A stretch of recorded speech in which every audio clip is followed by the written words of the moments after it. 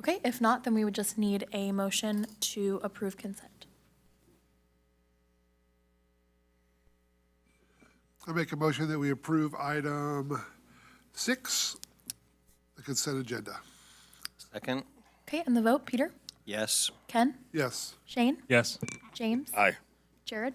Yes. Patty? Yes. And I'm also a yes.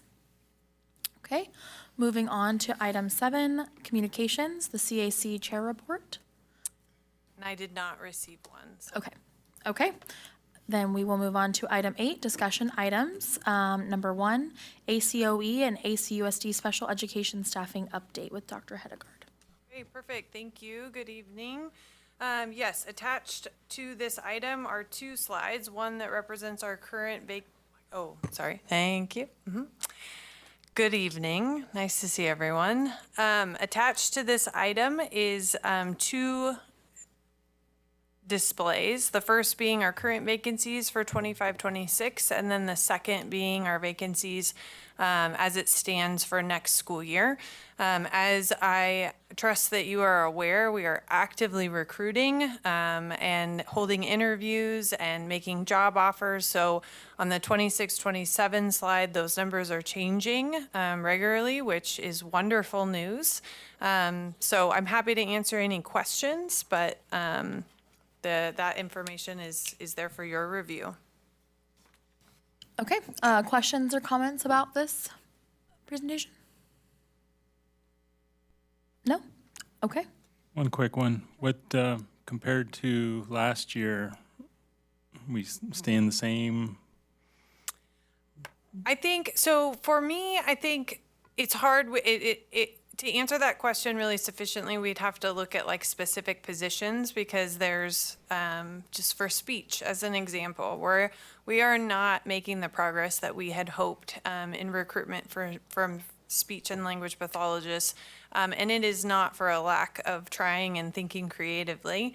At the same time, I will highlight we've made progress for mild to moderate teaching positions, which I'm really excited about. And so, so I think, you know, in general, there's always an ebb and flow. I don't want to misrepresent, but we are making progress in certain positions, and in others, we're still working to try to find the solution.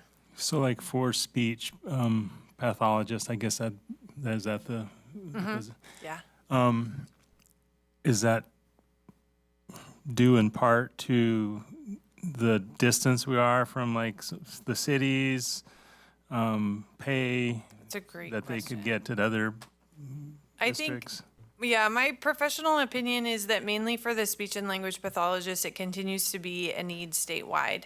And so in some areas, I think that, you know, some of our neighbors are experiencing some real challenges as far as budgets and with layoffs. And so that may have positive implications for us. You know, other people's pain is our benefit at times.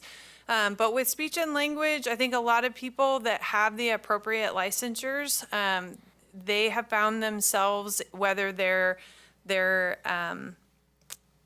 ingrained in the communities that they're already serving, or in the companies that they're employed by. But yet, I think we just also don't have enough statewide, so that's creating this significant competitiveness for that position. Yeah. Thank you. I hope that sufficiently answers your question. Thank you. What are we doing as a district to try and recruit people? Are we going to job fairs? Are we doing print ads? Can you give me an overview of that? Yeah, we're doing a lot, and I probably should turn to my colleague, Dr. Palazuelos, who him and his team has been really leading that work. Yeah, I would say with respect to the recruiting efforts, I personally have gone out to at least one job fair, the San Joaquin County Office of Education. We've been doing advertisements online through social media. We have information regarding our bonuses and other incentives, especially like for the speech and language pathologists, on our adjoin postings and essentially all of our forward-facing information we have about these jobs. So, All right, thank you. you got it. One quick comment on the speech and language thing. You're absolutely right that it is a structural thing.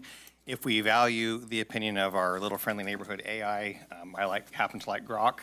It claims that right now there are 2,700 open speech and language pathology positions in the state of California, basically just looking at adjoint listings. 2,700 vacancies. So we're definitely not alone in this need. No, and could you explain also what we did in negotiations as far as the incentive for speech and language to see if that would help move the needle? We took a pretty drastic measure to try to recruit more. Yes, I would say this, this is a great partnership with the special educators of Amador County. We were able to create a recruitment and a bonus specific to speech and language pathologists, which includes a $40,000 bonus and a $30,000 bonus. The $40,000 bonus is paid over 5 years? 4 years. It's $10,000 a year, and then there's now a standalone SLP stipend, and you'll see the agreement on the County Office of Education board meeting.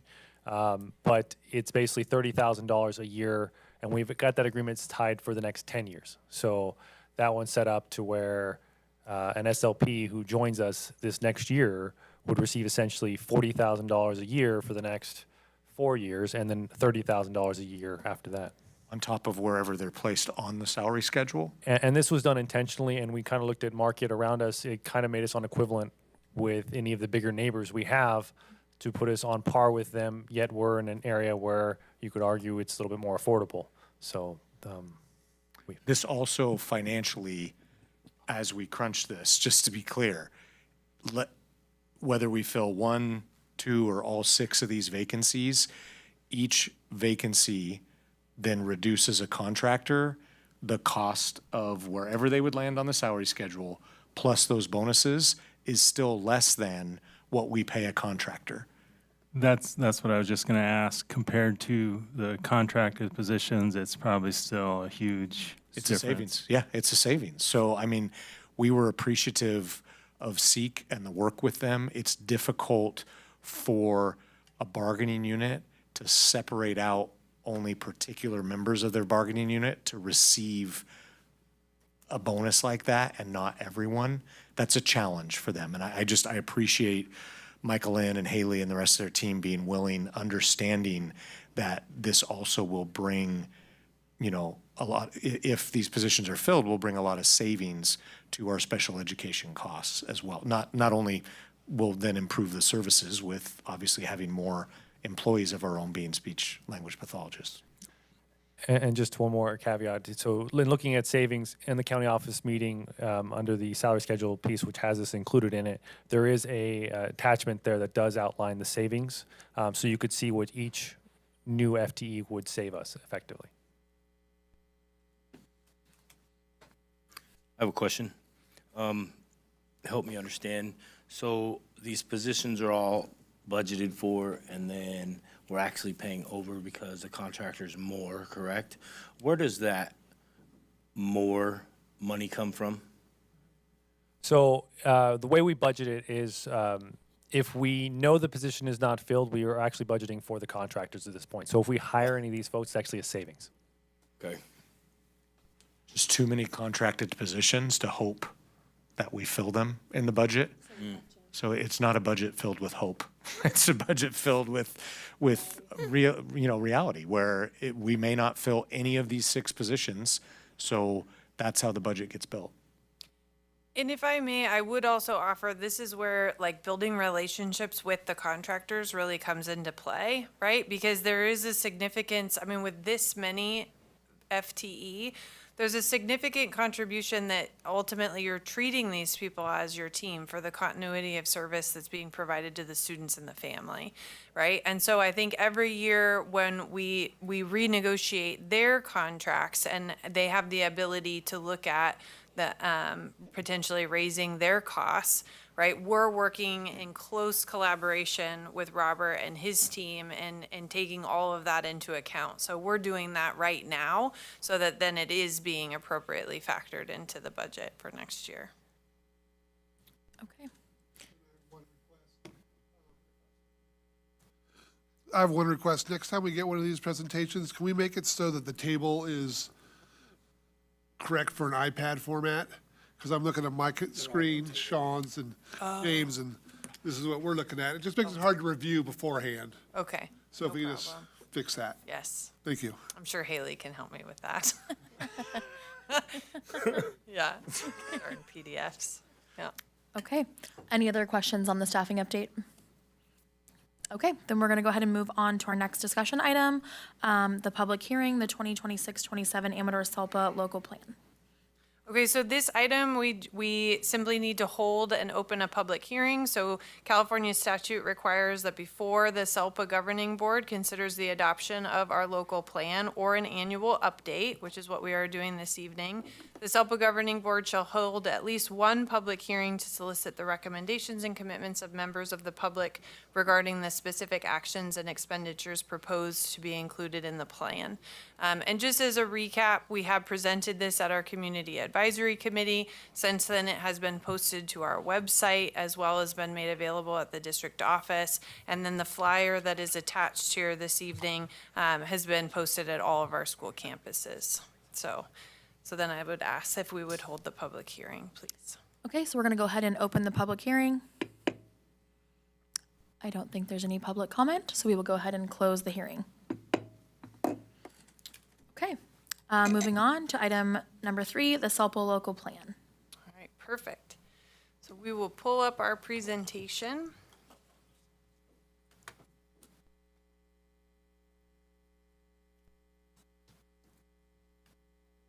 Yeah, okay. All right, perfect.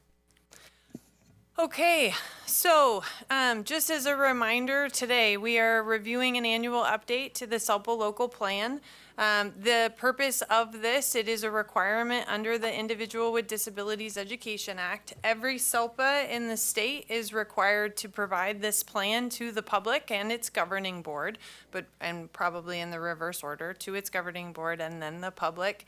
And its purpose is to describe the special education services placement options and offerings that are provided within our SELPA. So tonight we are going to be looking at, as an annual update and a review, we have the the sections that need to be annually and regularly updated, which includes the contracts and certifications, the annual budget plan, and also the annual service plan. Section D and E both have attachments that then we will, are also included. As a reminder, we've discussed before, but Section B, the governance and administration, that's usually updated every 3 years unless there's a major change. So we'll be looking to have that section be updated for next year. And then Section C, I always think it's important just to list it because at any point I do anticipate the Department of Ed will actually have that section be made available. But for now, that's really just a placeholder. We don't actually have any templates for that section. So after tonight's update, we will be compiling all of the documentation and submitting it to the Department of Education in alignment with the June 30th date. Just summarized this in the last agenda regarding the hearing, but the next slide just highlights the implementation timeline, that we draft the local plan, that we collaborate with the Community Advisory Committee in order to get feedback, and then we provide ample time in order for the public to make comments and have contributions. It is intended to be a document that we would be able to incorporate input from our community. So tonight we are having our SELPA governance approval and presenting it to you, and then we, as I mentioned earlier, will be submitting it to the Department of Education. So with the contracts and the certification section, as I have mentioned previously, Amador is very unique in that we are 3 entities all in one. So there are sections of the contracts that represent as a local education agency, which is the equivalent of our school district, and then that it should be supervised, and then there is a sign off on our county office. It's just a little unique because it's myself and Jared, and then myself, and then Jared, and then I'm the SELPA director for the SELPA. So you will see many signature lines with the same signatures. In most other locations, those are actually different people serving in different capacities. But the contracts and certifications is still important in order to make sure we're following processes of bringing it forward to those key roles and bodies. So now I'm going to turn it over to Robert Norton to walk us through the annual budget plan. Perfect. So we're going to be looking at Section D for the most part, as well as the included attachments with regards to the annual budget plan for the SELPA local plan. For revenues, as we're looking at the budget for next year, we really use the governor's January budget proposal. The May revise is our next update. That actually happens tomorrow. And over the course of next week, we get more information. Historical federal funding estimates are used kind of as placeholders for the ensuing years, as we really get those hard figures as we're about halfway through the fiscal year. Expenditures, we use our current position staffing levels and as well as vacancies, and also align with different contractors and things like that that we have in place, kind of looking at trends and seeing what we need to spend more on, et cetera. And then estimated changes due to any projected departmental changes or priorities that we know of. So special education as a whole, what's unique about this kind of budget presentation versus some of the other ones we see is we're really looking at the full picture of district, county at the SELPA level. And so the way that special education is funded is through three major buckets. You have your state and local, your federal, and then your local contributions. For the state and for the state funding, primarily you're looking at AB 602, which is kind of how the state has set up their way of calculating how they fund special education, looking at ADA within the SELPA, as well as other special factors, the number of low incidence students, out of home care funding, et cetera. For the federal level, this is primarily your IDEA funds that they have for Part B, which primarily focuses on special education with ages 3 through 21, and Part C, which focuses on infants, toddlers, basically from birth to the age 3. And then you have your other state sources. Those are part of that 30%, the workability, you'll have infant funding, you have mental health funding in there as well. So these are other state initiatives or priorities that they have targeted within special education. And then finally, you have your local contribution. And so this is basically the school district or county office will have their general fund, and this is the amount that then they are contributing toward special education to fulfill the services that are necessary for our students. Quick question before you proceed. Please. Because we are a single, is this simply looking at the same numbers a different way, or are these different dollars from different sources? I guess this is the same numbers, just different way of looking at it, because basically this is putting the two separate pieces and putting them together. And what we'll end up doing is over the next ensuing slides, I'll show you the together and then the separate, and so you can kind of see how they lay out. But in some ways, and we'll talk about this as we get to a couple extra slides, but it's good to point out since we're here, like the federal funding, it primarily comes in through the county, and a lot of it stays there because it's basically the support services that are then provided to the district students. And so you'll see that when we get to the comparison of district county, you see all the federal funds are really on the county side, a small amount on the district. And so it's a little bit of a just different way of looking at it. Thank you. And so here is at the SELPA level here. So this combines the county and district for special education projected revenue. Looking at the colors on the pie chart, the green is the state funding, the blue is the federal funding, and the purple is the local contribution. And what I'd shown before on the prior slide with the 30%, the 8.83%, and the 59.94 is really like the statewide average of where these fall within their buckets. Now this is, I will note, a couple years old, so I'd be curious to see where those are. I just don't have an update on this, but this is a good slide to kind of show the different pieces. So where we fall in is 27.64% funded by the state, and you can see the green shaded area there, 5.94% funded by the Fed, and 66.42% funded through our local contributions. And so our local contributions really is a combination of state revenue, property taxes, general fund, and really this is, again, just to fulfill the needs of the students. And so this is now separating those two out, and we look at the county office of education on the left side and the district on the right side. And so you can see a lot of the state as well, at least percentage-wise in terms of the funding, state and Fed take up a significantly more portion than, or greater portion than you will see on the district side. So then for our projected budget expenditures for the SELPA level is $17.7 million. And 13 million of it is going to salaries and benefits. This is not that surprising. 73.7% are accounts for the salaries and benefits. This is a common thing. Generally 80% is average for a school district.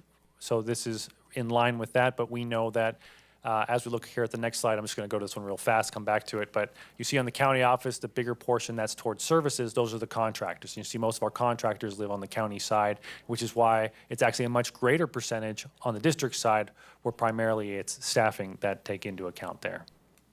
So this is just to go back to the SELPA as a whole. We have the supplies at 241,000.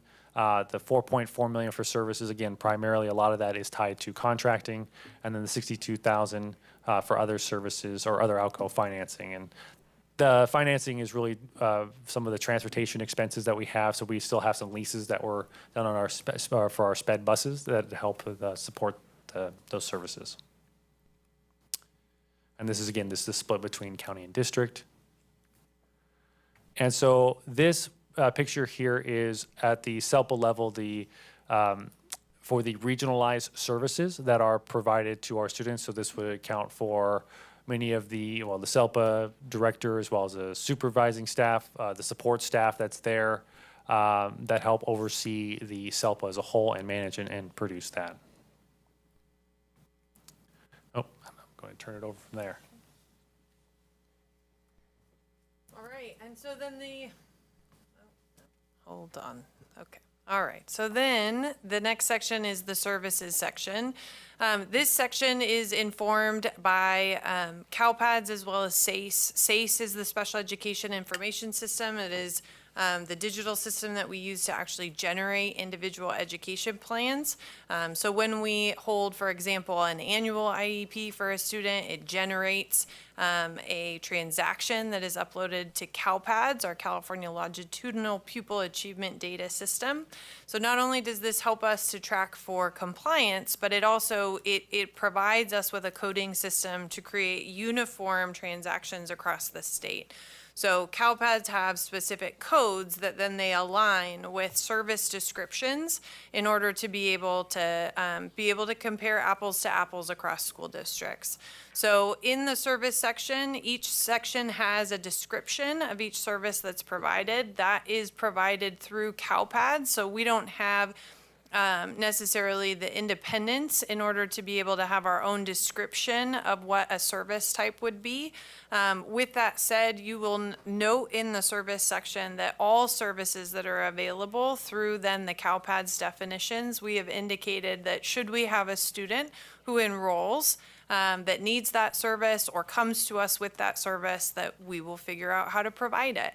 That may entail hiring additional staff or having someone obtain a credential or permit in an area that we're not currently employed with. So though the intention here is the commitment of providing any of the services should there be a student need.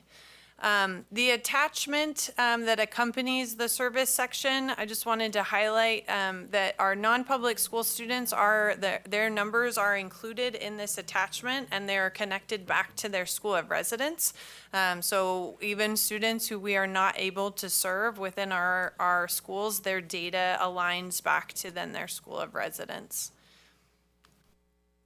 And that concludes our presentation for this evening. So we're happy to answer any questions. Okay, any questions or comments on the presentation? Okay, no? Okay, thank you guys so much for the update. Thank you. With that, our next meeting will be here on August 26th, Wednesday, starting at 5 p.m., and we are adjourned. Thank you very much.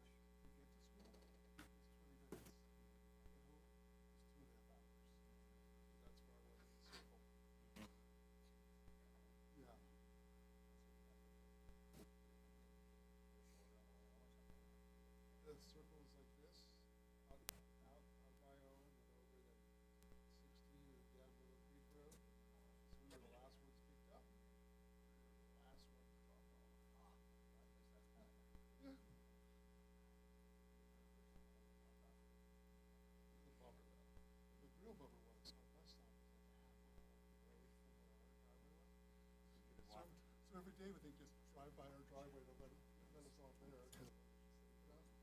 Up the road we go.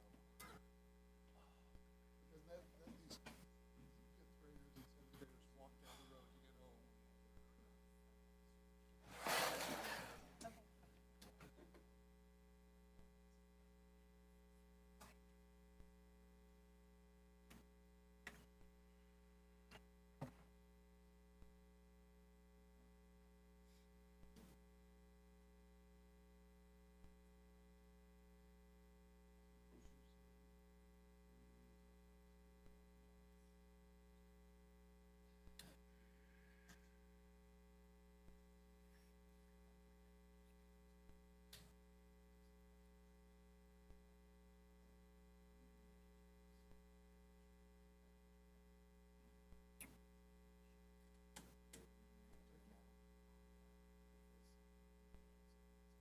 Okay, we're gonna go ahead and call the Amador County Office of Education meeting to order. All of our board members are present. Are there any deletions or corrections to the agenda? There are none. Okay, please join me for the Pledge of Allegiance. I pledge allegiance to the flag of the United States of America and to the republic for which it stands, one nation, under God, indivisible, with liberty and justice for all.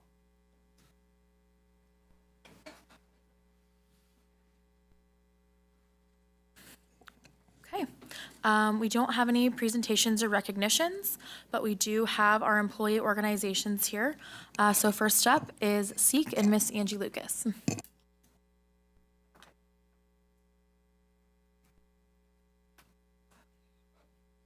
Hello again, everyone.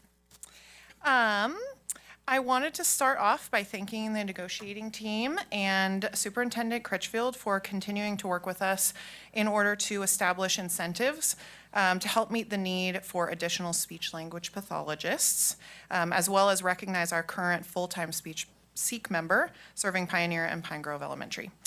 We are hopeful that these incentives will be enough to recruit and retain highly qualified members to our team in the coming year and beyond. The extensive support needs, ESN, I'll probably say that a few times, is in full swing preparing for extended school year in June, as well as next year. We'd like to acknowledge the value of working with Assistant Superintendent Hedegaard as we navigate these transitions. It is very refreshing and reassuring to work and partner with an administration who understands and values our unique needs. This year, our ESN community has had the opportunity to learn from each other through guidance from Sarah Crow and Dr. Hedegaard, and by establishing dedicated ESN-specific trainings built into our collaboration time. Paraprofessionals and teachers have been able to share resources, perspectives, and techniques, all of which have helped build confidence in our staff, establish continuity for students, and have been extremely valuable and well-received, which is great for ESN. We don't always get that, so that's been really great. We'd also like to celebrate the additional ESN classroom being added next year to ensure a continuum of support for all learners with exceptional needs. Our small county can present challenges when establishing and designing service models to support these learners, but adding this class will help to balance the supports across more settings. In other news, we'd like to share that SEEK has awarded 5 scholarships to Amador County graduating seniors this year. Congratulations, graduates. And finally, there is a recent issue that I would like to discuss. Part of the learning experience for the secondary ESN education is community-based instruction. The core of what we do to prepare students with exceptional needs is to function within our community. With that goal in mind, the high school and transition classes are tasked with supporting students in accessing the world around them. We do this through weekly community-based instruction, or CBI. These trips help expose students to our community without their parents, sometimes literally for the first time. We practice skills such as locating items at stores, price comparison, budgeting, and discussing and observing job skills in the real world. Unfortunately, due to being rural, we often cannot rely on public transportation, and therefore have been provided access to district vehicles. On a recent trip to the zoo, my class requested additional vans to transport staff and students. Upon picking them up, the vans, we were told that they were the bottom of the barrel, and that is a direct quote. On that drive, the staff driving van 57 was so alarmed and scared by how the van drove, she cried with students in the vehicle. I was able to squish students into other vehicles on the way back so we weren't exposing them to potential danger. The next week, the van caught on fire. The ESN community often transports students with physical challenges who would not be able to independently exit a vehicle. I hope that this will serve as a very serious reality check into the state of the vehicles we rely on to provide these essential services to students. We understand all too well the dire budgetary constraints our district and county face, but please take the time to look into this issue. A majority of the vehicles we use to transport students in the by the classroom and workability staff are getting pretty close to being the bottom of the barrel. Thank you. Thank you. Okay, next we have CSEA and Ms. Hatton.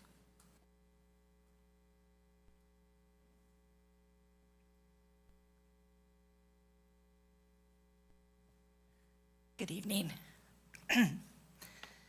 Despite a tumultuous year with its share of ups and downs, I'd like to take a moment to highlight some of the progress we've made. I stepped into the role of president at a time when we were actively fighting to protect our healthcare premiums. This was not an easy place to begin, but it set the tone for the work ahead, focused, determined, and rooted in advocacy for our members. Since then, we've worked collaboratively to address important issues, including clarifying job descriptions, supporting staffing efforts, strengthening communication between employees and administration. While challenges remain, we are moving forward in a productive direction. It's also important to say this clearly. It's a time for classified employees to be shown they are valued through actions, not just words. This year, we have shown up as a cohesive team, putting in extra effort, volunteering our time, and supporting events across our district. I'm proud to share that last night we awarded a $500 scholarship to a student from Argonaut, and next week we will look forward to doing the same for a student at Amador. This is a kind of commitment classified staff bring to our students every single day. I also want to express appreciation for continued opportunities for professional growth, including conferences and trainings that allow us to better serve our students and our community. Even after many, many years, those opportunities still matter. However, I do need to bring a serious concern to your attention following the recent van fire. It's clear, we don't discuss what we're talking about. It's clear that some of these vehicles transporting students are extremely deteriorated. We understand funding is limited, but students and staff safety must remain a top priority. The van that caught fire was the same vehicle a class had taken to a field trip to Lodi. On the return trip, staff made the decision that it was unsafe to transport students, so staff rearranged other vehicles to ensure students were safe, and only staff drove the vehicle back to Amador County. That should not have to happen. We must take a hard look at what's best for our students and ensure they are transported safely. Finally, next week is Classified School Employees Week, a time to recognize that students thrive when classified staff are supported and valued. Because at the end of the day, appreciation isn't what you say, it's what you choose to find, fix, and prioritize. Our students are watching, and they deserve better. Thank you. Okay, thank you. Okay, do we have any public comment on non-agenda items? I don't think so. Okay, we're gonna move on to the consent agenda. Do we have any questions or comments here? No? Okay, if not, we would just need a motion for item 9. I move that we approve item 9, the consent agenda. Second. Okay, and the vote, Peter? Yes. Ken? Yes. Shane? Yes. James? Aye. I'm also a yes. We are going to move on to communications. We do not have any. We also do not have any action items or discussion items. So we will go on to our board policy updates. This is a policy, these policies were adopted last meeting on the district side with high school graduation requirements and reciprocity of academic credit. And Mrs. Horn is available for any questions before adoption. Okay, questions or comments on policy updates? I have already expressed my gratitude for that policy 6146, the reciprocity of academic credit. Is that something that is utilized very often? Okay. Okay, if we don't have any further conversation, we would just need a motion.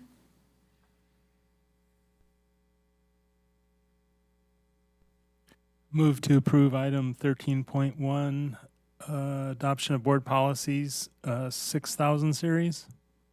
Second. And the vote, Peter? Yes. Ken? Yes. Shane? Yes. James? Aye.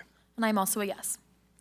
Moving on to item 14, information only. We have the Special Educators of Amador County salary schedule update. Mr. Norton? This is an informational only item, but it's basically reflective of the agreements that we had discussed. The SLP stipend you'll see is on there.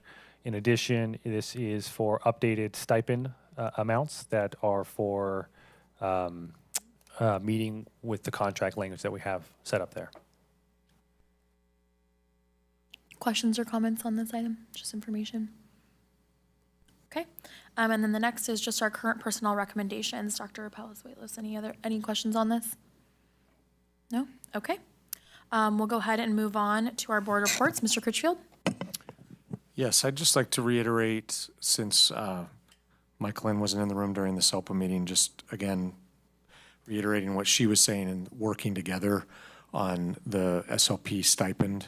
Finding speech and language pathologists has proven to be an extreme challenge, and it is challenging as a bargaining unit to be able to differentiate their employee groups, to have some potentially make more than others. And I appreciate their ability to work with us on that in the hopes that we can fill some of those positions and in the end save the county office and the district a lot of money.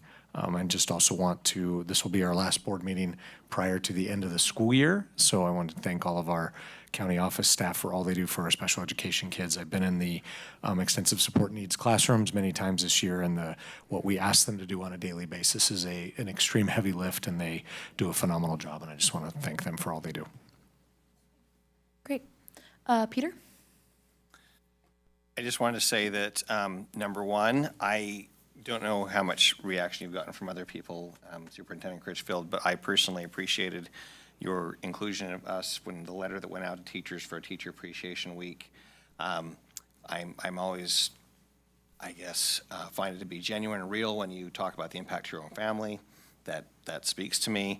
I'm looking forward to perhaps being included in whatever goes out for classified employees. You will be, yes. Celebrating them too.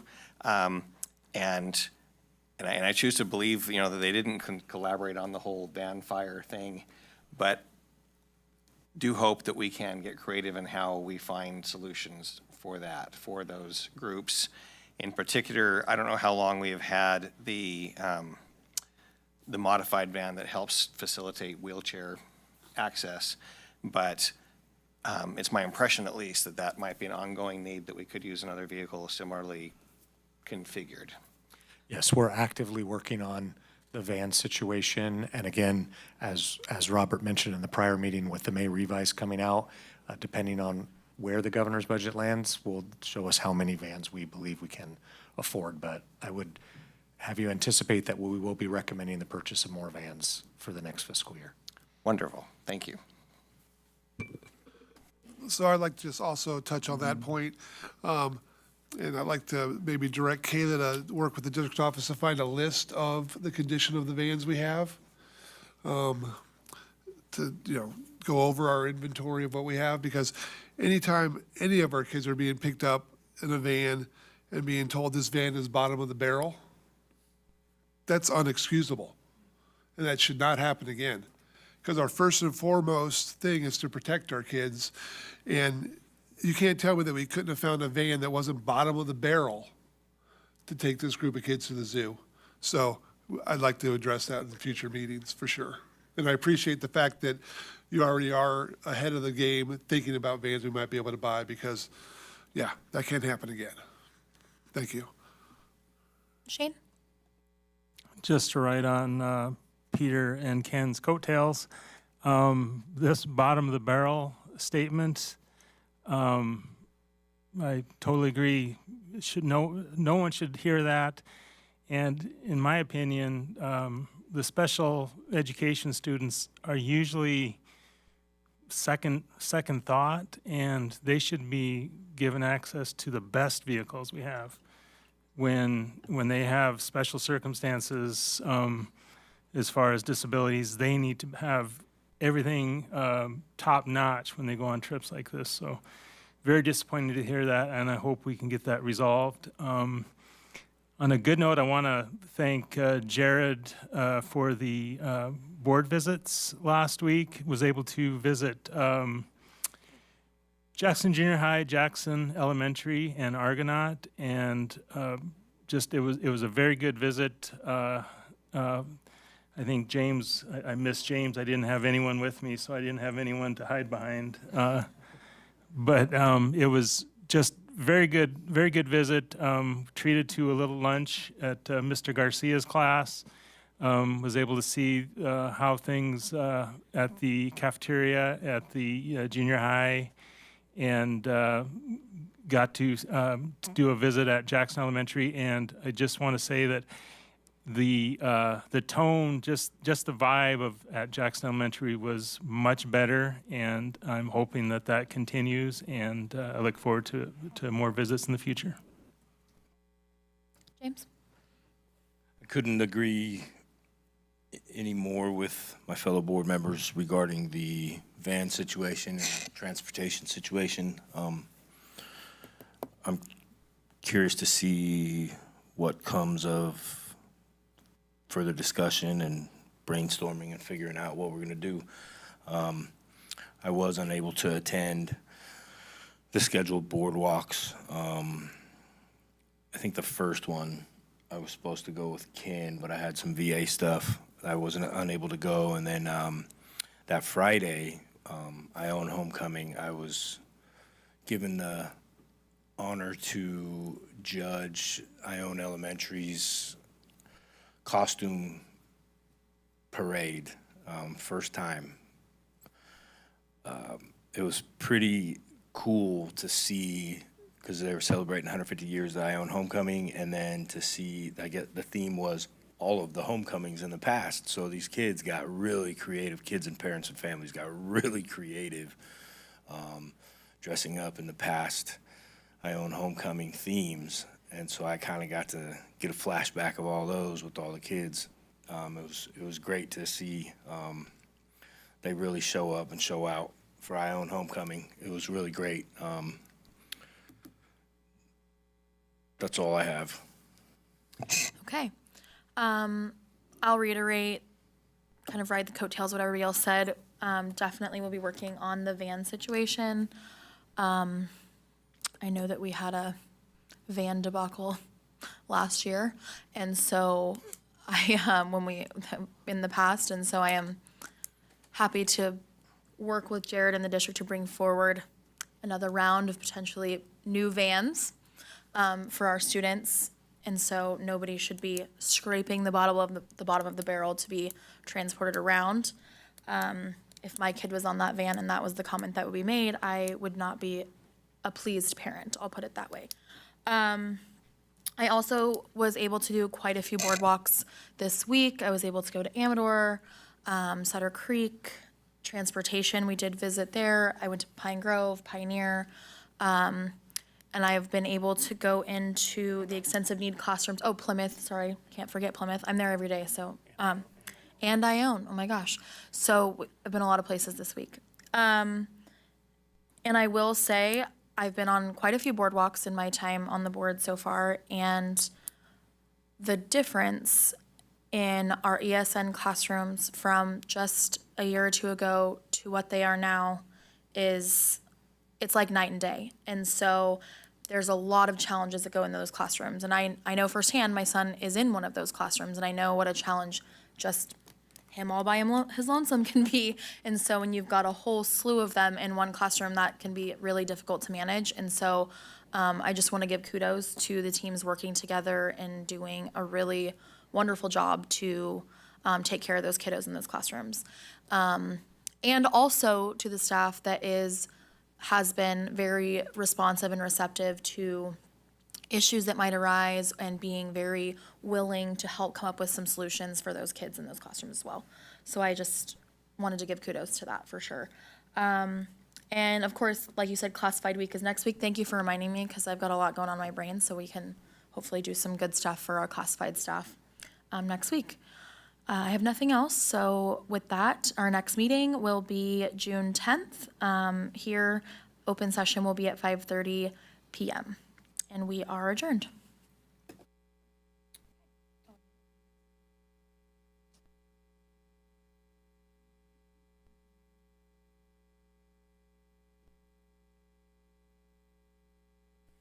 Okay, I'm going to go ahead and call the Amador County Unified School District meeting to order. All of our board members are present. Are there any public comment on closed session? No? Okay, with that, we will go ahead and retire into closed session, and we will be back at 7 o'clock for open session.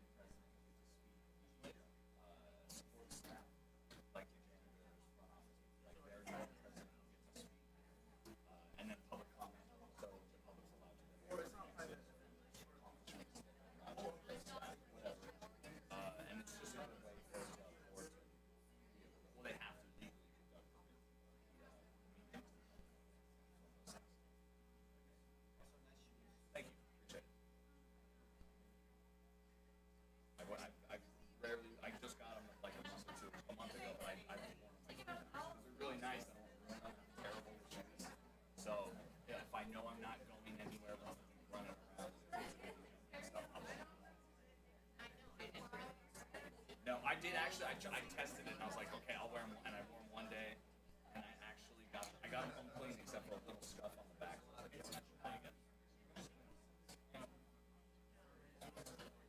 But you know, I'm in the kitchen, so I'm lucky to have flour, sauce, or what have you. Exactly, and then bam, there goes.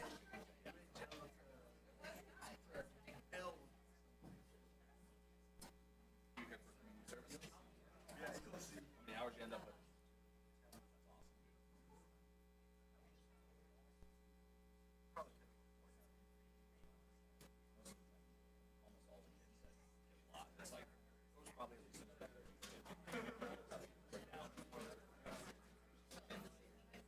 Yeah, that's what I mean. Like, there's always going to be more. Hey, how you doing? Good. Good. How you? Hi. Nice to meet you. I always, every time I see you, I'm like, man, you guys. I told him last night, my kid grows up to be half as responsible. Great job. I love that young man.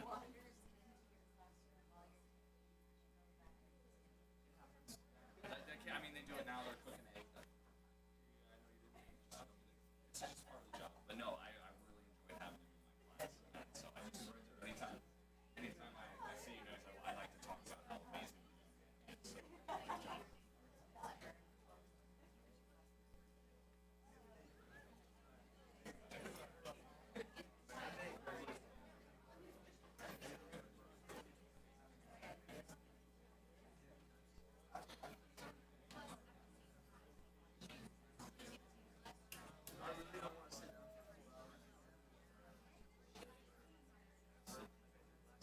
Yeah, at least they're not telling you to turn your phone off.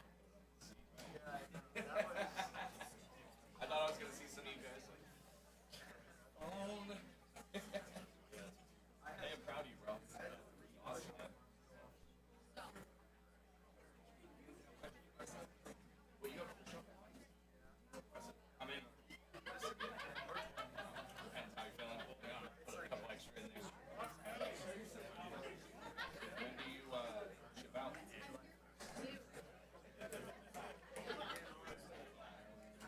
And that's what, basically out in San Diego? Okay, well, I guess you gotta get you some cold water at some point.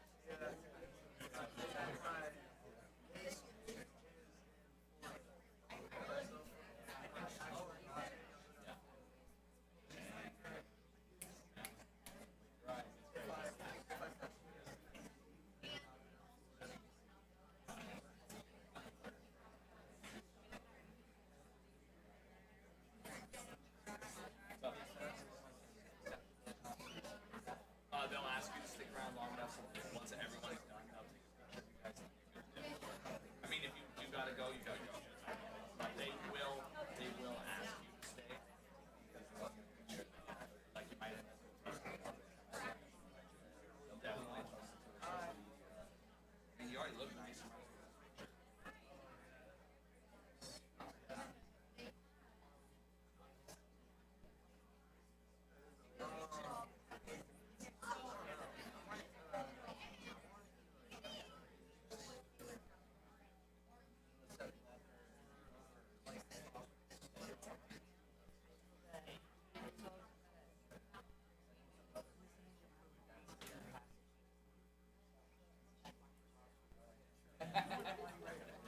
I have them already. I got the chunks. You guys are set. Okay.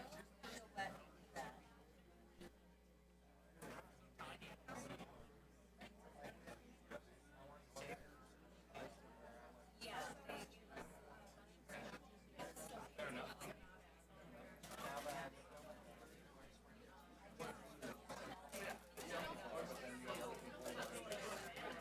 Business casual. I think you're dressing more than appropriate.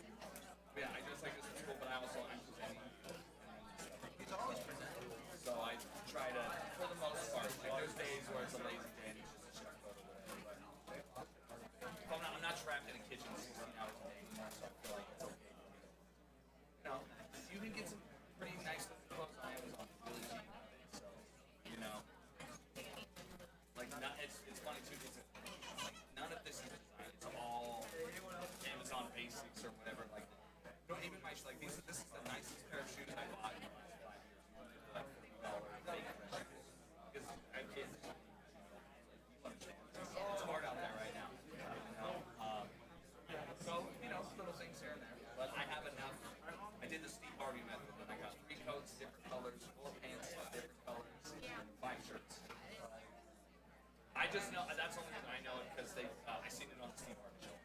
Get yourself 3 different colors. He was very specific on the colors. I don't really like green. I have a tan, a black. Thank you. Yeah, you can make like 15 different combos between the pants and the shirt.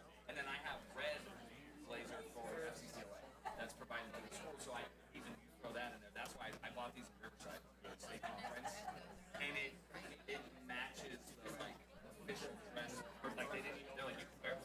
What did you down the street? Like, there's a shoe consignment store. But yeah, I was like, oh, it's great because I wanted Argonaut green and whites. I didn't have them, and we're in Riverside, and we were going back for another year, so it's like, well, I need shoes for the formal, and my wife had already hit up the apothecary with all her little bath bombs, so she's like,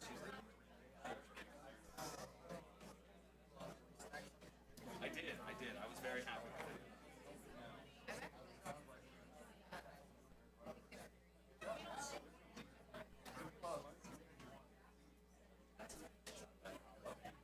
I would only wear them for game nights and stuff, or whatever. That would be the thing, you know. Oh, here we go. Anytime.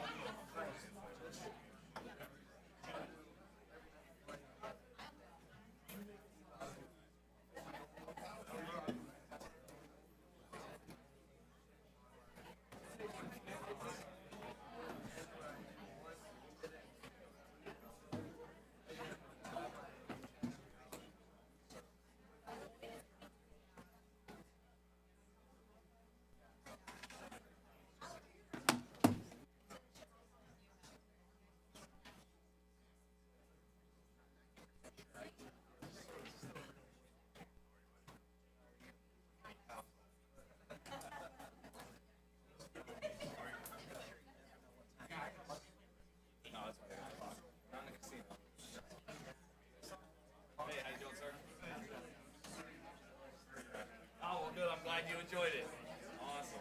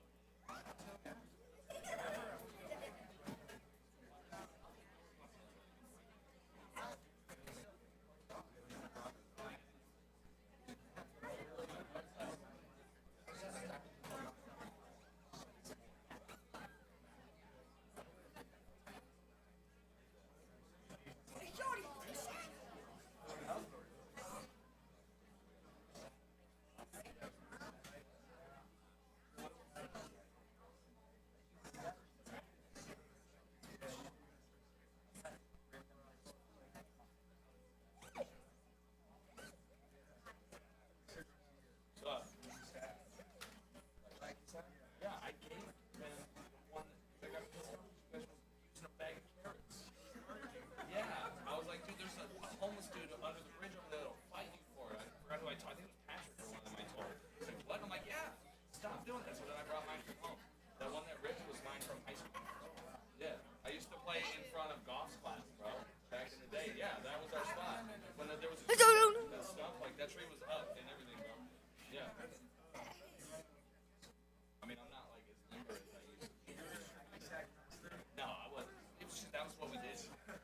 Like, it was this stoners and skateboard kids would all hang out right there. That was just what we did.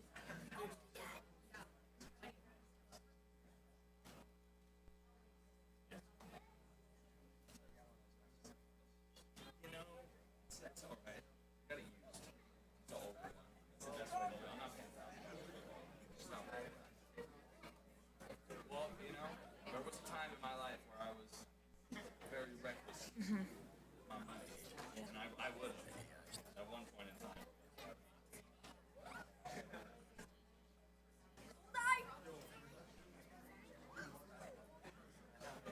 Yeah. There's some things that Okay, we are going to reconvene from closed session. We do not have any items to report out on. Are there any deletions or corrections to the agenda? There are not. Okay, please join me in the Pledge of Allegiance.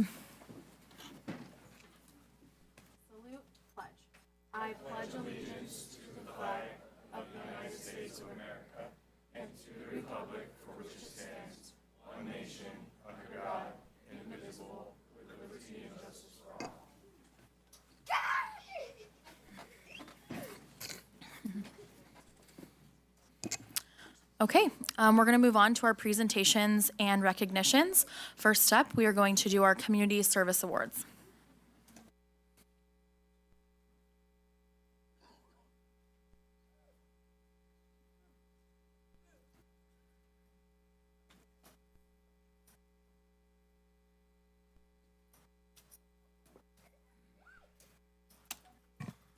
Okay, thank you. Yet again, we have a long list of students.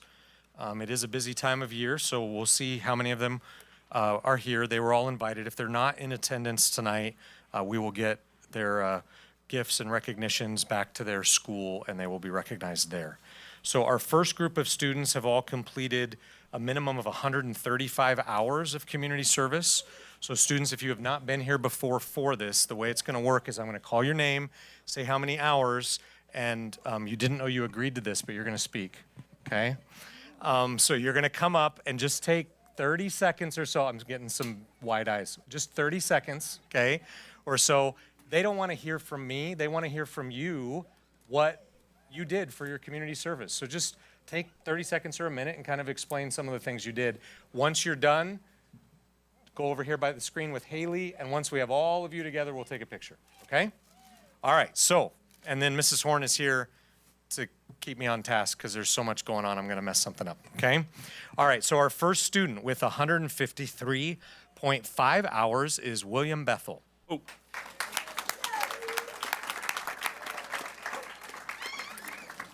Next up with 136 hours, Georgiana Calistini.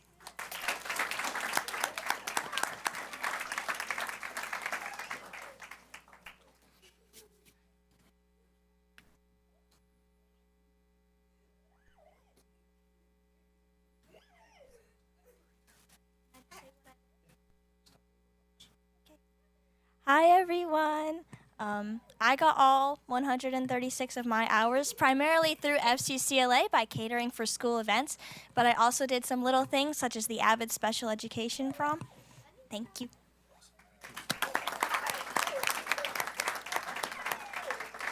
Okay, with 210 hours, Daniel DePedro.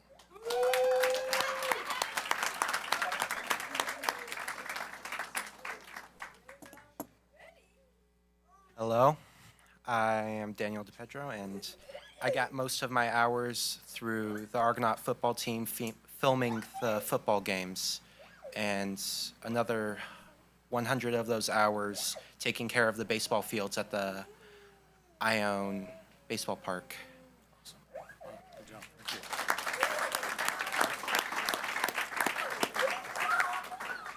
Okay, next up with 146.5 hours, Emma Friends.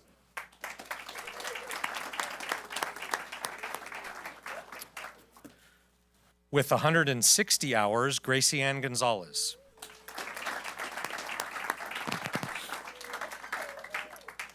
With 157 hours, Jacob Ravel.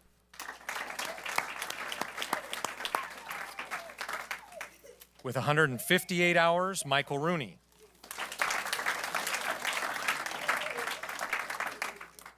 With 207.5 hours, Isaac Wright.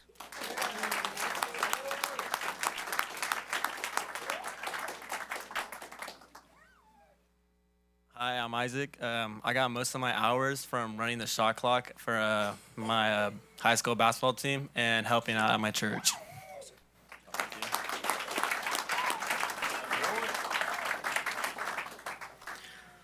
With 142.5 hours, Liam Farr.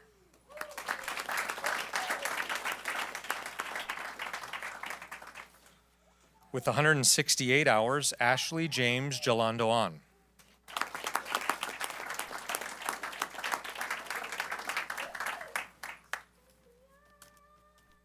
Hello, I got like all my hours for helping my uncle with all the yard work and that's it.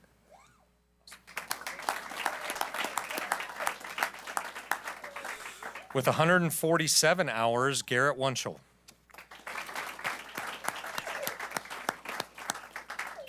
Okay, next up, this group has completed a minimum of 270 hours. So first up in that group is Emma Basage. Next, with 330 hours, Jaden Martin.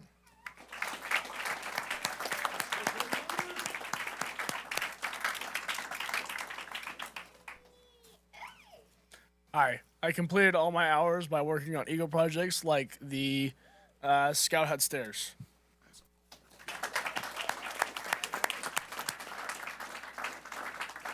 I know this student is with us with 285 hours, Peyton Patterson.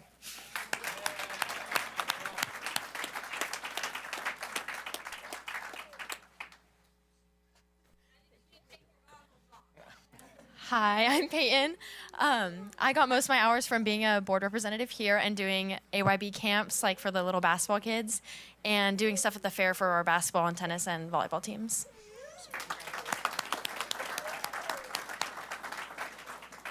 Peyton, we might want to recheck your hours. We've had some long boarding meetings. I don't know if 285 is actually the right number. Okay, next up, this group has completed a minimum of 500 hours of community service. And they're receiving tonight a keychain, a graduation cord, a service pin, a block letter, and a certificate of recognition. So our first student on this list with 625 hours is Michael Amato.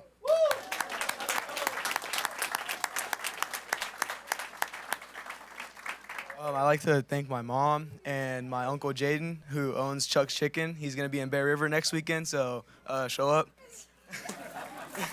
Congratulations. Okay, with 556 hours, Quinn Dover.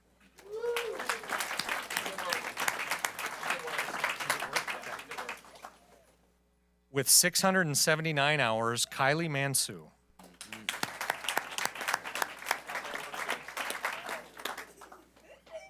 With 741 hours, James Schatz.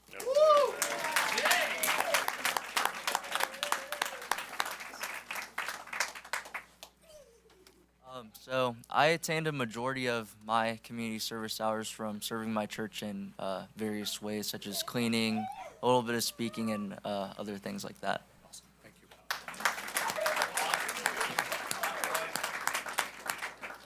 With 506 hours, Aiden Carter.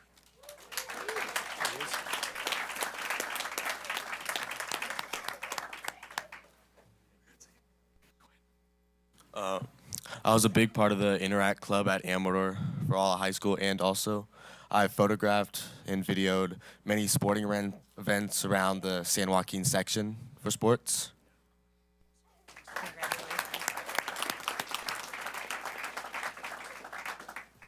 With 529 hours, Marley Garner.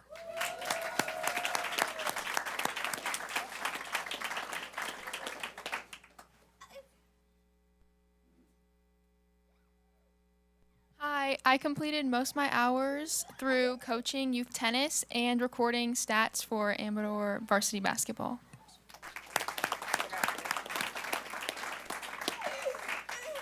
Okay, you got to pay close attention to these last three because they all completed more than 1,000 hours of community service. And so they're getting a service pin, a block letter, a keychain, a graduation cord, Excellence Award, a $300 Tupi voucher, and a new car. Just kidding about the car. You're not. But we're going to start with Asher Epperson with, listen, 1,380 hours.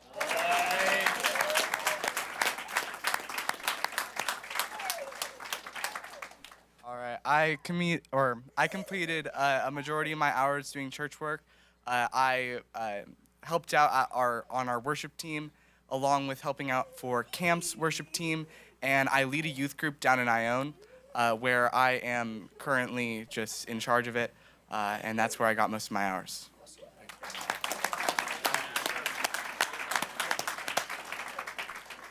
Okay, this student completed 1,421 hours of community service, Ashley Green.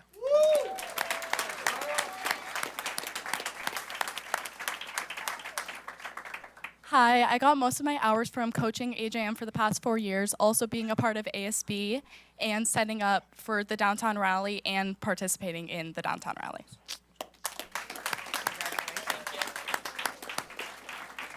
All right, and last, this student completed 2,048 hours. Michael Brashear.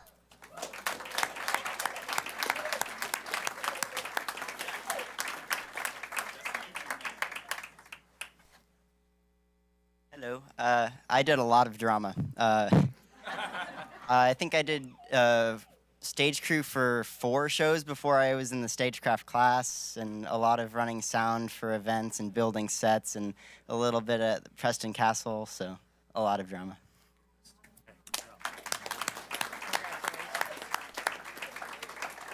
Okay, so thank you. This is a great turnout with our kids. This is a busy time of year, so I appreciate all of you making it.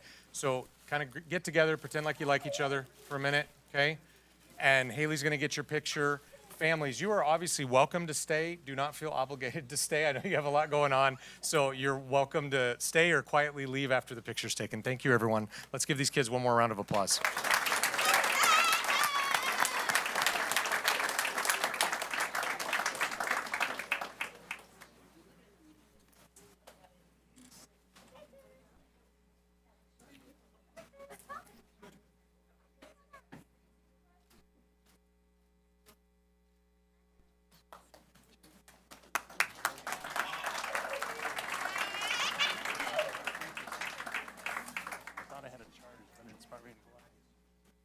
Okay, great job to all of you guys with your seniors, with your community service hours. That's some great stuff in our community. Next up, we're gonna do our Argonaut FCCLA update. So Mr. Garcia can get ready. How you doing, everybody?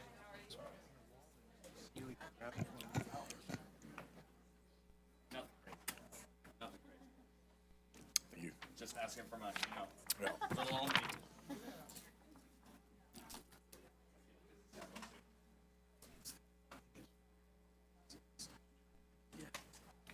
Oh, clicker.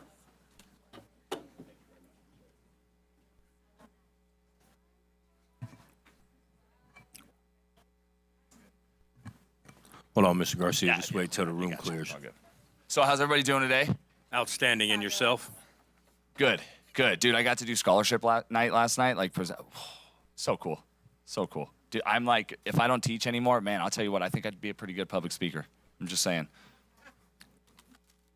All right, so anyways, I'm not going to use this. I'm loud enough as it is. So I figured we'd do a little presentation. You guys were very kind. You guys always are. And you send us to state every year. So that way we could take these kids and they can compete for scholarships and stuff. I do have a surprise for you guys. We will have our first place repurpose and redesign winner, Georgie Calistini, is going to be a part of this. Once I'm done, she's going to come up and give her presentation. You'll get to see her dress like in person. And I also have the video of the fashion show, so you guys could see that. But anyways, so first and foremost, I had to get a formal picture of all of them at like the dance night. Put that on the header. That's like one of the highlights for the extracurriculars of this trip is the FCCLA throws a banquet for them at the end of it, and they get a dance and rec night and all that good stuff. But anyways, we took 22 kids on 4/23. Got to school at 5 a.m. Everything packed and loaded into the vans. Made great time. Like down, I think it was only a 7-hour trip down there. Normally we didn't hit any traffic until like the very end. Passing the red line, what are you gonna do? Is what it is. But we had 12 students compete for scholarships. 2 of our students qualified for nationals. To my knowledge, that's the first time in school's history. I could be wrong. I'd have to get a hold of Godoni, but we'll save that for another day. But so we had 2 qualify for nationals. We had 2 region officers from Argonaut sworn in. Region 4 is, I want to say, 12 to 14 schools that it encompasses from here all the way to like Woodland. So there's like a nice spattering of like some Stockton schools. Some of them are in Region 5 or 6, but regardless of that. And then we had 4 Joel Billingsley Award recipients. Now, my second year teaching, he's a junior this year, but he'll be a senior. Joel Billingsley was too busy to compete. And normally I only take students to Riverside that are going to compete or their officers, just because it keeps them on track. Everybody's got stuff to do. There isn't downtime. We're 8 hours away from the school area, so it's like I want you to be as busy as possible while we're down there. Well, this young man just did everything and anything he could to just support the people that were going to compete, not even asking to go. And so we decided to name an award after him. We brought him that year, and we've done it every year since. And so we actually were able to bring 4 this year with us as a part of it. And so their job is to solely help the competitors. They're up at 5 in the morning making sure that they're helping them triple check their competition gear, carrying it to whatever site they need to go to for the competition, things like that. And so that was really, really cool. And so we have some pictures. Let me see if this will work. Yeah. So right here, this was, I want to say this was right after fashion show because Miss Calistini is in her dress. And then, of course, the boys had to get some nice poses in. Mr. Favre was an amazing cameraman while we were out there. Sorry, it's been really hard for me not to get emotional because a lot of these kids I had as freshmen, and this is my first cycle of, like, students, and so this is, like, near and dear to my heart. And so the kids have been telling me to shut up for, like, the last week because I get really teary-eyed over all of this. But anyways, so yeah, so here's just a couple of the pictures from, them doing some things. More photos. There's Quinn Dover right there. She actually relinquished her region officer title this year because she's graduating. So she's moving on to bigger and better things. The boys, they had to do a funny picture. So I was like, okay. And I'm like, I'm heavy, guys. I don't look like it. But they're like, no, we got you, Garcia. And so they lifted me up, and we had to get a little picture in before we went into the banquet. Okay, and so here's on to the really, really fun stuff. So Argonaut FCCLA. Where fashion, I thought that was great, where fashion takes the cake, because we don't even have a fashion class, okay? And these students were like, we're going to do it anyways. As long as Miss Davidson can help with sewing, designs, things like that, and we have somewhere where we can do some of these things, which we do, because my boss back there, Miss Gravette, makes sure that we have what we need. So these young ladies on the left, Miss Calistini spent, I want to say,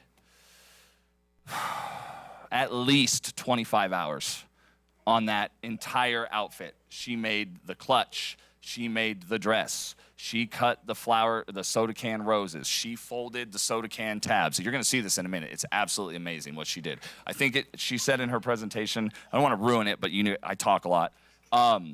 It would have cost her like $22 to make this, and she probably could sell that for a lot if she really wanted to. And then on our right, we have Miss Emma Gardner, who created an entire fashion design, or a fashion label, with like a photo shoot, a presentation binder, everything. And she just decided she wanted to do that. So this was Georgie's second year. I wanted to bring her first year prize, or her first year project, but she's like, I don't like the way it looks. But she made a handbag out of costless bags. She cut them, steamed them, did all this stuff to them to turn it into a fabric, and then she made like a duffel bag. And that was last year. She earned $14,000 in scholarships for that.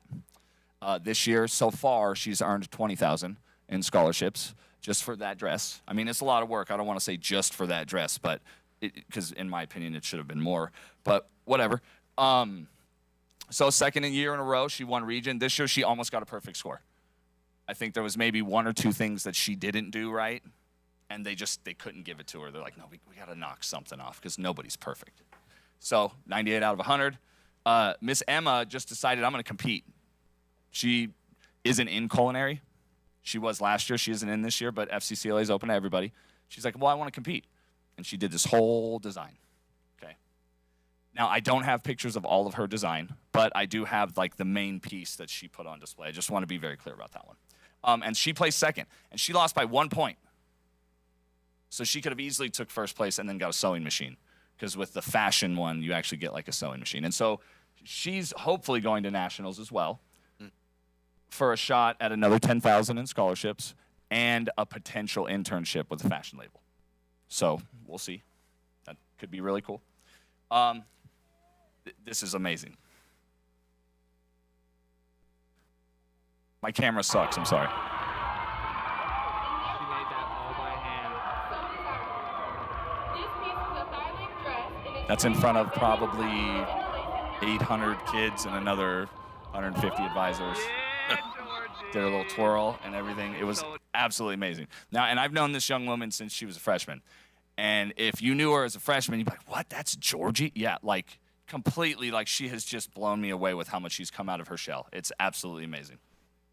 Now, Emma. So she's not in culinary, but she loves Dungeons and Dragons. I was a nerd at one point in my life, and I enjoy D&D. And so she came to me last year and was like, hey, can we start a club? Can we use your room? And I was like, look, I'm busy, but if you need the room, as long as you don't need me to do anything, who am I to tell you that you can't use the room for an hour one day a week after school? And she's got a good little following. There's probably 6 or 7 of them that will go in that room on Wednesdays while we're doing our meetings and stuff. I'm sorry, I had to. Come on, you guys. I wasn't here last month. I got to entertain you guys. So this is her vest. That's her main showcase. She bought the fabric. She sewed it. Her and her mom went somewhere and she took professional pictures. She displayed it. Like, it's absolutely gorgeous. She's got like this full binder of like a complete business proposal to try to get somebody to launch this design, to which I had no artistic or any kind of input. I was like, what do you need? She's like, I got it. I just want to make sure that I can go. And she did it all. Same with Georgie. She's like, just if I need something, I'll tell you. Otherwise, just stay out of the way. Like, great, perfect, because I can't even like sew. I could barely tie my shoes. So I was like, that's perfect. Okay, so region officers. So unfortunately, it breaks my heart, but Quinn is graduating this year, and she was VP of membership. And so during spring region meeting, we actually had 3 people run for region office. And to my surprise, because I thought, you know, we'd be lucky to get 1, we got 2. And with that, added more work, which I'm totally fine with. So I'm the new Region 4 coordinator for FCCLA for this area. Me and Mrs. Davidson, I don't want to leave her out because she has been a huge asset when it comes to FCCLA. But Libby McGee, not only did she compete, she did baking and pastry. She did well. She just missed a couple of things, and she's going to come back stronger next year. But she competed, she networked, and she was placed into public relations. She's a little bit nervous because she doesn't do social media, but I'm very confident that she's going to do well in this role. And then we had a freshman who I had at the beginning of the year, Miss Dronell. Sorry, that's Libby, and that's little Miss Dronell. She's only been in America for 2 years. And she's like, I love cooking. How do I get into the kitchen more? I was like, well, if you do FCCLA, you get more access to the kitchen because you're in here all the time. That little girl is a superstar. And so she's got her sights set on a state office next year. So hopefully, all things, you know, go well, she could be Argonaut's first state officer because she's on that track. She could even go for national office if she wanted because she started as a freshman. So it's really cool. Okay. And then I just wanted to say thank you to the board, everybody over here on the left in the cabinet, Mr. Critchfield, for continuously supporting us in taking these students on these trips. I know that every year I'm calling like, oh my God, I messed this up, or hey, this date isn't right. And I appreciate you guys working with me and just making sure that these kids have this opportunity. It is one of my greatest privileges and honors to be able to take these students to these events, for them to be able to compete. Even if they don't use the scholarship, just the fact that it's an option for them, in my opinion, is huge. And so now I'd like to call Miss Georgie up so that she can do her little presentation, because I know I've probably taken up way more than you guys were expecting, and I want you to be here all night.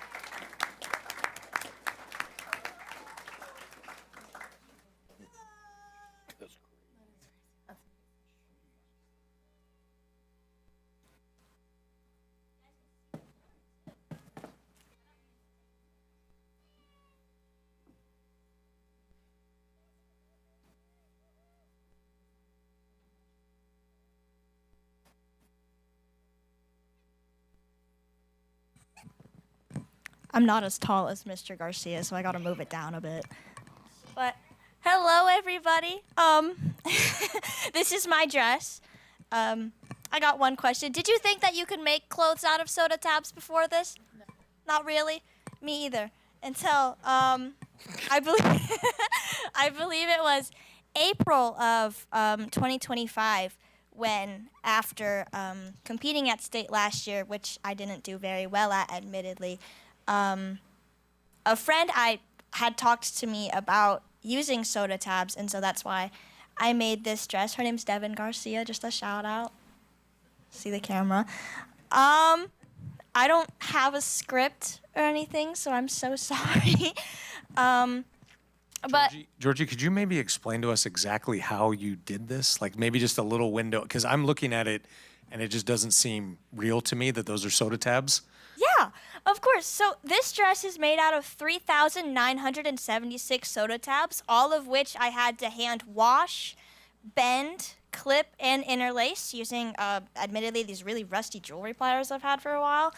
And it took me hours. I just remember sitting at my desk, my paint-stained desk, just bending, watching YouTube videos. These embellishments that you see here are roses created out of Coca-Cola cans. I believe I used about 12. It says on the board there. Each rose took about an hour to make, depending on the size. I believe this center one here took about 2 hours to make, all of which, every can, every petal, I had to, again, wash, bend, cut, and especially with Coca-Cola cans, when you cut them, they are very sharp, so I had to figure out a way to make them not be sharp, which was just to use scissors bent inwards a little bit. So, yeah. And these leaves that you see here, they're created out of 7-Up cans that I had, again, washed, cut, and I scored all along. You can't really tell when you're far away, but when you look up close, there's little lines like the leaves have, and that was how I made those. This is jewelry chain that my mom purchased for me, and there's also jewelry chain kind of along this chest part here, also along the sleeves. The sleeves are detachable, by the way. I forgot to mention that. So is the sash here, which also features those same kind of little embellishments and whatnot. And then it also has a necklace, and there is some other stuff, guys. Ooh. I brought a lot of things. I brought my 2 little awards I've gotten. This one is region, this one's state. And then I'll walk these up in a second so you can see them up close. But there's also a bag, and there's earrings as well.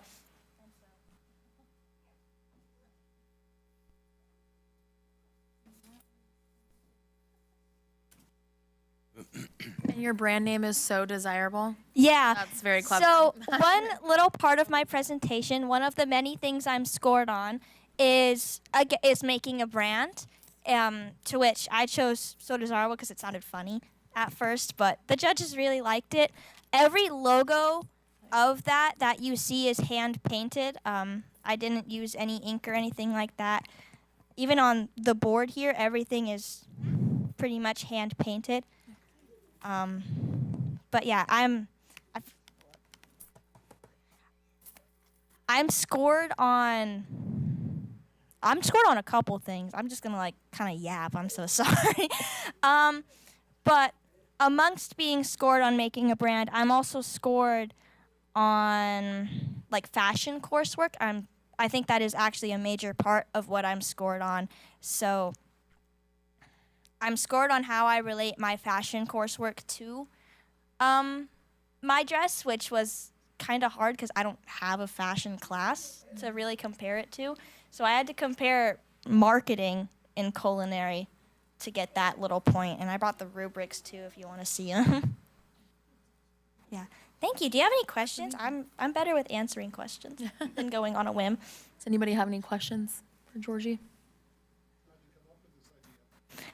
I was bored. Okay. I was really bored, and just decided I'm gonna make a dress and I'm gonna try this year. Cause last year I didn't really try with my project, which is why I didn't let him bring it.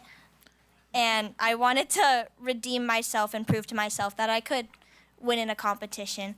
And I thought it would be really cool to bring a fashion win to a school that doesn't have anything fashion related. So. And my guess is Mr. Garcia greatly undersold you when he said 25 hours. Yes. Yeah. We're gonna say 25 hours, but I'd say actually Not if one rose is 2 hours. Yeah, not if one rose is 2 hours, it's not 25. It's like not even close. I think I spent, you could say 25 on interlacing everything. I think it took about, I'm going to say close to 40 hours. There were a lot of challenges. Tabs keep popping off because you can do, there's different types of soda tab chainmail. This is 45-degree soda tab chainmail, which just means I bent it 45 degrees instead of 90. But typically you would do it 90, and it is one layer instead of, I'd suggest about 2 or 3 if you were to make this on your own.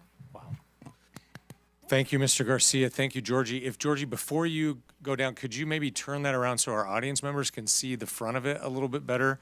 And then everyone, if we can give them a round of applause for this. This was awesome. Thank you.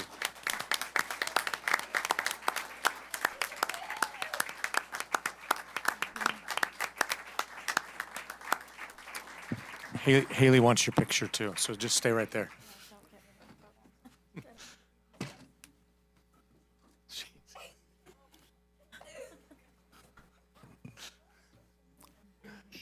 Can I ask a question? Yeah, go for it, Claire.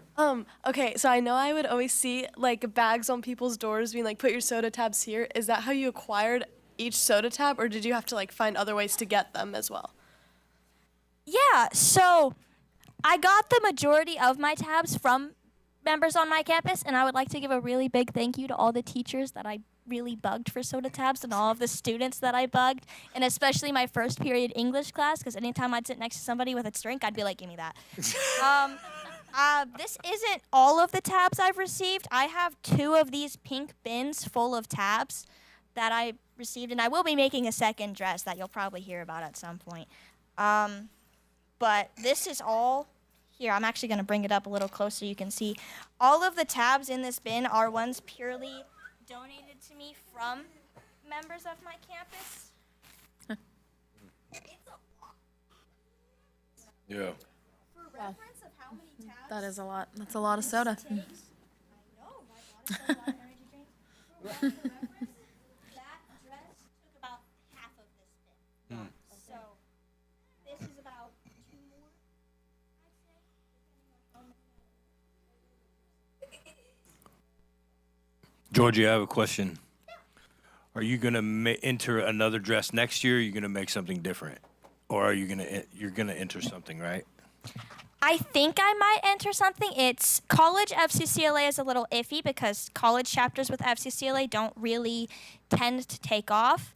Also, I think if I do another dress made out of soda tabs, if it's the same judges, it might get a little bit frowned upon. But I know certainly recreationally I plan on doing it, like just for myself. Maybe you'll see it in the fair or the state fair. All right. Okay. Thank you. Great. Thank you so much, guys. Great job. Mr. Garcia?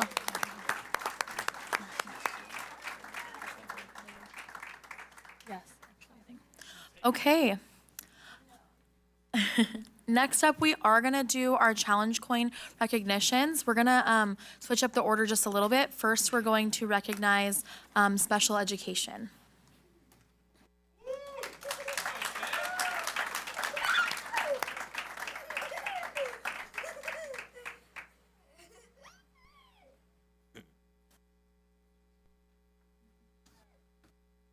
All right.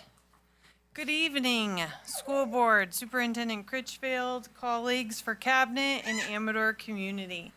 My name is Dr. Sadie Hedegaard. I am your Assistant Superintendent of Special Education and also the Amador County SELPA Director. I am joined this evening by 2 of our 3 members of the Special Education Leadership Team who have identified an outstanding individual to be presented with a challenge coin. Mr. Joshua Brock, who is our County Special Education Director, Ms. Jan Johnson, who's our District Special Education Director, and then the 3rd member of our team, Dr. Steve Russell, who is our Alternative Special Education Director, was not able to be here this evening, but a little bit later I will be presenting a coin on his behalf. But first, You may remember the last 2 years that we would start a little differently with the SELPA. And so SELPA had recognized a strong community partner who was collaborating in order to support individuals with disabilities. And so tonight, I am grateful to be co-presenting with my colleague, Michael and Angie. She is the high school extensive support needs teacher, as well as the special education of Amador County, our SEEK president. And we want to recognize a student this evening who has made exceptional growth, who has shown determination, and modeled both courage and authenticity. And so I'm going to invite Michael in to come on up and also introduce our student. Hello again. It is my pleasure to introduce you to Jack Hoyt. Jack is a student at Argonaut High School and exemplifies our mission of providing a continuum of services to meet all student needs. Last week, we prepared an All About Me presentation in class, and Jack's self-reflection and growth perfectly highlights the benefits of integrated opportunities with general and specialized education. Jack has made incredible growth in the last 2 years and will be one of the first students to benefit from the Alternative Pathway to Diploma program that ACUSD adopted last year. So please enjoy his presentation.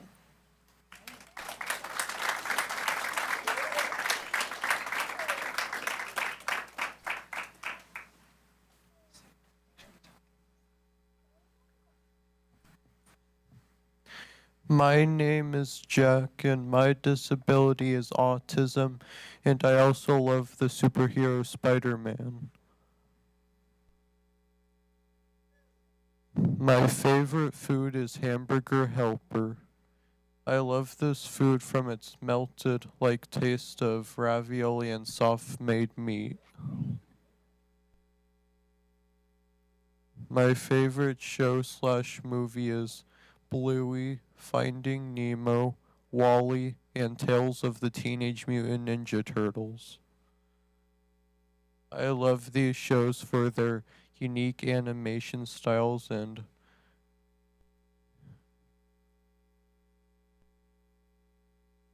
valuable life lessons. My best friends are Quaid and Josh.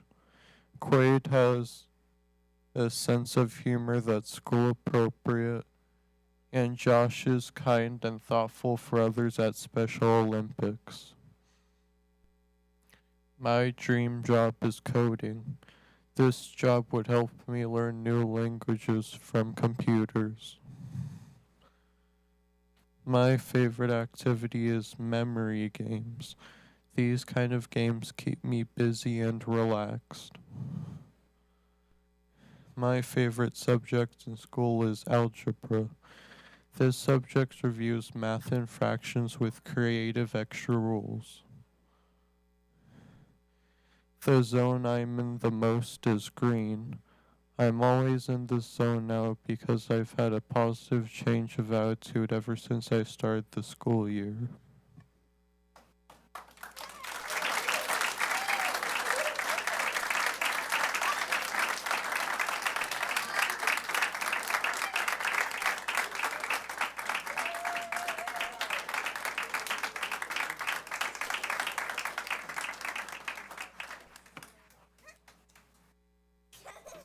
Okay, so congratulations to Jack. Thank you to Michael Lynn for your commitment to the greater Amador community.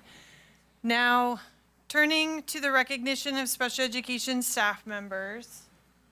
Oh, I know we're going in a moment to display. As you can imagine, the process of identifying individuals from the special education department to receive a coin is both rewarding and challenging.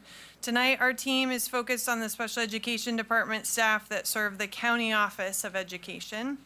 But as you have seen from previous school presentations with the coin recognitions and on the screen, and now I have the clicker here, site special education, instructional, and classified team members have been recognized by their site principals throughout the school year. We are very appreciative of the inclusive culture that exists within the site teams and have been celebrating alongside each of our colleagues as they have been recognized. So with that, I am going to turn it over to my colleague, Mr. Joshua Brock, to present his coin. Thank you. So good evening, school board, Superintendent Critchfield, cabinet, and Amador community. So again, my name is Joshua Brock. I serve as Director of Special Education for Amador County Office of Education. Very excited, and thank you for having me tonight to present a challenge coin to an exceptional member of our special education team, Jeff Johnston. Come on up, Jeff. Come on up. So Jeff is in his third year of service to the Amador community as an adapted physical education teacher, and the first word that comes to mind when I think of Jeff is fun, and I think he just displayed that. Jeff has built a strong, positive rapport with the students he serves and the staff with whom he collaborates. Further, he brings just a joyful, positive energy to each APE session. One area in which Jeff excels is his creativity and expertise in game design. He makes adaptations and modifications to a wide range of sports, games, and by doing so, engages students, regardless of their physical needs, in meaningful access to sports and PE standards. Another area in which Jeff has positively impacted Amador school culture that I'd like to highlight this evening is how he collaborates in partnership to implement inclusive practices. So one example would be Jeff has collaborated with general education PE teachers to support students in the least restrictive environment.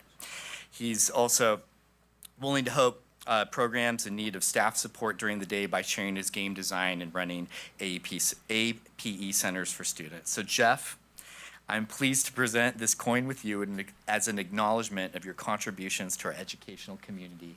Thank you for all you do. Thank you.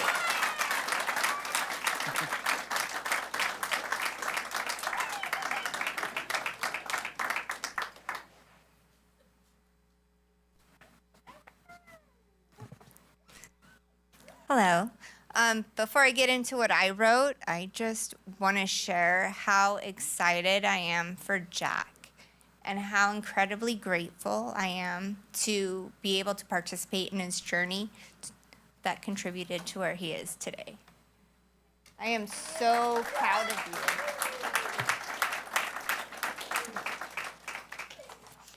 you. Okay, and then on to why I'm here.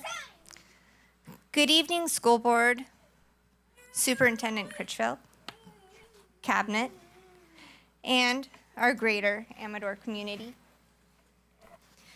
My name is Jan Johnson, and I serve as the Director of Special Education at Amador Unified School District for the Mild to Moderate program.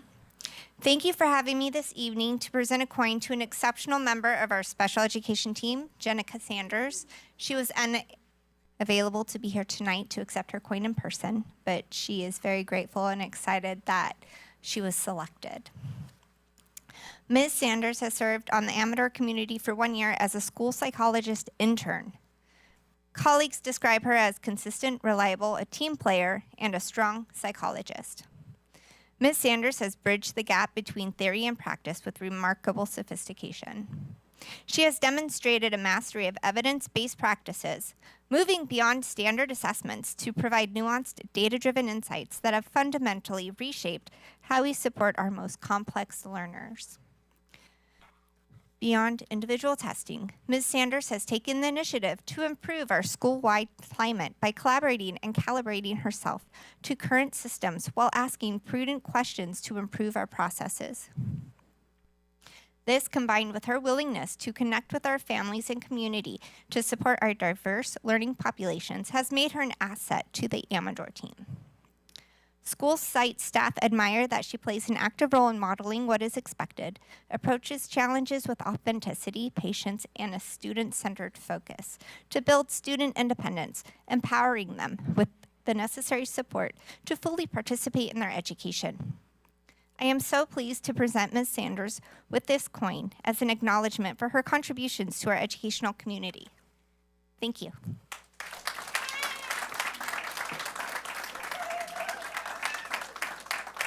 Okay, and then last but definitely not least, on behalf of Dr. Steve Russell, who serves as our Director of Alternative Special Education, who was not able to be here tonight. Steve sends his regrets that he could not be here, but appreciates the opportunity to present a coin to an exceptional member of the team, Robin Yelnick. Robin, yes, thank you. Robin also was unable to be here this evening, but she has served the Amador County community for over 8 years in the following roles: paraprofessional, vocational education technician, and now most recently as our workability program coordinator. Her colleagues describe her as enthusiastic, well-organized, and fun to work with. One specific example of Robin's contribution includes her identifying a variety of new student work sites across the county, including the Family Resource Center, the bus yard, the Rescues Center, and what will be a student favorite, the Amador School Farm. She recognizes the need to develop employment choices based on student interests and abilities. Robin's commitment to our students is very much appreciated, and I am so pleased to present her with the coin as acknowledgement of her contributions to our special education community. Thank you.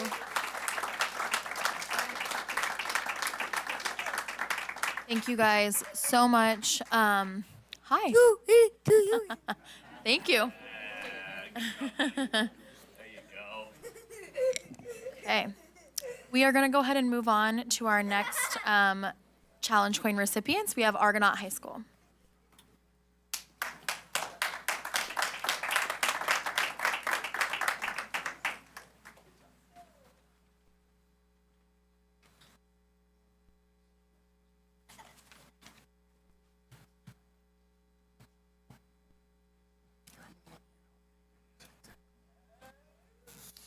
Good evening, members of the board, cabinet, and Mr. Critchfield and the greater community. My name is Russell DeWalt, principal of Argonaut High School, and tonight I have the distinct privilege of presenting challenge coins to 5 exceptional members of our Mustang family. These individuals represent the heart of our school community, and their dedication ensures that Argonaut remains a community that truly puts student success at the heart of everything we do. In no particular order, first is Laura Teves.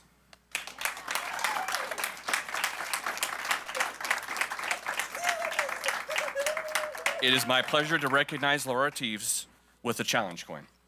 Not only does Laura keep our school running smoothly as our registrar, but she is also the smiling face that greets everyone who walks past her desk.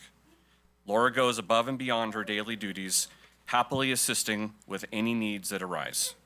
Laura expertly helps to manage our independent study program and is the first volunteer when we need help to work at a gate or at an athletic event, no matter what the weather. In the busiest of moments, she is calm and steady, handling every challenge with a level of grace that reassures everyone around her. Her unwavering positive attitude and willingness to help have cultivated a truly wonderful supportive culture within our Mustang family. Thank you, Laura. Thank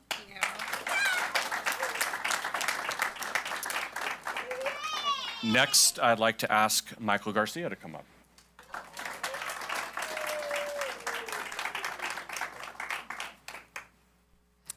I am thrilled to present our culinary teacher, Michael Garcia, with the challenge coin. As some of you may be aware, Michael is a person of immense passion. I am happy to say that he brings that same exact fire to his teaching. He doesn't just instruct our students, he inspires them through his unwavering dedication to his craft. Michael's commitment to student success can not only be seen in the classroom, but in the countless hours that he spends outside of the classroom supporting our students through FCCLA and a wide variety of experiences outside the classroom. I also truly appreciate that Michael is never shy about the way he advocates for his students. I never have to wonder if he is not telling me the whole story. Thank you, Michael.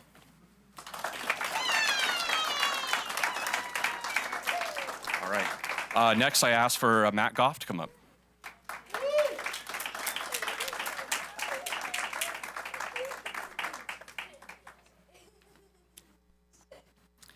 I'm very happy to present Matt Goff with a challenge coin this evening. Matt is a proud leader and supporter of our Mustang family and continues to make his mark on Argonaut High School in so many ways. Not only is Matt one of our English teachers, Matt is also our WASP coordinator, COS team leader, member of the MTSS leadership team, and is our teacher in charge.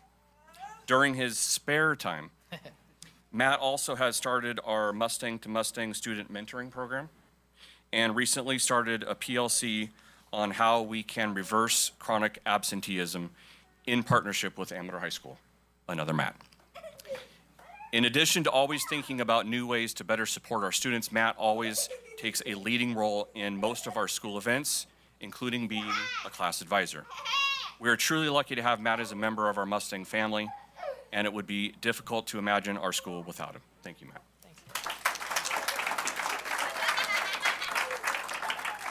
Tara Hanna.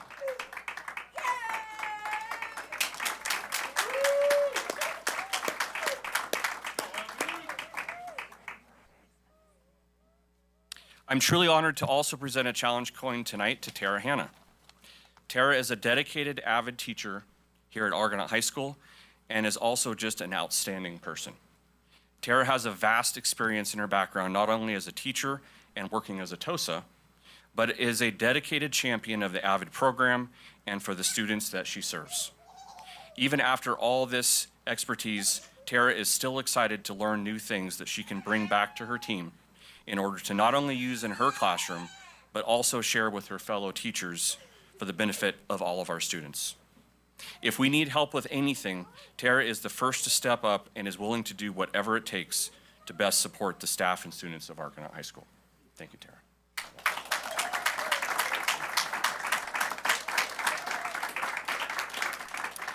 And last but certainly not least, Tori Collins.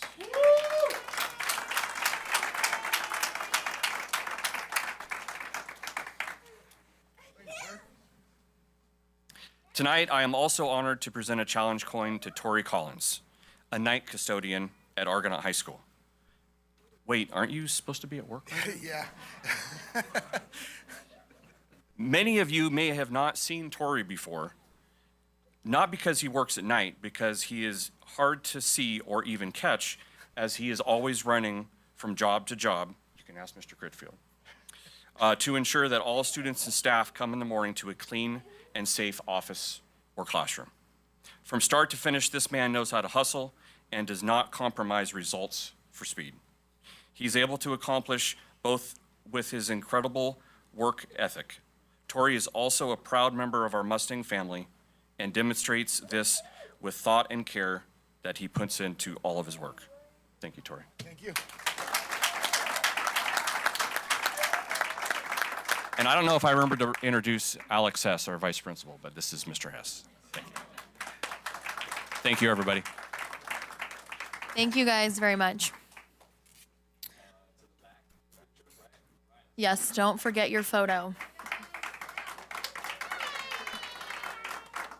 Okay. Great job, everybody. I think that's most of the time our favorite part of the meeting. We're going to go ahead and move on to our employee organizations. First, we have ACTA and Ms. Jensen. Mm-hmm.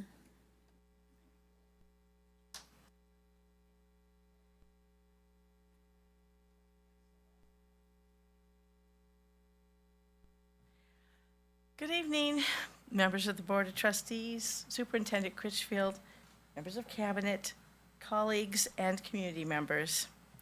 I am Jeannie Jensen, speaking on behalf of the Amador County Teachers Association, ACTA, of which I am the president. I've been asked to share a heartfelt thank you from teachers to the parent organizations and families who recognized them during last week's Teacher Appreciation Week. It was in some cases overwhelming to be bestowed with so much gratitude and love. Tonight, the ACTA bargaining team brought a number of T8 articles, appendices, and calendars to our members for ratification.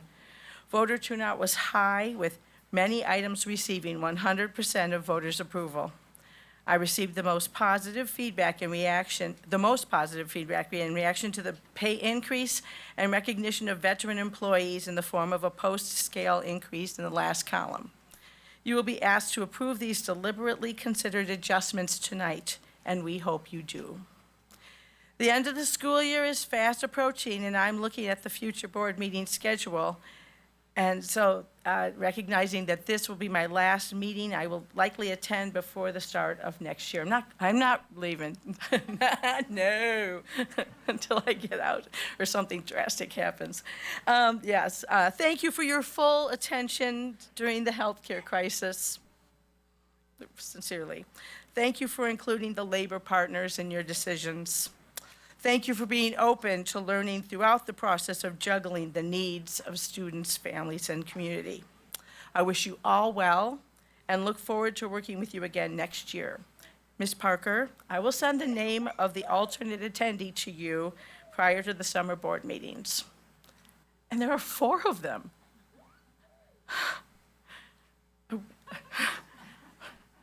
We don't have 4 in a year practically. It's 1 a month. Oh, well.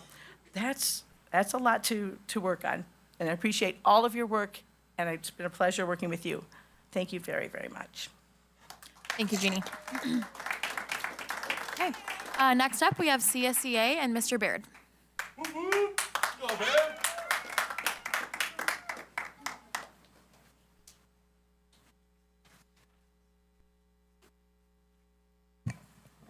I actually wrote stuff down. Good evening, members of the board, Superintendent Critchfield, Cabinet. Thank you for the opportunity to speak tonight. Across our district, many classified positions are being left unfilled as people are retiring, resigning, or transferring to new positions. I understand that we have a need to balance budgets. However, the approach is quietly placing an unsustainable burden on the employees who remain in those same roles. When a position isn't backfilled, the work doesn't disappear. It gets shifted onto the shoulders of our current staff. People are being asked to do the jobs of 2, sometimes even more, while already being stretched thin. This isn't just inconvenient. It leads to burnout, reduced effectiveness, and ultimately impacts the quality of service and education our students receive. On top of this increased workload, many of us continue to face compensation that hasn't kept pace with the rising cost of living in this region, paired with the health insurance premiums that we know are probably going to increase again over the summer. We can't realistically expect dedicated employees to accept being underpaid, underinsured, and overworked indefinitely. Our staff does love this district and the students we serve. We want to stay and continue doing excellent work, but at some point we want to be treated as a sustainable workforce and not just costs to be managed. Attracting and retaining quality employees requires competitive pay, affordable benefits, and reasonable workloads. I urge you, the board, to prioritize solutions that support the people who keep the schools running every day. Our employees are one of the district's greatest assets.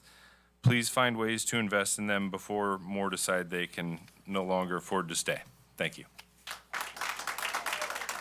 Okay, thank you. We're going to go ahead and move on to public comment on non-agenda items. A person wishing to be heard by the board shall first be recognized by the president and shall then proceed to comment as briefly as the subject permits. Individual speakers shall be allowed 3 minutes to address the board on non-agenda items. The board shall limit the total time for public input on each item to 20 minutes. With board consent, the board president may increase or decrease the time allowed for public presentation, depending on the topic and the number of persons wishing to be heard. The president may take a poll of speakers for or against a particular issue and may ask that additional persons speak only if they have something new to add. Our first speaker is Michael Garcia.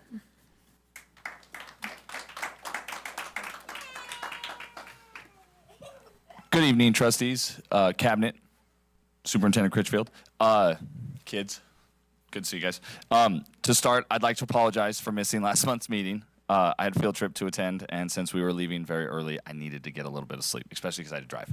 Anyways, so tonight, I just started doing this a couple months ago, and I just like it. It's cool. It's my own version of the challenge coin. It's Garcia shouting people out. So I picked a couple more people, but I also wanted to recognize some staff members as myself as a parent, and then I'll talk about my fellows, like my peers. So Nanette McFarland and Amanda Mamdani are both drivers for transportation. They primarily work for with the NPS students who reside in Amador County. They transport my oldest son, Grayson, to and from Point Quest during the school week. These amazing drivers are courteous, kind, and extremely patient when it comes to changes in pickup and drop-off schedules. Nanette is the first adult Grayson sees besides his parents each morning, and she always greets him with a smile and a warm welcome. She takes the time to ask him how his day is going. Due to another student having to move, we had to adjust pickup time and location, and Nanette makes sure she's still there early to ensure that the kids arrive on time. Nanette, thank you for your commitment to our students and our families. Amanda is a newer driver for the afternoon route, and that has not stopped her from building a great relationship with not only my son, but the other children in the van. She's an excellent communicator. She's always texting me to let me know, not when she's driving, I'll clarify, to let me know if there's issues with traffic or what have you, and she may be late or she's going to be early. And somebody that has to deal with stuff like that, you understand, it's important to know those things. And so from the bottom of my heart, I'm just extremely grateful for these amazing people who transport not only my son, but other children to and from school. Next, and it's kind of funny that Tori was already here, because I was like, dude, I got to shout these guys out, because holy crap, he wasn't lying when he said these guys work. Corey and Tori. I call them the dynamic duo. These guys never stop working. From making sure classrooms are clean, ready for the next day of instruction, to ensuring the grounds are cleaned up after games, events, scholarship night, helping put away the art show, even though they got to clean the campus and everything. It's unbelievable the amount of work that these gentlemen do. And I can't give them a card or anything like that. I mean, I could, but I don't even want to get into that. Regardless of that, I am just extremely grateful to be able to work with people like that and who care more than enough about their job to make sure that these students are coming in. Not only my class, but all of the classrooms are clean and ready to go. So, thank you. Okay, our next speaker is Patricia Angija.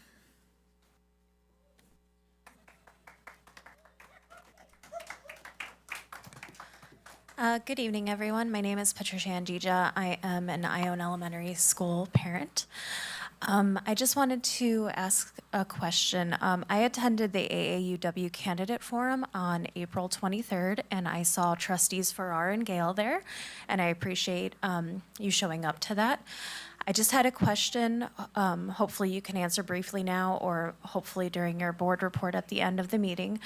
I was wondering if you had asked or had submitted a question about educational funding and how those candidates are going to be advocating for more educational funding, especially on the state level. And then, of course, Michael Masuda, if elected, at the national level. I want to give you guys the benefit of the doubt because I had submitted a question and it didn't get asked. So it's quite possible that maybe you didn't submit a question, but I think it's a really good time with all of these new faces, especially the younger candidates like Jaron and Michael. It would be good to kind of push them, say, put this at the top of your agenda. Like, this is what's going to get you elected, especially in our area, especially being Democrats. Of course, that's not really a thing in the county to support liberals. Seen a lot about that on social media. But if they can, show that they care and that they'll put our students at the top of their priorities, they may stand a chance. So I think it'd be really good at this point in, election season to really push them into what their solutions will be, especially with our school district in particular. Thank you. Thank you. Next, we have Amanda Souza Reed.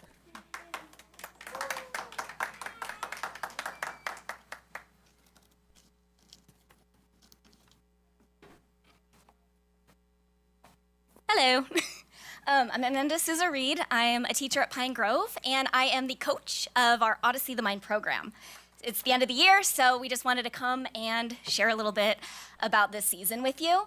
So if you're not familiar with Odyssey the Mind, it's actually an international creative problem-solving competition for kids kindergarten through college. So when our kids went, they were competing with hundreds of other kids throughout Northern California, but it's also completely student-driven, so as a coach, I guide them. Everything for the competition came directly from the kids. I was not allowed to share any ideas with them. I could only help them in certain ways. So I'm gonna step back and let them talk to you. Do you wanna go first? Okay. Does that make work? Is it on? I don't know if that, is it on? Okay.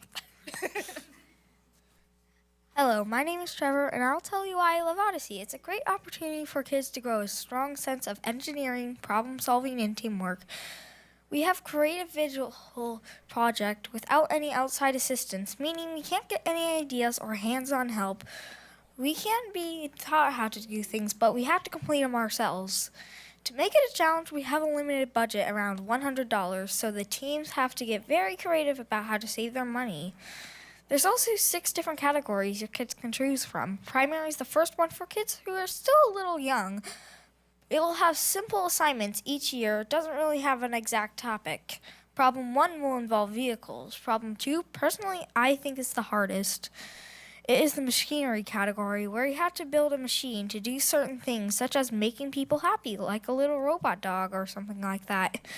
There's also a third category, which is the classics. It will usually contain simple tasks about historical figures, events, or stories to be presented in funny ways, such as a play. Problem 4 is the crushing category. The team has to put on a play, but the main thing is the structure. They crush it during the play. The more weight, the better they score. This year's theme was Life's a Ball. We included ball-shaped characters in our production. Fifth category is the play-out act. Using that current year's theme a few years ago was Astronomical Odyssey. We had to build a play and all the props that were inspired by stars. We have such a great interest in our school that we had to make 2 teams, as you can only have so many kids on one team. So if you're thinking of creating this program at your school, do it. Your kids will thank you. Did you want to say anything? You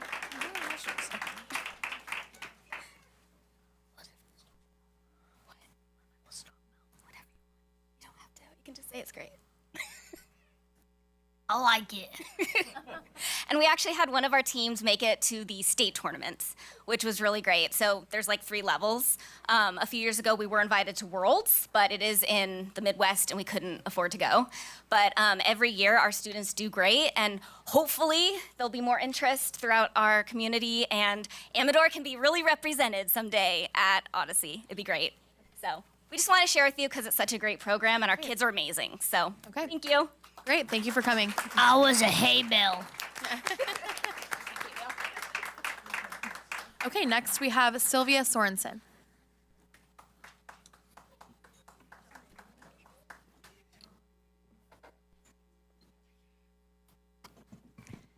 Good evening, board members, student board members, Mr. Critchfield, cabinet, and the community, of course, as well.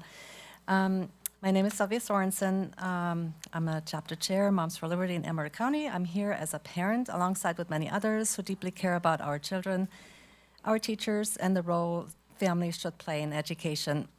For years, many parents and educators across California have felt sidelined, left out of important decisions about what our children are taught and how they are supported at school. But that is beginning to change. Recent court decisions are reaffirming something fundamental. Parents and teachers do have rights, and those rights matters. In Mahmoud versus Taylor, the court recognized that parents have a First Amendment right to guide the religious upbringing of their children, and that this right should not be undermined in public schools. Excuse me. This means parents can and should be informed and when necessarily be able to opt their children out of instructions and conflicts with their deep deeply held beliefs. In Mirabelli versus Bonta, the court affirmed that parents and guardians have a constitutional right to be informed about significant matters affecting their children at school, including when a student expresses gender incongruence. At the same time, teachers and staff were affirmed in their right to communicate honestly with parents without being forced to withhold information. As one federal judge stated, policies that keep parents in the dark create a trifecta of harms, impacting students, parents, and teachers alike. So where do we go from here? First, parents need to be informed. Many families simply don't know what they have, what their options are, like the ability to opt out of certain instructions or to request transparency from their school. Second, teachers need support. No educators should be forced to choose between their conscience and their career. And third, we as community need to work together with openness, no secrecy, to ensure that schools respect both educational goals and family values. There are organizations offering free resources and legal guidance to help parents and teachers understand their rights and take appropriate action. I'd like to share a few that have informed my research, including the California Family Council, Alliance Defending Freedom, the National Center for Law and Policy, and the Pacific Justice Institute. Ultimately, this is really about partnership, working together for the students. Parents are not obstacles to education. I see us as essential partners in it, and when schools represent that partnership, our children benefit the most. In closing, I'd like to share that I'm personally grateful for God's guidance during this time, bringing clarity, courage, and a renewed sense of purpose to many families and educators. Thank you for your time. Thank you. Okay, we're going to go ahead and move on to our consent agenda. We do have 2 public comments on this item. So our first is Michael Garcia. All right. Good evening, trustees, cabinet members, Superintendent Critchfield. Tonight I have a few things I'm going to speak fast too because there's a lot here. A few things I would like to bring up that have been on my mind since the last board meeting. My first question is, does the district intend to increase contribution towards insurance? Additionally, now that the district has concrete numbers regarding who enrolled in each plan, are there discussions taking place about increasing the district's contribution, as was mentioned in previous board meetings and negotiations when this issue first came to a head? Next, I would like to address the transportation van that caught fire. Why has the district not released a public statement regarding the incident? Following concerns involving a seatbelt, the NPS students were moved into one of the newer vans. I don't know if this is the same van that my kid was in, but I can only assume. But there was a period of time that I believe they were being transported in that van. Later, that van burned to a crisp. What happened? Would anyone at the district office or transportation department be willing to speak on the record about the incident and explain what steps are being taken to ensure something like that doesn't happen again, especially on a field trip or while transportating students to and from school? Third, a couple months ago, I asked why the ag teaching position at Argonaut/Amador had yet to be posted. Cabinet members have repeatedly stated that they need to attract and retain high-value, high-quality teachers and staff, yet we are not posting positions as quickly as possible. I continue to check EdJoin and social media and see very little in terms of advertising or recruitment efforts. There are currently 22 open teaching positions listed on EdJoin. That's a significant number of vacancies with very little visible recruitment. Are we simply assuming people will apply? Listening to the board meeting earlier, Mr. Palazuelos mentioned that he had been to at least one job fair. There have been 7 thus far. Why only 1? There's one this Saturday. Are we planning to go this Saturday? There's one next month as well. Why aren't we going to every single one? Finally, I'd like to address a post I made on social media. Yes, I have begun looking for a new job. Employment outside of the district. And as of now, next year will likely be my final year teaching at Argonaut. This decision is based solely on financial reality. At this point, it would be financially irresponsible for me to stay long term. The cost of living continues to rise while my paycheck effectively shrinks. As much as I love my job, my students, and the community that I serve, I have to put my family first. And while I am grateful for a raise, this will unfortunately be another raise that effectively turns into a pay cut. I already pay nearly $2,000. Actually, it's like $2,000 even for a month for health insurance that I can't even afford to use. With a projected 9% increase in rates and no additional contribution towards benefits, employees are once again left paying the difference. This is not intended as a threat. It's just my truth. And whether people want to acknowledge it or not, I believe it's a reality for many ACUSD staff members. They may just not feel comfortable saying it in a public forum. Thank you. Okay. And we have one more comment on this item, Patricia and Gija.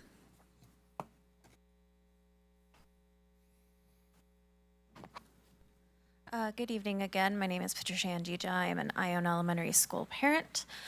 I wanted to discuss the warrants.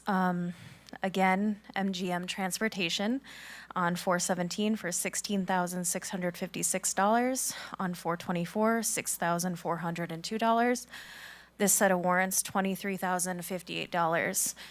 Fiscal year to date, $255,285.50. This amount could have gone to increasing pay to retain and attract drivers. I really do hope the board will ask the cabinet why more aggressive in-house driver recruitment hasn't been prioritized. I used to see banners and things on a bus in the parking lot across from the district office, across from the library, to try to recruit these drivers. I mean, it's just astronomical, the amount of money.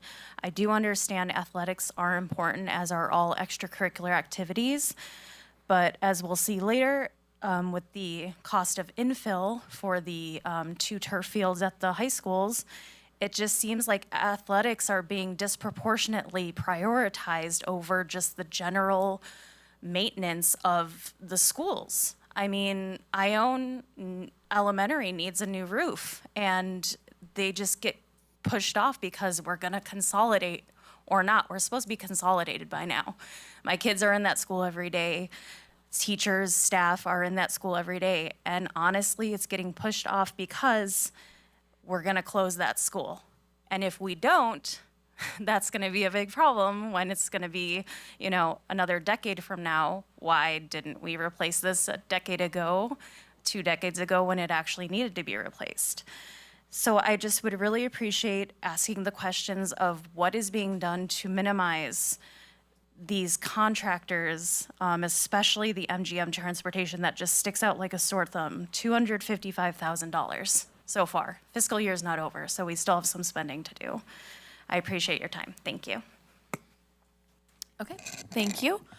We will go ahead and move into the item, the consent agenda. Does anybody have any questions, comments on consent?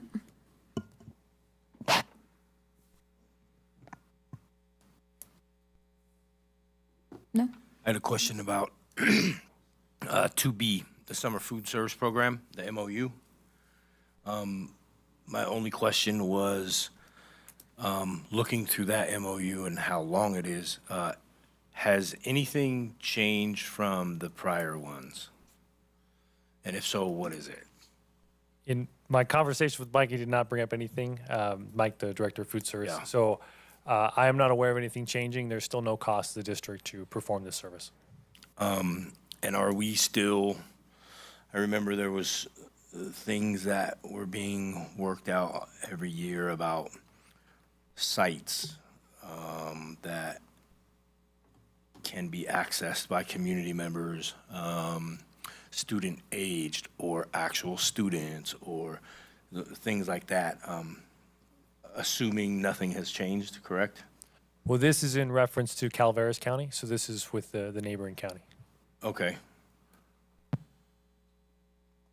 I don't know how many years we've done this agreement. It's been several in a row. Yeah. Where through our summer meal program, Calaveras partners with us and we're prepping those meals and then they come to get them and then help feed Calaveras County as well. So this MOU is only for the Calaveras portion of the summer food? Yeah, there's no MOU for our summer meal program, what we run internally, because it's just run through our food service program. Okay, but nothing has changed from years prior? Not that I'm aware of. Or years past? Not that I'm aware of. Okay. Okay. Any other questions, comments on consent? Okay. If not, then we would just need a motion. I move to approve item 12, the consent agenda. Second. Okay. And then just a reminder, our student board members don't vote on consent because that's personnel. Peter? Yes. Ken? Yes. Shane? Yes. James? Aye. And I'm also a yes. Okay, moving on to item 13, communications. We do not have any. So we'll start with item 14. 14.1 is approval of E-rate Category 2 Service Agreement Firewall for 26-27. Mr. Norton. Thank you, Board. This is actually an item we are bringing back. This was formally approved a few meetings ago. It is bringing back because it is being amended.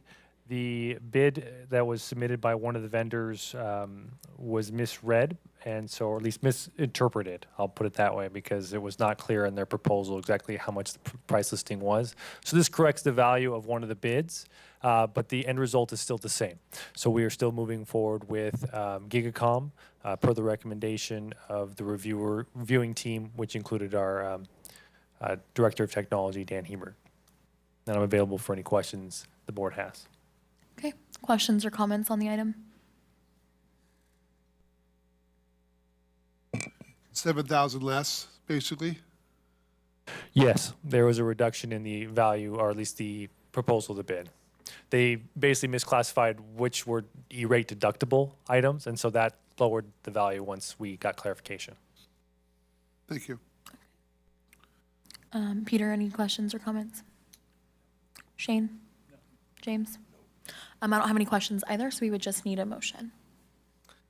I move that we approve item 14.1, approval of E-rate Category 2 service agreement with Gigacom. Second. Okay, and the vote, Peyton? Yes. Claire? Yes. Peter? Yes. Ken? Yes. Shane? Yes. James? Aye. And I'm also a yes. Okay, item 14.2, tentative agreement between the Amador County Teachers Association and the Amador County Unified School District. Dr. Palazuelos. Thank you, Board President Parker, and to the trustees. Very pleased to share that we reached tentative agreements with the Amador County Teachers Association. In this particular item, we have a total, we have Article 3 definition, Article 14 compensation, and Article 16 fringe benefits as a package. Article 24 mandated training, Article 25 duration, job descriptions, the A through F stipend compensation list, appendix stipends A through F apportionment, Appendix B, High School Athletic Director, and the 2026, 2027, and 2027 and 2028 calendars. We received written confirmation from the Amador County Teachers Association that this, on Friday, May 8th, that it did go through unit member ratification, and there are fiscal implications that are included as part of this item, thanks to Mr. Robert Norton and the team from the California Department of Education, which provided an opinion. We are recommending approval on these tentative agreements. Okay. Any questions or comments on the item? Peyton? No. Claire? No. Peter? I just really appreciate that they were able to come up with a creative solution. Now, the timing is interesting, as Mr. Norton has mentioned before. We get at least the beginning glimpse of the governor's May revise tomorrow.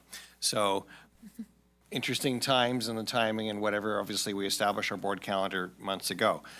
But excited for the flexibility that has been agreed upon depending on what our budget looks like. I think that is in the interest of both parties. I applaud the efforts to find solutions. Okay. Ken? No questions. Shane? James? I don't have any questions. I'm very happy to see this on our agenda. I am very grateful that our bargaining units are able to work with the district. That's what we've been all, I think, advocating for, is that not to work against each other, but to kind of come together in the best way that we can come together and get some of these agreements done. So I'm happy for our teachers. With that, we would just need a motion. I move to approve item 14.2, the tentative agreement between the Amador County Teachers Association and the Amador County Unified School District. Second. Okay. And the advisory, Peyton? Yes. Claire? Yes. Peter? Yes. Ken? Yes. Shane? Yes. James? Aye. And I'm also a yes. Okay. Item 14.3, Amador County Teachers Association 2026-2027 salary schedules. Thank you, Board. So this is a companion item to the previous one. This is now the resulting effect on the salary schedules, where you'll see a new addition of step 24, a adjustment to step 25, and then the across-the-board 3.15% increase. Additional notes are we also included our miscellaneous stipend adjustments in here, as well as some health and welfare cash in lieu adjustments based on just prior tentative agreements now appearing on the 26-27 schedules. So I move that the board approve, or recommend the board approve, and I'm available for any questions you may have. Okay. We'll just go down the line for any questions or comments. Peyton? No. Claire? No. Peter? I hope this is a very small and simple question. We have salary schedules both for the 183-day employees and 193-day employees. Does the 193-day employees, does that represent a very significant number of our personnel, or is it a fairly small and select group in special roles? It's fairly small. It generally has to do with folks who are on our MTSS leadership team, our MLT team. So they're the ones who primarily are on that schedule. Okay, thank you. Ed, any questions? No. Shane? No questions. James? No questions. I don't have any questions either, so we would just need a motion. I move that we approve item 14.3, Amador County Teachers Association 26-27 salary schedule. Second. Okay. And the vote, Peyton? Yes. Claire? Yes. Peter? Yes. Ken? Yes. Shane? Yes. James? Aye. And I am also a yes. Okay, next we have an MOU with Alliant University. Thank you, trustees. Board President Parker and trustees, this is a memorandum of understanding with the Alliant University. It would be to provide clinical training experience for practicum students. This particular MOU, we have one particular teacher who is a mild moderate candidate for position that would receive an intern credential with this particular institution. There is one fiscal implication that we learned about through analysis of the agreement. This particular institution requires that if a student in their program is in a school that has less than 10% of either special education or English learners or students living in poverty, they require that they have at least 2 days for each of the percentage points below that 10% threshold, substituting, or not substituting, but observing classrooms in which there are those particular numbers. And so in this particular case, our district English learner population or percentage is 3%, which is 7% below. So by approving, should the board approve this tonight, in order for this particular student teacher or intern to be eligible for the program and continue in good stead, we would need to allocate 14 days where they would go out into either another district, partner region, and look at a class that has English learners or a class designed for English learners. So it's something that I've already begun working with Dr. Hedegaard on, so we can identify those schools. And the idea is so that they have that experience as part of a rich experience in their credential program.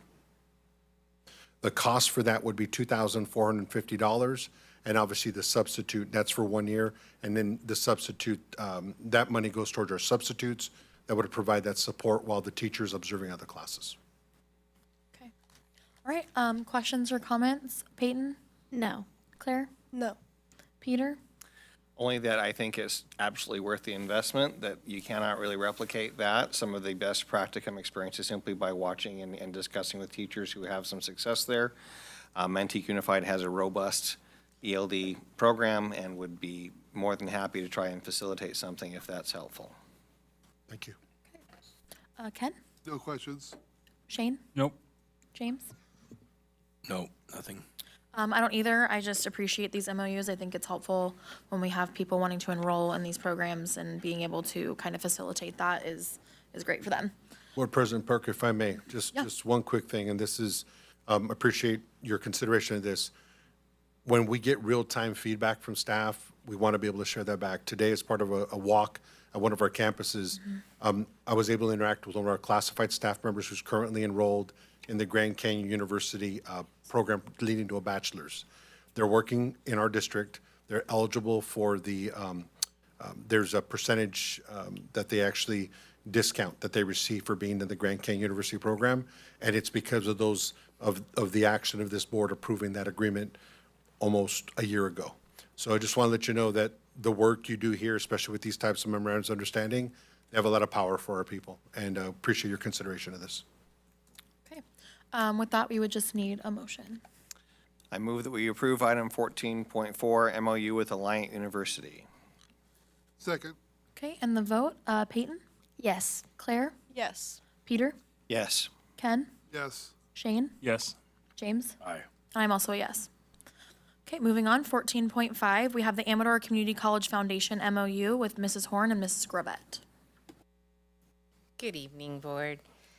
Before you is a update for a MOU that at this point we think has been renewed now twice, at least twice. These are 3-year MOUs, and this has been in place for at least 6 years between Amador College Connect and our CTE and secondary department. This MOU allows our students to enroll and take part in dual enrollment classes without fees to the student, and also allows for us to reimburse for the textbooks. So this creates an equity issue so that students who want to take dual enrollment classes, our geography, their families, financial status, all of those things don't have to play into it. We can help them achieve that. Okay. Questions or comments on this item, Peyton? No. Claire? No. Peter? So if I understand this correctly, part of the intent behind this is, as you stated, an equity issue to allow students participate without incurring additional costs, which of course is one of the main points of free and appropriate public education. And certainly, although the long list of things that the intended transition specialist would or could do might have some similarities to, say, our AVID programs, it is a very focused, unique relationship that justifies this additional personnel cost. Is that semi-correct? Yes. Okay, thank you. Ken? So you say we're renewing this MOU. Has the cost been $40,000 a year previously, or is this a new cost? I'm going to call Nikki up because she'll have the historical perspective on what the cost was prior to this MOU. It's actually 80,000 a year? Yeah, That's what it says here. yeah, So it's 80,000 over 2 years. yeah, for each year. The actual attachment does make it clear that it is 80,000 annually and not, so it might be on the summary, there might be a slight typo there, but it is stated in the actual memorandum that it is 80,000 annually. And it Same was, question. yeah, so it was 70,000 before. So it's an extra 10,000 cost of living type increases, and book fees and supplies have gone up. So it's 80,000. We have a particular grant that this is paid out of. It's our Sierra K-16 collaborative grant. So that grant is specific to encouraging dual enrollment with our junior colleges. And roughly how many students do we have taking advantage of this system? Oh, well, we have at least 2 sitting here right now who have. Yes. I don't quote me on the numbers, but I feel like the last spreadsheet that I pulled was around 150 kids a year that are taking a dual enrollment class. It might have gone up a little bit, and that doesn't mean that they've completed, so I'd have to check the numbers on completion rates, but that have attempted to take a dual enrollment class. And I've also heard that past students who've taken advantage of this program have actually been able to enter college almost at the sophomore level. They So can. it can be a great benefit, Yep. so thank you for all your work. Kids could. Yep. Great. Shane? I think this is a wonderful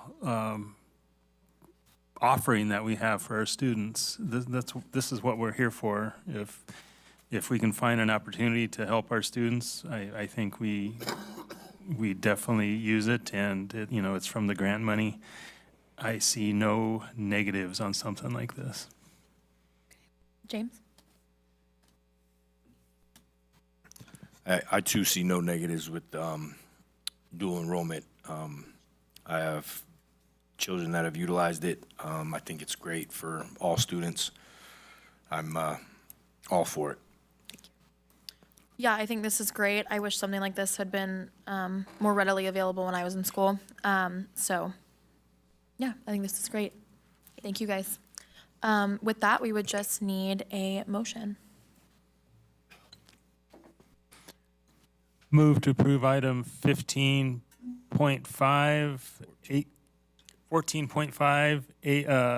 ACCF, Amador County College Foundation, MOU. Second. Okay, and the vote, Peyton? Yes. Claire? Yes. Peter? Yes. Ken? Shane? Yes. James? Aye. And I'm also a yes. Okay, moving on to item 15.6, we have subject AI credit recovery, 14.6, subject AI credit recovery program. We do have one public comment on this item though, Sylvia Sorensen.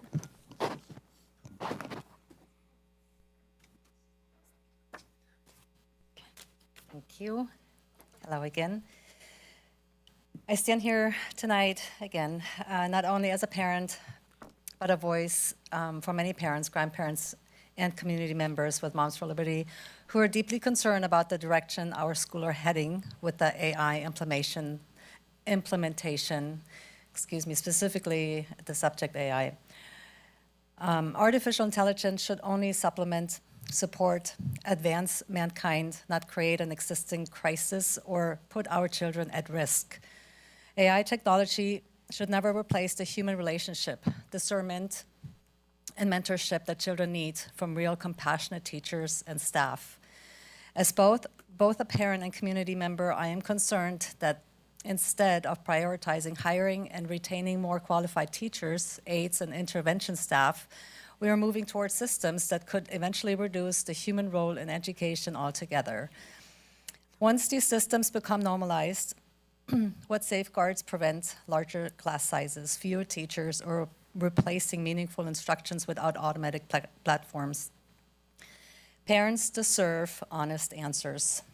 May I also point out that my previous concerns regarding AI safety and transparency, concerns I've raised twice before, were dismissed. That speaks volumes to families watching this process unfold. It is troubling that this board has avoided signing a simple commitment for safety in AI education, a pledge affirming that parents have the fundamental rights to direct their children's education and upbringing, and that any use of AI in K-12 schools must serve families, protect students, and respect parental authority. If this technology is truly safe and beneficial, then why avoid transparency and accountability? Families should do their own thorough research. Increasingly advanced AI systems are capable of collecting, assessing, scoring, tracking, storing deeply personal information about students, not just academics, but behavioral, psychological, social, and emotional patterns. This goes far beyond education. It becomes moral and psychological formation at scale. That should concern every person in this room or watching online. Parents are not only true voices who will consistently stand up for their children and advocate for safeguards before problems become irreversible. We cannot blindly hand over our children's development to systems that are evolving faster than protection surrounding them.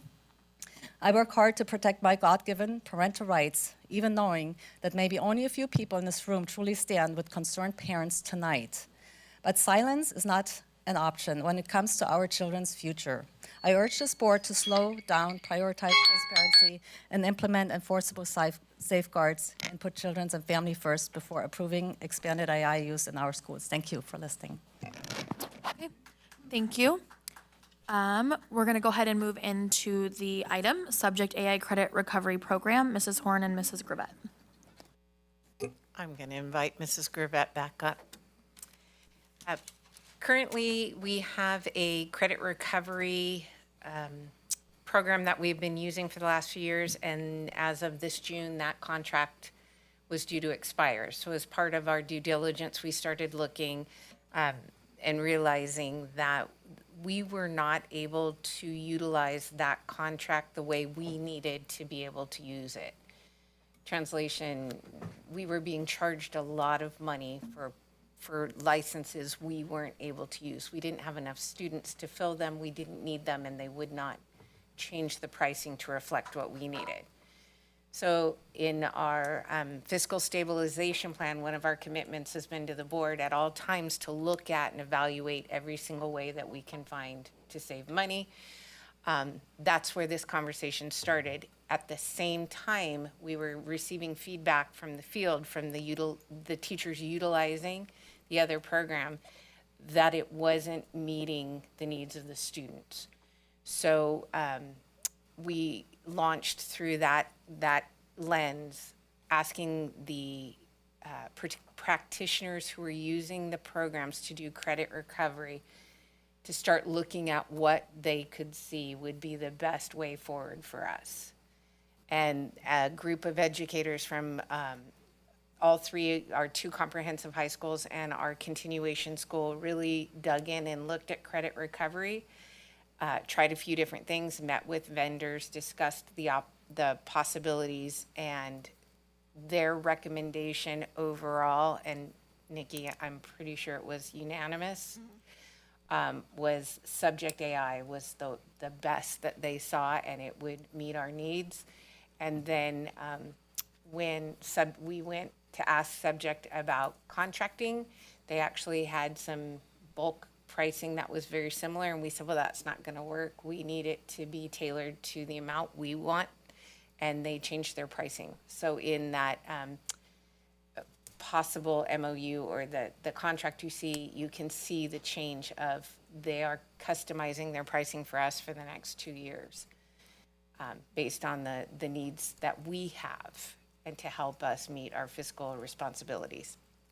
I'm going to let Nikki. I think we said it all. So if there's any questions.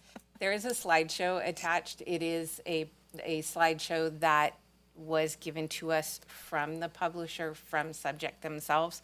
I'm not necessarily sure we need to do a sales pitch, but if you have questions, we'd be happy to help you. We'll go down the line with questions or comments. Peyton? No. Claire? Is this like to help like teachers in school? Like with what is it? It replaces Edgenuity, which is our Oh. credit recovery. Okay. Yeah. Never mind. Thank you.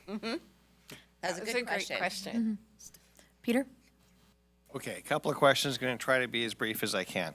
So you're saying that the price are saving us money for the first 2 years, but then it's going to be similar to what we were paying for Edgenuity? No, they just couldn't make a deal that far out. We'll continue to work, and if we have a capability to save more money after we engage with them, we'll keep trying. Okay. In part of the subject data presentation, it seems to make the claim, in particular, for example, on, not that we, oh, I guess you do have it up there already. If we go at good old slide, well, they're not numbered, so I guess it's page 6 of 10 if you're sliding through the PDF, whatever. That one right there.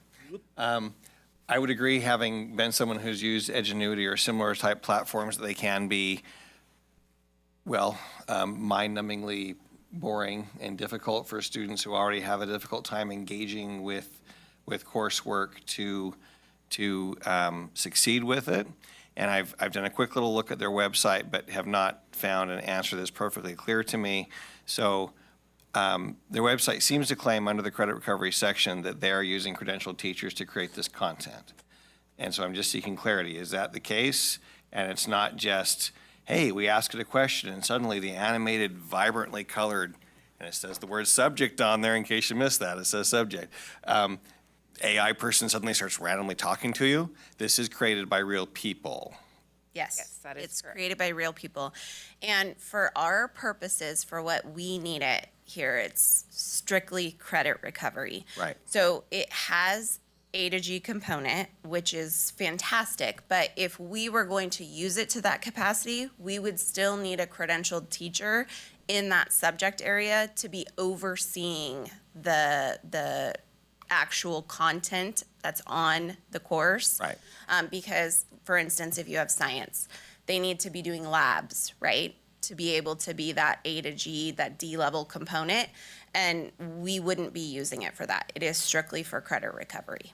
Yeah, if we needed to use it for that, we just like with Edgenuity, that for the past, I don't know how many years, we've used Edgenuity. If someone does need to have it for an A to G component, we always have the credentialed teacher on that site that is overseeing in the content area that they need the class for. Right. Yep. And the other question that I hope is fairly simple, fairly obvious. We're not looking to replace regular courses. It's strictly credit recovery. The fact that we have to buy 400 licenses is simply the bottom smallest package tier that we can buy. It's not that we're trying to, fire teachers or something. No, this is not just, it's identically replacing Edgenuity for our uses. So it is not replacing teachers. It is strictly for our credit recovery needs. Could one of you explain what a credit recovery class looks like at one of our high schools so they have an idea of how the teacher is still involved? Yeah. So we have a credentialed classroom teacher, but not necessarily in the content area. So you could have a history teacher that is overseeing Edgenuity. And students that need credit recovery at the comprehensive high schools are placed in that class to make up credits that were not earned the previous year. Students who want to continue to be A to G, so they need those CP level classes, don't typically go into an Edgenuity class. They repeat the class that they need to have. So if they failed a world history CP, they will go back into a world history CP. But for students who don't need the CP level and just need the credits in order to earn their diploma, they get put into an Edgenuity class. And there's a credentialed teacher, it's part of our master schedule, that oversees the class. And we typically have one or two, well, now it's like 2 sections of Edgenuity at each comprehensive high school. Yeah. Thank you. Uh-huh. Okay, so, forgive my ignorance here. No. So when I first read through this, it said the use of AI, which makes it more difficult for students to cheat. Made no sense to me whatsoever, because I always look at, you ask AI for something, they give you the answer. But then talking to a much smarter person than myself, my wife, she explained it to me that it's a series of the students asking questions. They ask questions and then questions are kind of given back to them. Yep. So they can work through it to find the answer. Yes, and it sees if their answers are AI generated. Okay. Does that make sense? It's encouraging. It's not giving you the answer. Right. It's making you just take more steps. Yes. Help you figure out those steps Right. to get to the right answer. Yes. All right, thank you. Exactly. I just wanted to clear that up for anybody No. out there that thinks we're trying to get AI to help these kids get But the answer. the best AI detector is AI. Yeah. No, I imagine it is. Yeah, We're not it'll just saying, find it. What's the answer? And it's telling you that we're not doing that. No. Thank you. Yeah. Shane, any questions or comments? James? I don't necessarily have any questions regarding this agenda item, no. Okay. I was able to do a site visit to Ed Options, Independence Community School, and you do credit recovery. They use Edgenuity. The students were using Edgenuity while we were there, and they weren't super pleased with Edgenuity. They were like flopping around in their chair. And I mean, these are high school students, and it was like they were saying the videos are very long. There's a tiny, tiny little person in the corner of the screen talking to them for a very long time, and I was bored looking at it. And so I can only imagine that they are also bored and unengaged and not interested in doing this. Talking to one of the teachers there that was a very big proponent of this new program to move to, said that the videos here are short, they're engaging, they have to actually interact with the program itself. As somebody who is very skeptical of AI and children using it in school and such, I think they picked a terrible name for their program. Subject AI is, like, that's a turnoff to many, the subject, right? However, I think that moving forward with it, given that the teacher that does a lot of teaching with this program is a big proponent and the students themselves wanted to move away from what we already have, I think it's great. Again, definitely not something I would love to see as a replacement in any classroom. But I think for what we actually use this program for, I think it'd probably be a good move to do. I also think that having a 1-year contract Yes. is a good pilot for us because then we can get feedback and see how the kids are feeling about it and how the teachers are feeling about it. Yeah, agree. Okay. I do have a question. I don't want to, well, I don't care. So I hear many kids say, all my teacher does is go off Edgenuity, and I just sit there and it's boring. This is going to make it better if a teacher goes off of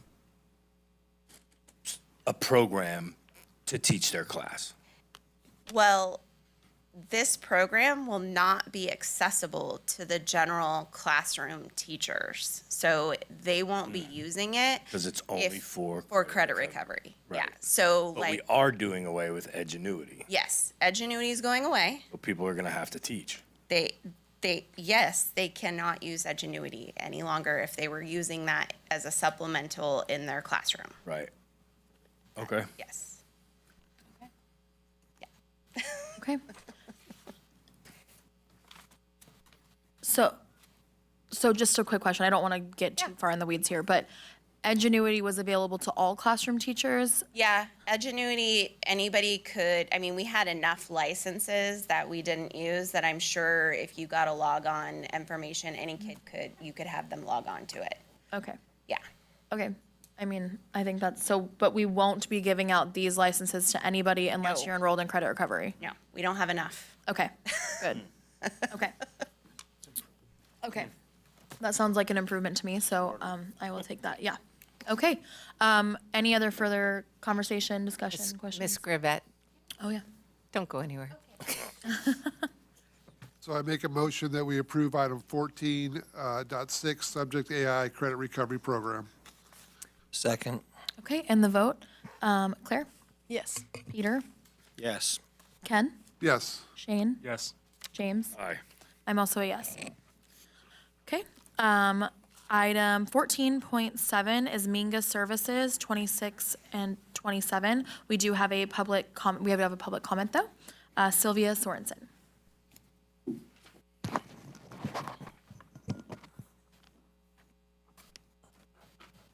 Hello again, and thanks for answering all the questions. This was informative.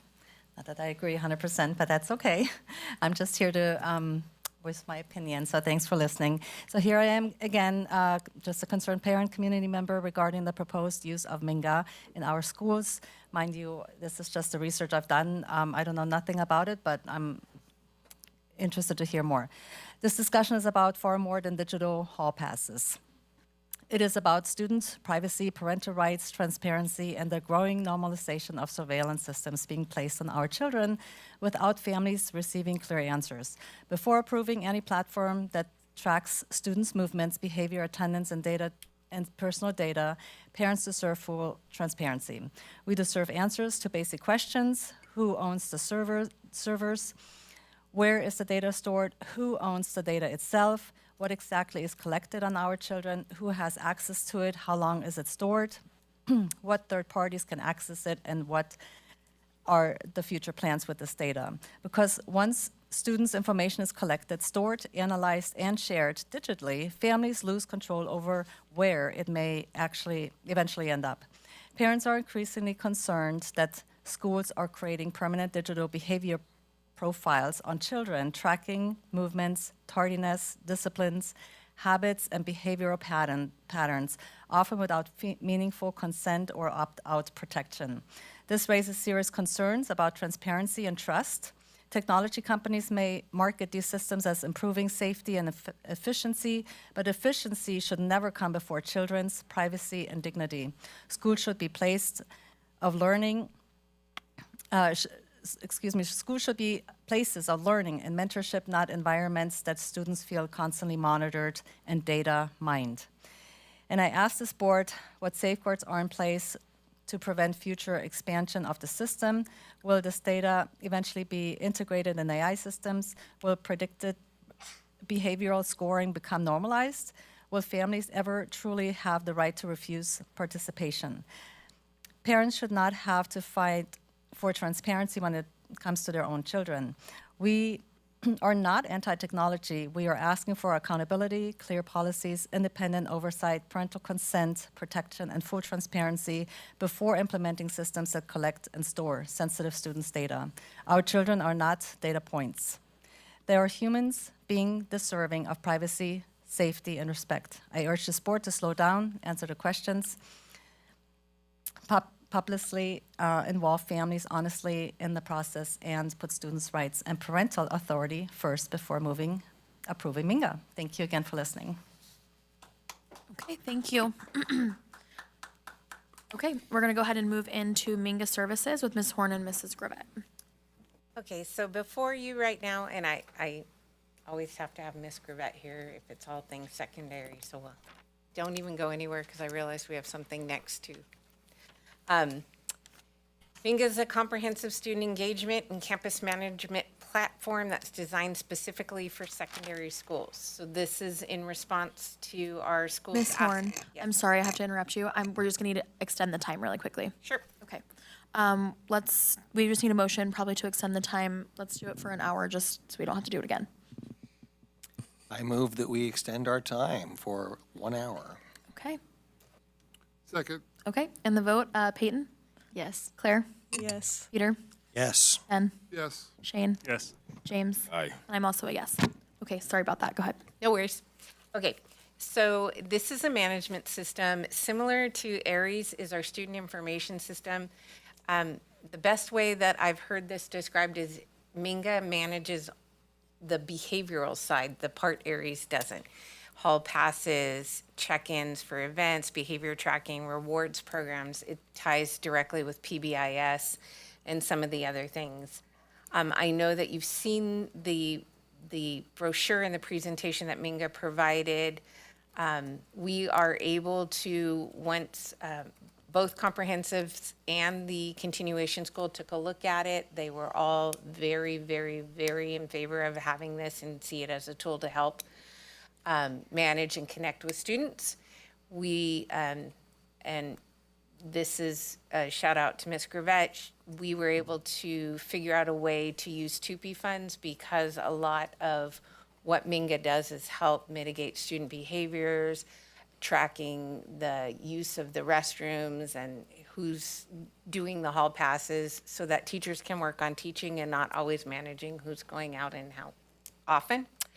The $18,943 is almost exclusively covered by some TUPE funds, and then the school SIP says we'll pick up the little bit extra. So they have a little buy-in as well. I know there were some questions, and if you want, I can just kind of answer those questions overall with the data information and what's being done with it, or did you have other questions you wanted me to address first? Can you tell me what TUPE funds means? TUPE is tobacco use and prevention. It's the cigarette tax or the nicotine and the money that comes to the schools from the taxes that I want to say late 80s, early 90s was put on tobacco. So are you fielding questions right now about the program? Yep. So just looking through their brochure and what have you, all the students will be required to wear a badge now? They have badges already. They already wear badges? Yeah, they don't wear them, they keep them on them, but yes, they will be required to keep them on them, but they can also sign in just using their name and their email address. Okay, so, and I saw it has like a little camera. Yeah, that's what they would scan their ID card with. So is there no teacher involvement? If they want to get a hall pass, they just go and scan it? I mean, how does the teacher, how are they not being involved? I don't understand that. Yeah, no, the teacher's involved. They'll have a laptop, a computer that they will have to digitally scan. Students will for hall passes, so that's the hall pass part. But the other part is if we eventually get to a point where we're doing school-wide intervention, in some schools it's called flex periods. We'll have an ability to be able to get kids where they need to go for that intervention. Teachers can basically set up rosters in this Minga program, and then it shoots an email to kids to let them know this is where you're going. You're going to math today for intervention. You're going to English today, and then they can roster them that way, and they check them in. Each kid checks in when they enter that classroom. So they're communicated through they get that on their cell phone? Well, they don't have to get it on their cell phone. They can get it whenever they open up their Chromebook and log on. This is not something that they have to have a cell phone for. So say they get a hall pass or a bathroom pass, or maybe they're the same thing, and they're out there and one of the teachers or the person in charge of the campus security asks them what they're doing. How do they? Campus supervisors actually will have access to this as well. So they, on their devices, their Chromebooks, their iPads, they will be able to see rosters of kids who have signed out from which classes to go use the restroom, to go to the library to get a book, to go to another class to get support or help. So those are the digital hall passes they'll be able to see. And it said it also tracks tardiness and absenteeism. So every time a student goes in that class, they're going to have to log in. Yeah, they'll have to scan in. So if they get into the class and they don't want to be noted as tardy, they'll be noted as absent? No, because the teacher still has to take roll. Okay, exactly. So how is the teacher saving time? The teacher is not necessarily saving time. Because that's one of the things they promote the most in their information. I think once you get the program going, the schools that we've talked to have said that the first year, it takes a little bit of time for everyone to get used to the movement and the flow and the sign-ons. It takes all teachers on board to shovel kids to where they need to go. But then after that first year, it becomes it's great. They know where they're supposed to go. They know the process of signing in and scanning in. And Brett Hart just piloted it this year. They absolutely love it. Union Mind wished that they got it, but they did something else called Sketch, I think. Sketch. Yeah. And they liked Minga better, but they had already signed a contract with Sketch, so they had to stick with them. I think what is it? Bear River High uses it. Yeah. So it would seem to me the biggest aspect is the kids are going to have to buy into it. They're going to have to use it. Yeah, But it also mentions there's rewards if they There is. Yeah, it helps to track no-go lists, which some of our high schools do. I think Argonaut does no-go lists. I don't know if Amador does or not. But it helps to track no-go. So if kids are ditching class or they're not where they're supposed to be, they can be put on no-go lists, which are you can't go to dances and extracurriculars, basically. And then it helps to positively reinforced by if you have made up that and you have a track record now of attending your classes and being where you're at, it gives you more points, so then you can get off a no-go list. It's basically a PBIS system, a positive behavioral intervention system. So one thing they also tout is that it'll help stop vaping. Yes. Can you explain that one to me? Because you're able to track kids when they're signing in and out of the bathroom, and then our vape sensors go off. So they'll be like, hey, these are the kids that came out of class to go to the bathroom. Let's track and check the cameras and see who was in the bathroom at that time. So, and I'm not necessarily against the program. If the vape alarm goes off, we already have the ability to look at the camera. Yeah, it's still a little dicey. You might not track all of the kids that were out of class at that time. Exactly. So I think it's a good idea, but there seems to be a lot of things they're touting. Yeah. That don't make a lot of sense to me. That's just my opinion. Right.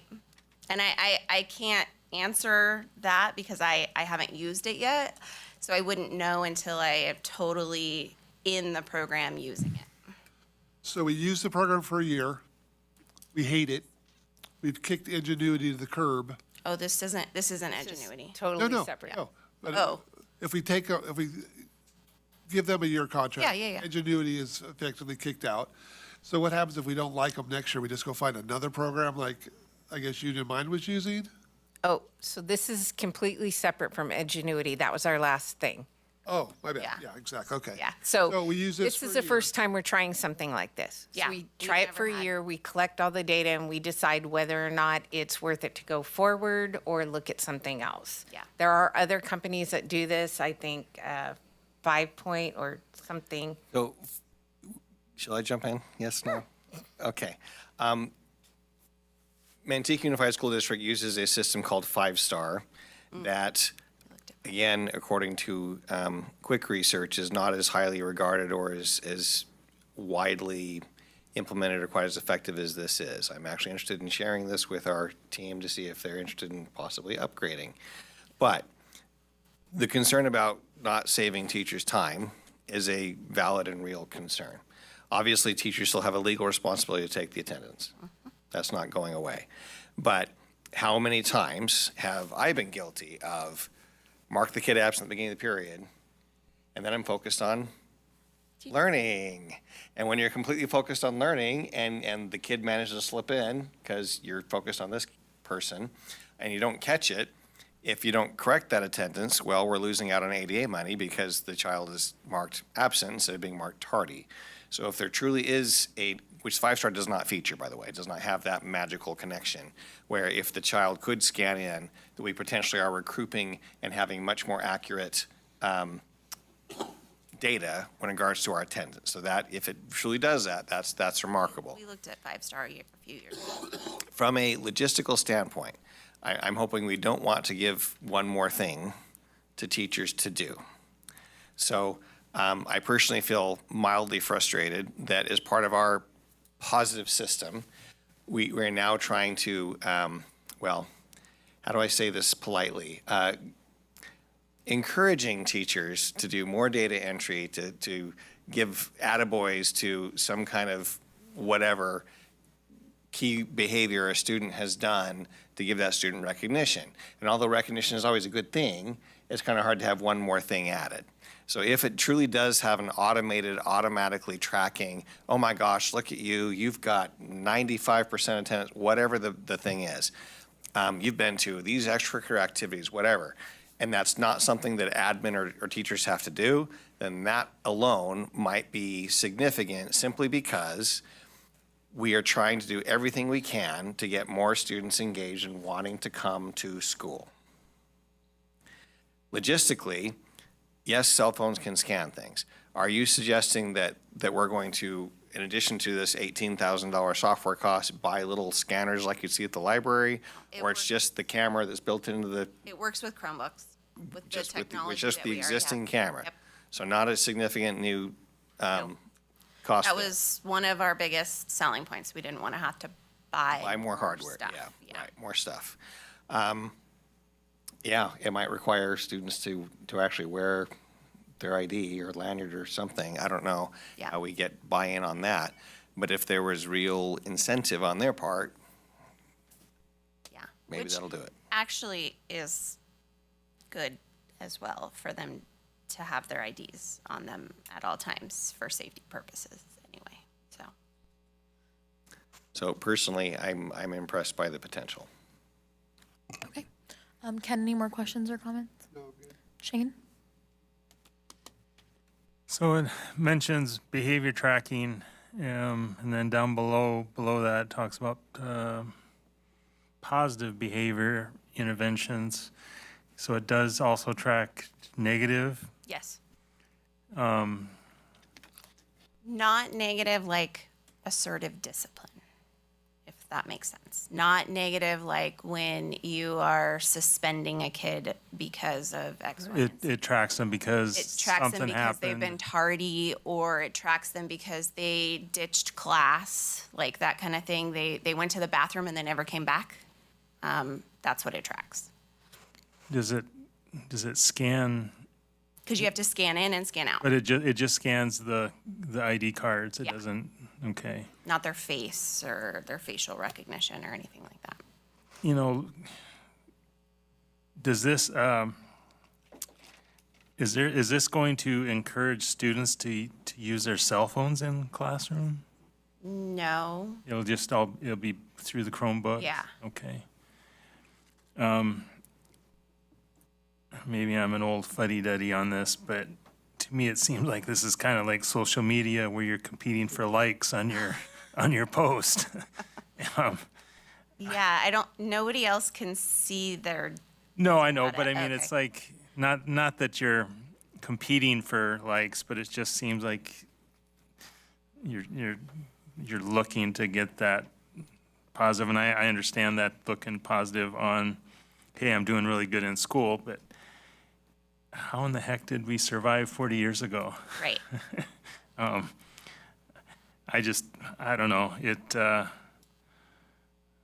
To me, this seems like this is kind of delving into that Big Brother thing where, you're being watched, and I know this isn't the Pink Floyd movie, but it just, I'm not sure if I think I'm gonna need to hear more about it for me to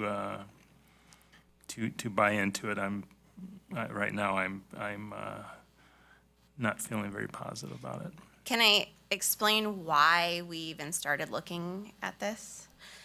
So our administrative teams at all of our secondaries, so junior high, both comprehensive high schools and ed options, we're trying to figure out how, with one or two administrators and maybe a campus supervisor, how to better track and figure out what's going on their campus, because they can't be everywhere at all times. So this was when they started to dig into different types of programs like Subject or Minga, or not Subject, what was the other one? Sketch, or Minga. This one kind of came to the top because it not only did the tracking stuff of being able to figure out this kid signed out and this kid signed back in, but it has the potential of providing that positive, which we shouldn't always be about the negative. So providing that positive, which many administrators miss because they're focused on, the negative. And then second, it had the potential to grow with us, so that if down the road we do decide to change our bell schedules and have a flex period for intervention, this program allows for us to do that. And so they didn't want to have to switch to another program if our needs switched down the road. So that's the reason behind it. It was definitely driven by the secondary administrative teams collectively as a whole. This is not something that we put out on the table. It was something that they brought to us to explore.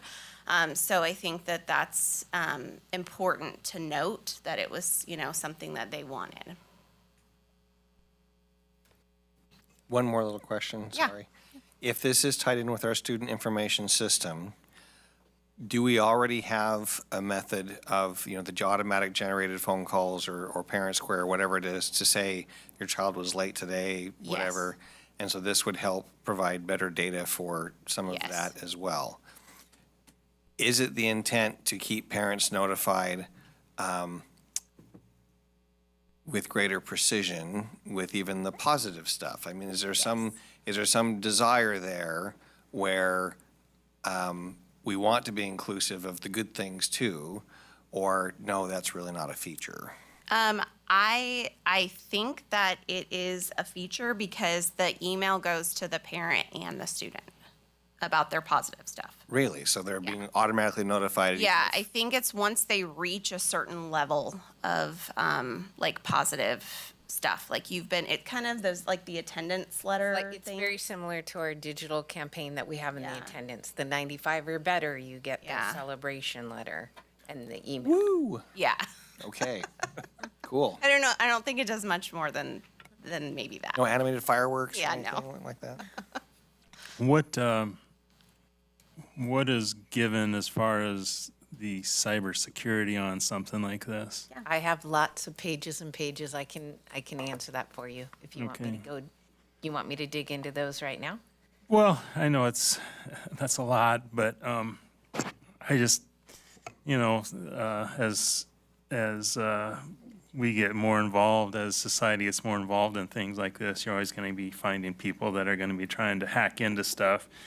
Is Junior going to say, hey, I messed up, I'm going to, like he'd try to get the password in the principal's office? Are they going to try to get into this, or are they going to hand someone their ID card and, hey, sign me in? So I can probably guarantee that it happened because it happens already in other places. I know in many of the colleges around the country. I just know from my younger sister talking about sliding and gliding at Chapel at Biola. So that'll happen. Kids are going to do kid things. The data is owned by us. So the servers that they use are on the Google Cloud. Minga encrypts that data and we own the data. Google doesn't actually have access to it unless they have our encryption. So it's compliant with both FERPA, which is the Family Educational Protection, Family Educational Rights and Privacy Act, and the Children's Online Privacy Protection Act. So both COPA and FERPA are two of the guiding principles that they have to meet all of their criteria. The only data that is collected is first name, last name, and their school email. That's it. There's nothing else on students. There is the option to put their birthday in because it'll send you a little happy birthday message, but it's optional. They don't have to put their birthday in if they don't choose to.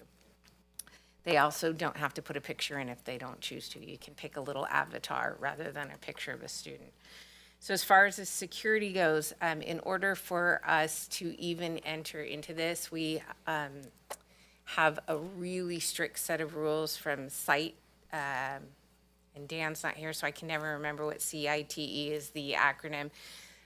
We use their guidelines. They're the most stringent in education about whatever we even bring forward to you has already checked all those boxes. They've already assured on the back end that they meet the highest level of student security. Does it mean it's foolproof? No. We just saw that last week with many of the colleges having an issue. We can't guarantee everything, but we can guarantee at least it meets the letter of the law and the stringent security that we have for things like ARIES and SACE and the student information systems that actually house much more data about students, sensitive data. This is first name, last name, and their school provided email. How many years has this been in existence? I don't know. I mean, I can ask them. Yeah. If you'd like. We don't. That'd be good to know. As history has been showing us in the last few months, there can be all kinds of set of rules to restrict access to data, and it gets shared by someone. So I'm concerned about that. That's all I had. Thank you. They've been around for 8 years, and one of the advantages of this, like you said, that's a very, very light footprint that's actually provided with the software. It's very basic student information. It's not the vast amount of private information. And unlike the recent attack that compromised Canvas, if any of you heard about that, the difference is Canvas is a full learning management system, which means you have access to really important stuff like grades and things of that nature, grades, assignments, learning, whatever. This is not that. This is strictly, like you said, very, very basic. This is how we're identifying the student ID number, whatever, and that's pretty much it, for what it's worth. James? I definitely would like the answer to the questions that I had sent you earlier today, and they were the questions that the public speaker spoke of in public comment. But just in all this talking, I had wrote down some questions as well. The first thing that popped into my head when you had said it's safer for them to have their IDs on them, I immediately said, why do you say that? Well, a lot of other school districts require that students have their IDs on them so that if there is an emergency, emergency personnel can see that those are students that should be there and not. Okay. Also, the first thing that popped into my head when you had said all students should have their IDs, can you explain to me how? Will they be wearing lanyards or clips with their IDs on it, like penitentiary prisoners? No. So right now, they all get issued IDs anyway at Picture Day. Yeah, so we can provide lanyards for them. If we require them, I mean, that would have to be a decision that we make if we're going to require students to wear their lanyards. I have no idea. I can't make that decision. But we will be giving them their IDs regardless at Picture Day so that they can scan in. Right. Like scanning into Costco. Yeah. So then the other thing of the scanning that popped into my head is the long line, like standing in line at Costco, trying to get in class. You can have multiple Chromebooks open at one time. Okay. For them to scan. The many millions of questions that anybody can ask based on history and technology and its goods and its bads. I have all those questions as well. Data breaches. My information in the Department of Veterans Affairs gets hit all the time. And we're talking about the Department of Veterans Affairs here. The Department of Defense gets hit. Like, come on. The other thing that I wrote down when everyone was talking was, will this replace campus supervisors at any point in time? Will it replace any of their, what do you guys call it, FTE, any of their time at any point in time? No? And then just the safety aspect of it. Like I've been looking at board policies that are out right now.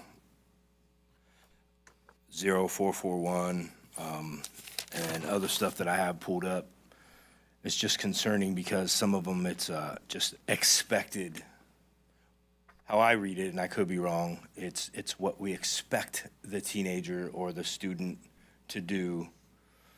That's the rule. We expect you to utilize this nicely. Do they do it? No. So I just question the safety of it a lot. And then the other thing that popped into my head was the TUPE funds. It's covered by TUPE funds, the tobacco use prevention. Is there any other kind of funds? I'm not trying to be rude or sarcastic with this, but is there any other funds that we could use? Because I really feel at this point in time with our teenagers, tobacco or nicotine use is at a high, and we should be utilizing all of that money to try to figure out ways of stopping that. Well, that is part of the motivation with the principals is This the will be management used. of vaping. Their attempts to manage the vaping on these campuses can get pretty extreme. I mean, the size of the devices is so small, and bathrooms at times literally can get overrun with so many students attempting to vape. So that is the tie. I think I want to ask Ms. Gravett and Mrs. Horn this. If this were to be brought back at our next board meeting, does that throw off any timeline for potential implementation next school year? June 7th, or June, I can't remember the date. June 10th. June 10th. We would just have to start it later using it. I highly doubt we could get people trained before they leave for summer. I mean, well, obviously they'd be gone. So we would just train later. I just think because we have two of our site administrators here tonight, but the whole secondary team of site administrators were the ones that started this process and were requesting this. And I think it might be good to bring this back after we engage them in answering some of these questions, because a lot of what is being asked has to do with the day-to-day management of students that they're living right now.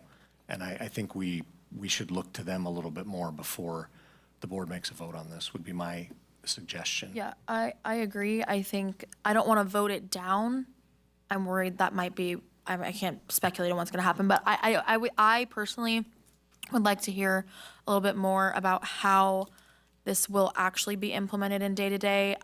We've just implemented a new cell phone policy. We had to adopt one according to law, and so I know we're talking about scanning and badges and Chromebooks and this, that, and the other. I think before we spend the money on it and go this route, I would like to see kind of a more clear plan of exactly how the high schools are going to be implementing them. Are they going to be the same at each high school? I think the questions that Shane had and James had about the data and how that is going to be kind of stored and shared and what's going to be entered into Minga is important to hear about as well. I'm not saying that we shouldn't implement it. I just think that having a little bit more information and a kind of laid out plan exactly how that's going to work. I know that we had you guys had mentioned a no-go list, but I'm a little confused on if a student is suspended or something, wouldn't they automatically need to be put on that no-go list for? Yeah, it's different. For things like that. So I'm just wondering if all those things will be integrated, if this is going to be kind of integrated with Aries in that sense. So I think just having kind of a little bit more of a presentation, I'd love to hear from our principal secondary teams would be great to kind of see. I can understand how we could definitely use this with 2P funds because I know that the vaping in the bathroom and other things is like a ginormous problem right now on all of those secondary campuses. I was dealing with it as a 6th grade teacher, which is wild, but it does happen. So I also think we're going to need Dan Hebert to bring some input. Our yeah, I think that would be technology director, great. So I'm gonna kind of ask to see if everyone would be okay with pulling this and bringing this back for a second presentation to kind of get a little more clarity on what this looks like implemented into our schools before we have a vote on it.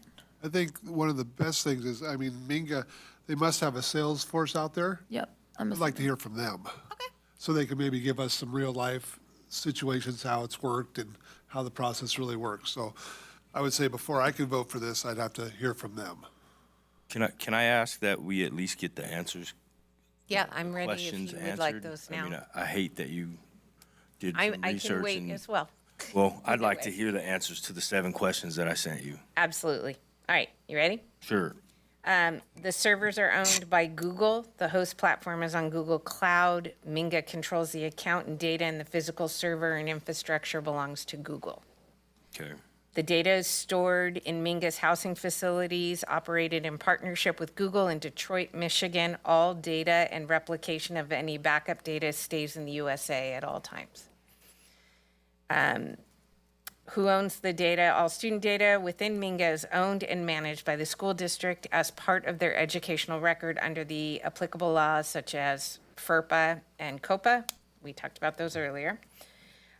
What do they do with the data? They collect the following account information: first name, last name, used during the account creation when automatically creating a user's display name, and school-issued email used to uniquely identify each member in the service, and to invite them to use Minga and help reset lost account credentials. There is an option to put your birthday in for automated birthday announcements, and a profile picture is optional. Minga does not share personal information with any third parties except in limited circumstances. They use the information they collect to provide the best experience. More specifically, this information is used to provide and improve the service, for example, developing new products and features by reporting errors in the service. It responds to requests for information in customer service. It customizes the service for our schools to improve the experience, and most critically, to protect our community by making sure that the service remains safe and secure. Third-party advertising is not permitted at any time in Minga.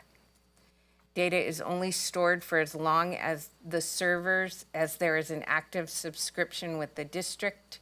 When that subscription is canceled, the data is destroyed or returned to the district, whatever the district chooses to do with it. They retain ownership at all times of the data.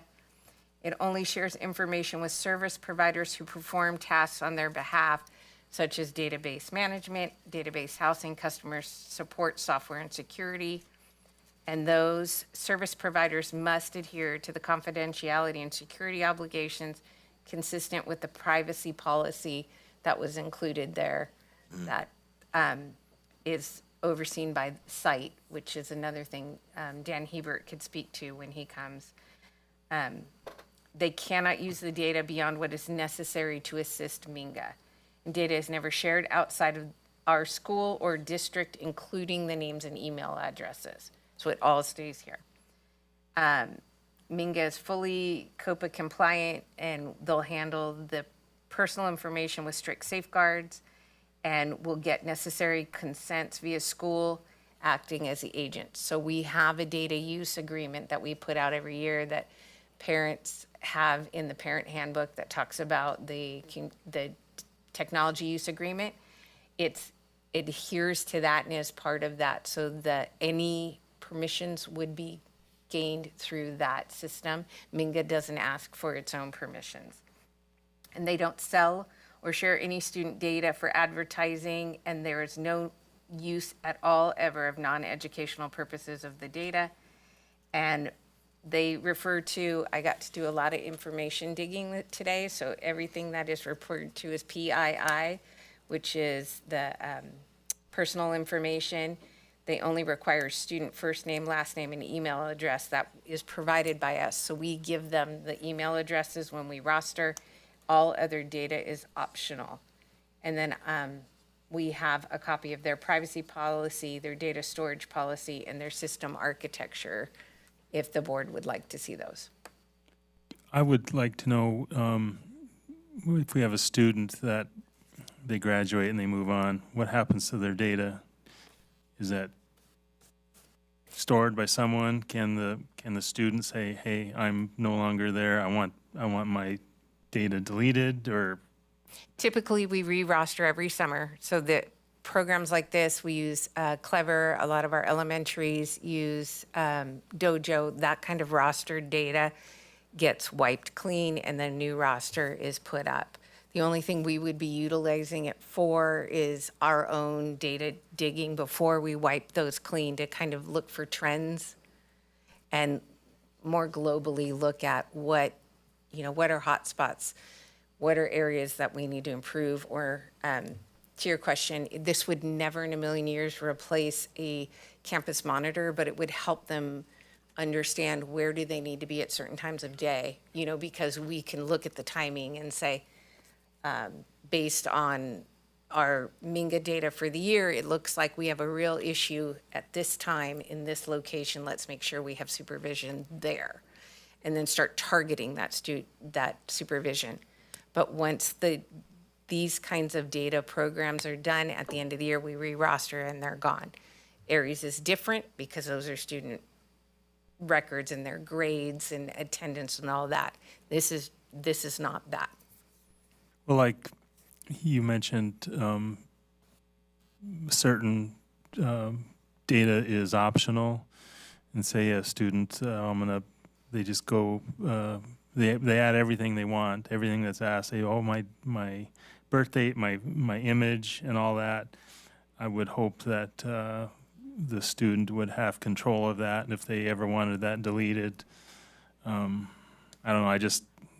The way things are, I worry that I don't know how, but I worry that there'd be something that a student or a family would not want shared or hacked or whatever. And I think it would be helpful to get more information, because and maybe I'm misreading what you're presenting, but I'm not in a supportive mood right now. I have one more question, Ms. Gravett. When you use the term flex period, what can you kind of let me know what that is? Yeah, a flex period is an intervention period that's built into a school day. Okay. Yeah, so it's like a common period where students can go to get support in classes that they need support with from an academic teacher. We used to, well, I'm kind of dating myself. When I was at Amador, all of us had a common study hall. And so we would, every 7th period, everybody was in study hall for 7th period. And then you could get hall passes and go to your teacher that you needed to talk to or whatever it was. I guess it's just called a flex period now, not study hall. But anyway, is that It's similar? It's Similar? Okay. yeah. With that, I think, would we need a motion to? Okay, I'm gonna go ahead and move item 7, Minga Services, to next meeting with a little more additional information. Second. Okay, the vote, Peyton, Yes. Claire, Yes. Peter, Yes. Ken, Shane, Yes. James, Aye. and I'm also a yes. Thank you guys for all of your information and presentation. Okay, you guys are next anyway. We'll be hearing from you more. Item 14.8, the new course proposal, Mrs. Horn and Mrs. Gravett. All right, this is exciting. Again, Ms. Gravette's been working really hard to get some CTE pathways, and we have, from what I understand, this is a reincarnation of fire technology. It used to exist, and we're bringing her back. So fire technology is a class that we could allow for students to potentially have the opportunity to place in our local firehouses, the same way that we do with our other, our med, I'm losing words, sorry. Yeah, our midterm. Midterm. So we already have Fire 1. It's a dual enrollment class through Columbia. It's all dual enrollment classes or semester-long classes. So second semester, this would allow for me to start to reach out to firehouses in our county to see if they would potentially be interested in hosting a student who has completed Fire 1 in the fall to have the work experience component of fire science with them. So what would happen is if this is approved, then I can start to reach out to the firehouses. Those that are interested, I would bring back MOUs for the board to approve for each county district, whatever it is. So if it's Sutter Creek, if it's Jackson, if it's Amador Fire Agency, they'll all have to have their own MOUs because we'd be placing students there. And it is very similar to how we operate our med term classes. Our med term is fall semester, and then students are placed for work experience at the hospital. I think we have one student at Jackson Creek Dental. We have one at a physical therapist. So this would be a similar program. And additionally, and it's also a dual enrollment class as well. So they get dual enrollment credit for it. Additionally, we have the excitement of being able to get some work experience at our farm. Yes, the second class is a CTE Ag Work Experience class. I just got it A to G approved, so it will be for G level credit. So it's transferable to CSU UCs. And it would be to place students at the farm with the supervision of our ag teachers at both Amador and Argonaut. So they will have a period built into their master schedule to supervise students out at the farm. Okay. We can't keep them away from the farm anyway, so we want to give them credit for being there. Claire being one of them. She's at the farm all the time. So this is a great opportunity. Great. Okay. Questions or comments, Peyton? I am taking the med-term class, and I would like to say that I think that it's opened my eyes so much on just like the medical field in general. And I think that going in, I was so like predetermined on like what I wanted to be, but now seeing now seeing all the different like areas that I could possibly like specialize in, like it's really like giving me a like really good understanding and like hands-on experience and like seeing it with my own eyes instead of just like through a book or a screen or like interacting with a teacher. Like it's so different, like being there, especially with like other adults that are professionals, like doing that as their job. Like I know my dad's also a doctor, so I see that, but like being in a hospital, like it's so different. So like I think that this will give like people who are interested in like fire science or in like forestry, or even people who want to be a firefighter, like this will give them a good chance to like, oh, is this really what I want to do? Because I also didn't know if I wanted to be like a doctor or a vet. And so like this has like really made me like lock in on like, yeah, I really want to go pre-med. Like it's like, I think it would be beneficial to like students who like aren't quite sure but like still are really interested. That's good feedback to have. And what were your rotations this year? Okay, so I was really, really lucky. But my first rotation, I had respiratory therapy. So like I got to see like every single day a breathing treatment, like different ways that they broke up mucus and like the bronchi and like literally expanded like the lungs so like everyone could like breathe better. And then my second rotation, I was so fortunate to get the surgery rotation, and I got to like see and be in the room while a gallbladder was being removed robotically. So it was the coolest thing I've ever experienced. And I know some people like get so queasy, but like they were jamming out to Taylor Swift the whole time, and I was just like sitting there and I was like, this is the coolest thing I've ever done. And then my third rotation, I was in the family birth center, and every single like registered nurse up there was like we always talked about like senior assassin or like school and boys, and everything was just like so calm. And we talked about like being moms, and every single one of them had like just had like a baby, so like they're all telling me like early motherhood and like everything about that. And I think because that's what I wanted to be, like a labor delivery nurse. But now in my current rotation, I'm in pediatrics, and it is like that's like I think I'm actually like going pediatrics, because that's like what like being around like every kid, I think it's just better for me, because it's like not as much like family birth center was more like interaction with the parents, but like I love being hands-on with like the kids and like being able to have like the silly conversations and like still be goofy and still like be able to like interact with like toddlers, but still like get the like 12-year-olds, even though they're like, some are like a little attitude-y, like some of them are still like in that little like sassy range, but it's still like so cool to like see. And everyone is so welcoming to like have a student like watch and like interact with their kids. And like personally I'd be like, wow, like I don't know if I'd want like a student, like a high school student coming in and like being in the same room examining like my child. But like everyone in every rotation that I've been in, everyone has been so like welcoming. And I think that also comes with like the help of like Sutter Amador like being so like involving and like having that be such a learning environment for us. Agreed. So yeah, You got I some think pretty it's cool rotations. Yeah, I know. I've been very fortunate. I'm so glad there's people like you, because the thought of working in a hospital for me is a no-go. Okay, Claire, any questions or comments? Kind of just like similar. I'm not in med term or anything, but I talked to my counselor about this fire science class, and I'm signed up for it if it does get approved, because I used to want to be a firefighter. So this could, potentially lead to like some future career after college and everything. But I think it would be like a really cool opportunity to go and see that. And then on the school farm, I know I've seen a lot of interest in it, and I think it's a great class to not be in a classroom, but to go hands-on and work on a farm, because I don't think it's like too common that you get to go work on a farm for a class period, or to go be in a firehouse, or to go to a hospital. So I think it's super cool. Okay. Peter? Wow, what an endorsement. That's something else. And it is helpful to understand that this is work experience type related, very impressive stuff. I am interested in understanding more of what the goals or scope or hope for the programs are, because what you've provided us is pretty thin, right?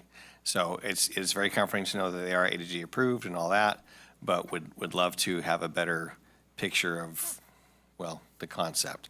But yeah, exciting stuff. Amazing. Ken? Yeah, I'm all for more classes that get our kids this excited. Good. I mean, excited for school and stuff. And my son also did the medical round at Amador, and he was lucky enough to see an appendix get removed. So just hearing that from him, and then hearing Peyton's story. So yeah, the more the merrier. Thank you. Shane? Sounds wonderful, and Peyton and Claire have 100 times on the support. James?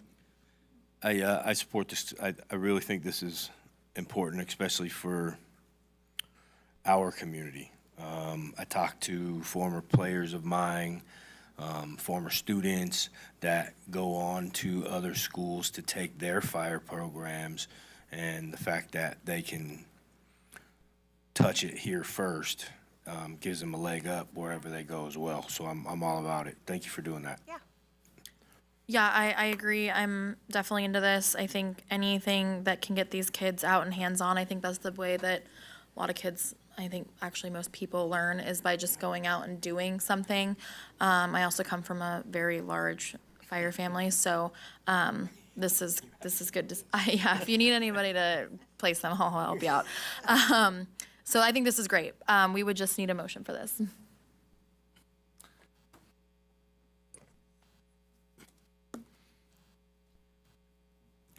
Move to approve item 14.8, new course proposal. Second. Third. Okay, and the vote, Peyton? Yes. Claire? Yes. Peter? Yes. Ken? Yes. Shane? Yes. James? Aye. I'm also a yes. Okay, moving on. Item 14.9, Valley Precision Grading Proposal for Turf Infill Replenishment. We do have a public comment card. Patricia and Gija.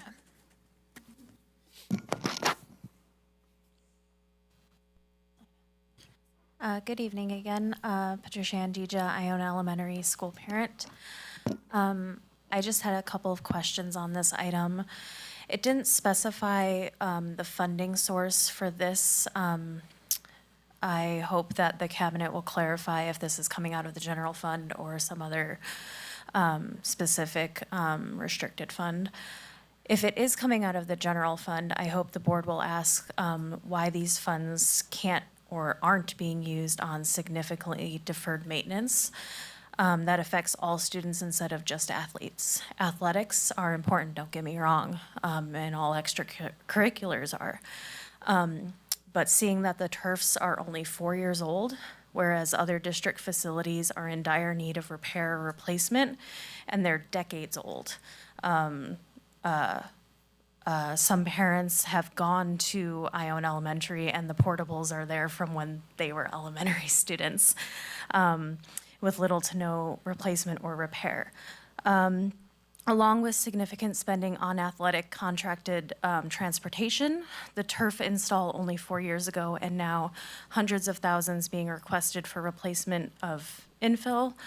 It seems like athletics do get more than general education. For instance, Ione Elementary School, I know, speaking with staff and teachers there, the science and social studies curriculum is 15 years old. And district non-athletics money could potentially go to curriculum updates, more maintenance workers. I know there's issues with, they're only able to get to 3 significant projects per site every summer, because that's the majority of the time when they're able to do the projects, because they're not doing the normal day-to-day maintenance. I know hearing from maintenance workers, they can't get to preparing the fields because they have to clean up, you know, the office and the lunchroom and everything during a normal school day. There's no time during the day to take care of the routine maintenance that really needs to be done.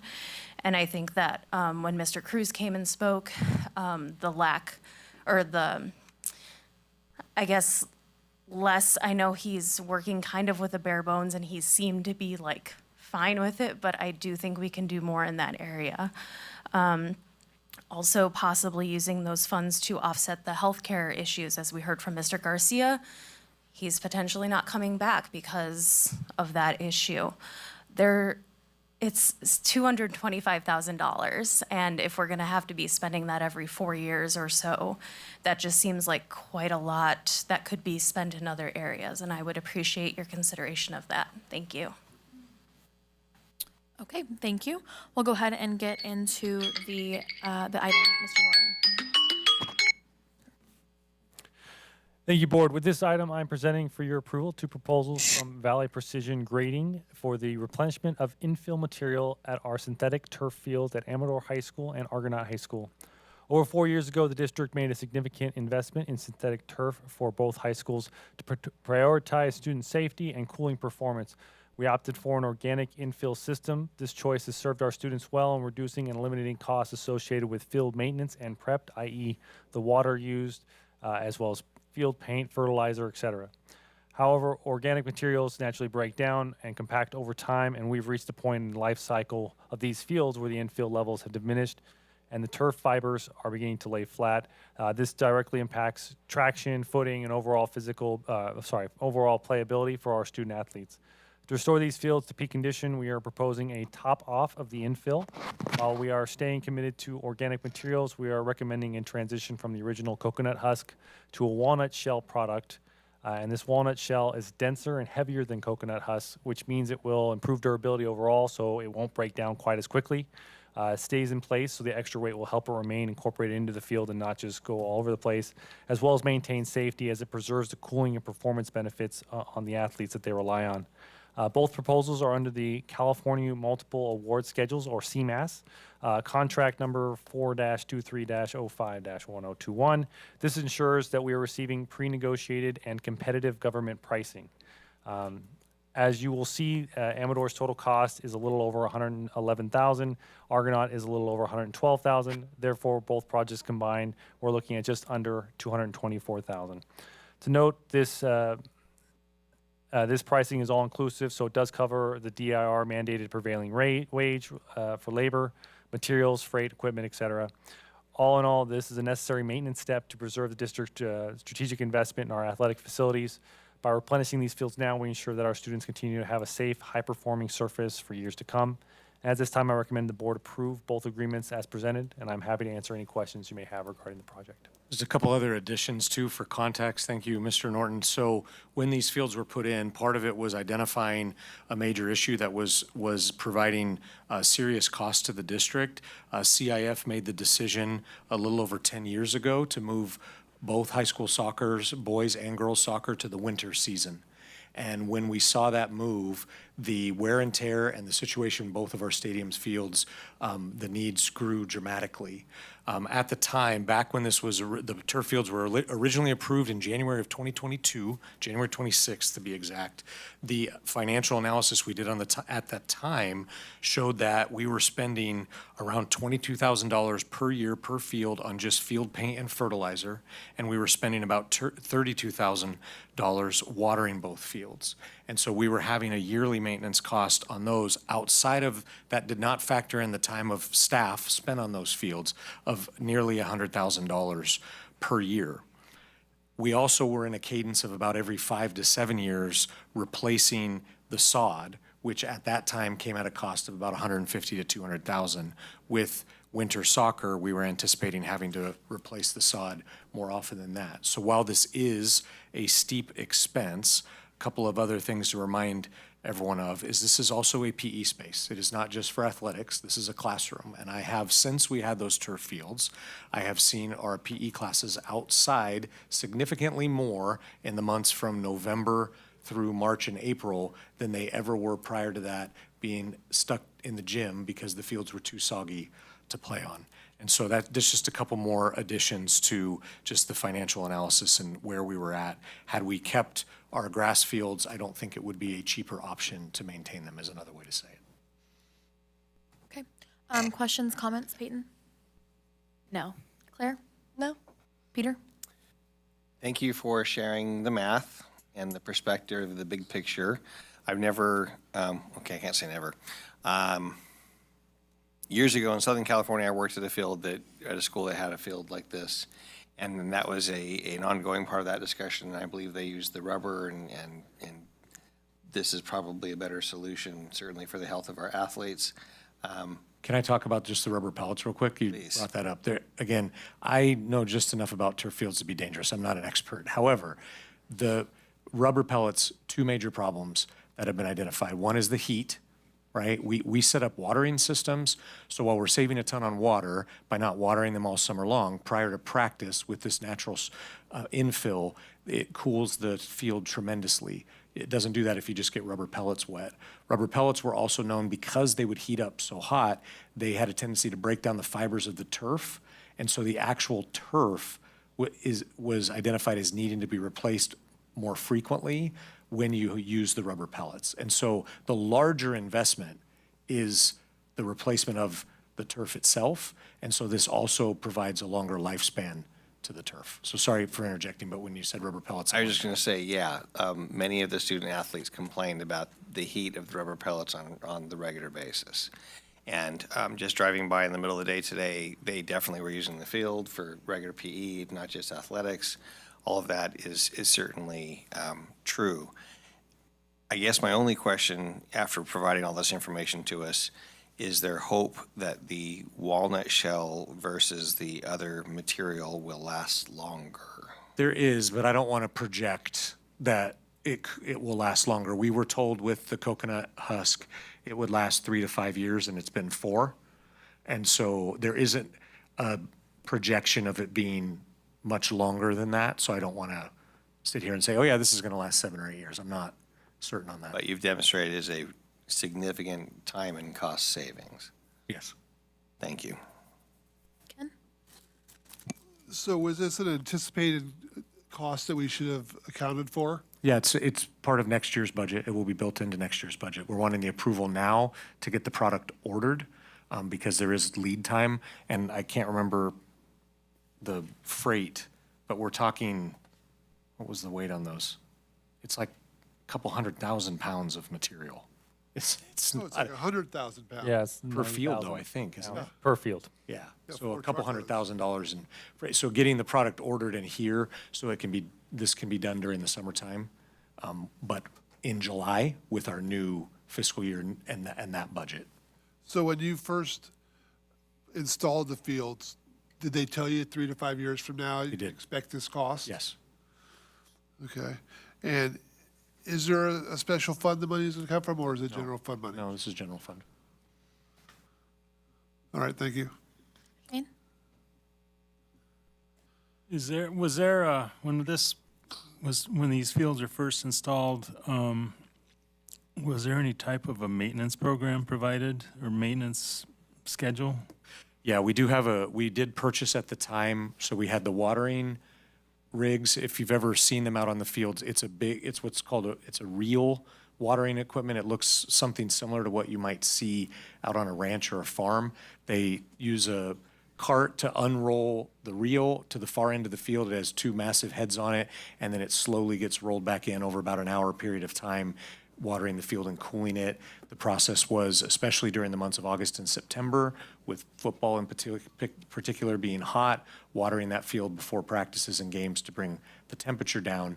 And then we also purchased groomers, and so they comb through the field and pick up the any debris and things like that that could also break down on the field. And so there's a schedule set up for the frequency of that as well. I guess what I'm trying to figure out is, could there have been anything set up so that I don't know if it'd be our maintenance crew, or if we have the experts come in and do a site visit once a year and say, hey, look, like it's getting, it's not level like we planned. Let's do would there be any savings if they could do it in chunks? Like if they see a spot that's going to be a problem, let's fix it now, or is Yeah, it? you can do small replenishments. It's a great question. I think one of the things we'll be analyzing this year is, would it be more cost-effective to yearly do a much smaller replenishment? I know some school districts have been starting to implement a strategy that way to see if it's a better way to go, to just do smaller orders yearly to do that replenishment every summer. So we'll definitely be analyzing that as we roll into next year. It'd be interesting to see if kind of what's the industry standard for these types of fields. I lost my train of thought. Is there, I didn't see any warranty information on this. It's a natural product. There's no warranty. Well, I mean, as far as for them placing it, for them installing it, I would think there'd be something that they install it and somehow it gets assessed and they say, no, this, it's not level. I could see that being an issue, and then there's a squabble. So I guess how do we get a sign off on that? Yeah, that meets the school or the athletic. Yeah. No, it's a great question. We'll be inspecting it internally. This is the same company that did all of the work to install our turf fields and both of our tracks. So this is not a new partnership. These are the same people that did that. And if you look at our fields, I mean, there's a 1% grade from the center of field to the edge, perfectly done. I mean, I would jokingly say, as being a soccer parent with a daughter who played soccer for 4 years, the one negative was, as a parent, they could still play soccer in the pouring rain because the water drained off. And so as parents, we're sitting in the bleachers watching this. And so, they did a great job in the whole installation of this. This is just the natural product that was part of it that is now time to replace. Just my own background, when I see exclusions, any work, materials, or labor not directly included or stated above, I would make sure that this is like about 5 pages up here, so it covers everything. But yeah, we can do that in the agreement. I would just hammer it that if there's any issues, you guys are coming back and fixing it. And And these guys have gone above and beyond. If people remember 4 years ago when we were putting these in with the timetable, we knew we wouldn't get both turf fields completed prior to graduation. Argonauts was completed just in time. Amador's was not. They went overtime and didn't charge us in getting all of the gravel compacted prior to the turf. They brought turf out to the field and temporarily installed it so it looked like grass. We have old pictures of it. It looked, Mrs. Gravette was VP at the time, and she was saying they were going for an English garden motif. We even purchased a bunch of trees in wood box planters that we put around, and the company purchased those trees from us for the same price we paid for them after we used them. So they have always treated us fairly and well when it comes to any of those things in our experiences with them over the last several years. Really quickly, sorry, I don't want to interrupt. We need to extend the time again. So we can get a motion to extend the time. I don't know how much time. 3 hours. I make a motion that we extend the time an hour. Yeah, that's fine. Second. Okay, and the vote, Peyton? Yeah. Claire? Yes. Peter? Yes. Ken? Yes. Shane? Yes. James? Aye. Yes, I'm also a yes. Okay, sorry, go ahead. That's okay. I guess the reason I'm questioning this, or not questioning it, but just pointing it out, when we have people that are saying, hey, our facilities are so old and we're jumping on these fields to get them fixed, I just think we need to not only do it, but also show the community that, okay, we are checking everything on this so that we're making sure we're getting the biggest bang for our bucks and not disregarding schools or roofs or other facilities. So I think we just need to really go above and beyond what's on this and just make sure that everyone is comfortable as far as the district, that it's meeting our needs and we're trying to save money as best we can. I agree.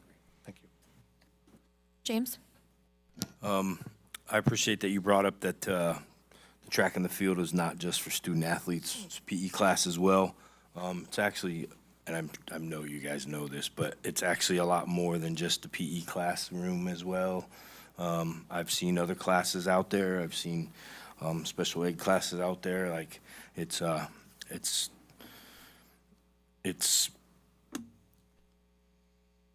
don't want to say the pot of the school, but it's the heartbeat of the school almost, the field, in my opinion. I'm going to reserve my personal feelings about these fields and what we've done thus far and all of that stuff. I'm glad this is happening finally. The injuries, this is extremely important to be done, and I hope we figure out a way to make it extend the life out of its expectancy as much as we can. I agree with Shane regarding this contract. We need to squeeze anything and everything out of this company, even though they've done us right. We'd like them to do us righter.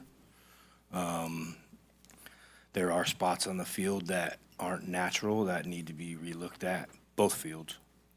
but I'm glad it's being done. I feel we need to also look at the equipment that is used to maintain these fields and make sure that those things are in working order. Proper maintenance schedules, everything, all of the above. That's all. Thank you. I spent a lot of time on that field. I'm glad to see this being done. He's talked about this for quite some time. I know at Amador, they've talked about it too. It needs to be done. I know that we always harp on maintenance and of the buildings and the facilities and all of these things, and we don't keep up on the maintenance and this, and that, and the other. I think that, I mean, what better time to start than now? We spent all of this money. These fields were installed before I was on the board. However, these are very expensive fields. But I think James is right. I think that the fields are kind of a center point of both campuses, and the last thing we need is to not keep up on the maintenance and have them be dilapidated like other parts of our campuses. So I think that this is really important, that we do this and that we keep up on this maintenance, and that this is something that we start the trend of, that we do what we're supposed to do with our facilities, including athletic facilities, school facilities, and keep up on our general maintenance of these things. So, and not to mention, it is really imperative that we fix them and make sure that we're keeping up on them, as it is a safety issue. When you have kids playing soccer or football out there, tackling each other, falling on it, heads hitting the ground, it's very hard. It's not grass. It's not grass. It doesn't give. The public does use it. My kid likes to run around there all the time. He Just runs as free. a couple, I'm glad you brought that up. Just as a couple reminders, this natural surface does provide more padding for falls and everything else. We did at the time when the board approved this, we did more investments in what you don't see. There is also a concussion pad that covers the entire field underneath the surface of the turf. That concussion pad is guaranteed for 50 years and everything else underneath it. And so we did do all of the big stuff in advance to prevent injuries and everything you can. Of course, a turf surface, no matter what you do, will be harder than a natural surface, but when we add back this natural material to it, it gets us a lot closer to what you would see from a natural surface. My concern with the natural surface became with the winter weather and winter soccer, those fields becoming unplayable and then injuries occurring because you can't maintain a natural surface when it potentially is soggy and rainy all the time. Yeah, I think those are all great points. With that, and also the essence of time, we would just need a motion. I move to approve item 14.9, Valley Precision Grading Proposal for Turf Infill Replenishment. Second. Okay, and the vote, Peyton? Yes. Claire? Yes. Peter? Yes. Ken? Yes. Shane? Yes. James? Aye. And I'm also a yes. Okay, we're gonna move on to item 15, our discussion items, Federal Advocacy Trip Report. Yes, this is I have Kayla and James, I have your names on here as well. So this is our presentation as Ken suggested last meeting with Kayla's absence to have her here for this. And so we've just put together a short presentation to discuss our federal advocacy trip. This was a joint effort between the California School Board Association and the Association for California School Administrators called Coast to Coast. I believe this was the 5th year that they have done that. It is the first year that we have sent any representatives from Amador County to this event. So if we could go to the next slide. Or is the clicker left up on the podium? Okay. Okay. So it was a combination of advocacy and a conference where we're learning from individuals who are housed directly in our nation's capital. So this was not just, these are not people who necessarily would come to California. And federal funding obviously has been a hot button item in many realms, including education, with the dissolving of the Department of Education and what that actually looks like. And so as they, thank you, as they were teaching us about the role of the federal government, it became very eye-opening to me, having been involved in school finance for a long time, how much more the federal government could do in assisting education and providing the funds necessary to bring forward what is needed.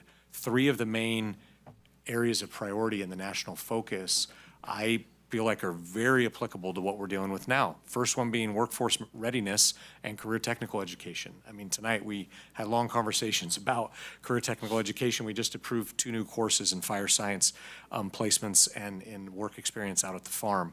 Student safety, online and AI, huge hot button issue. There's so many things going on with AI.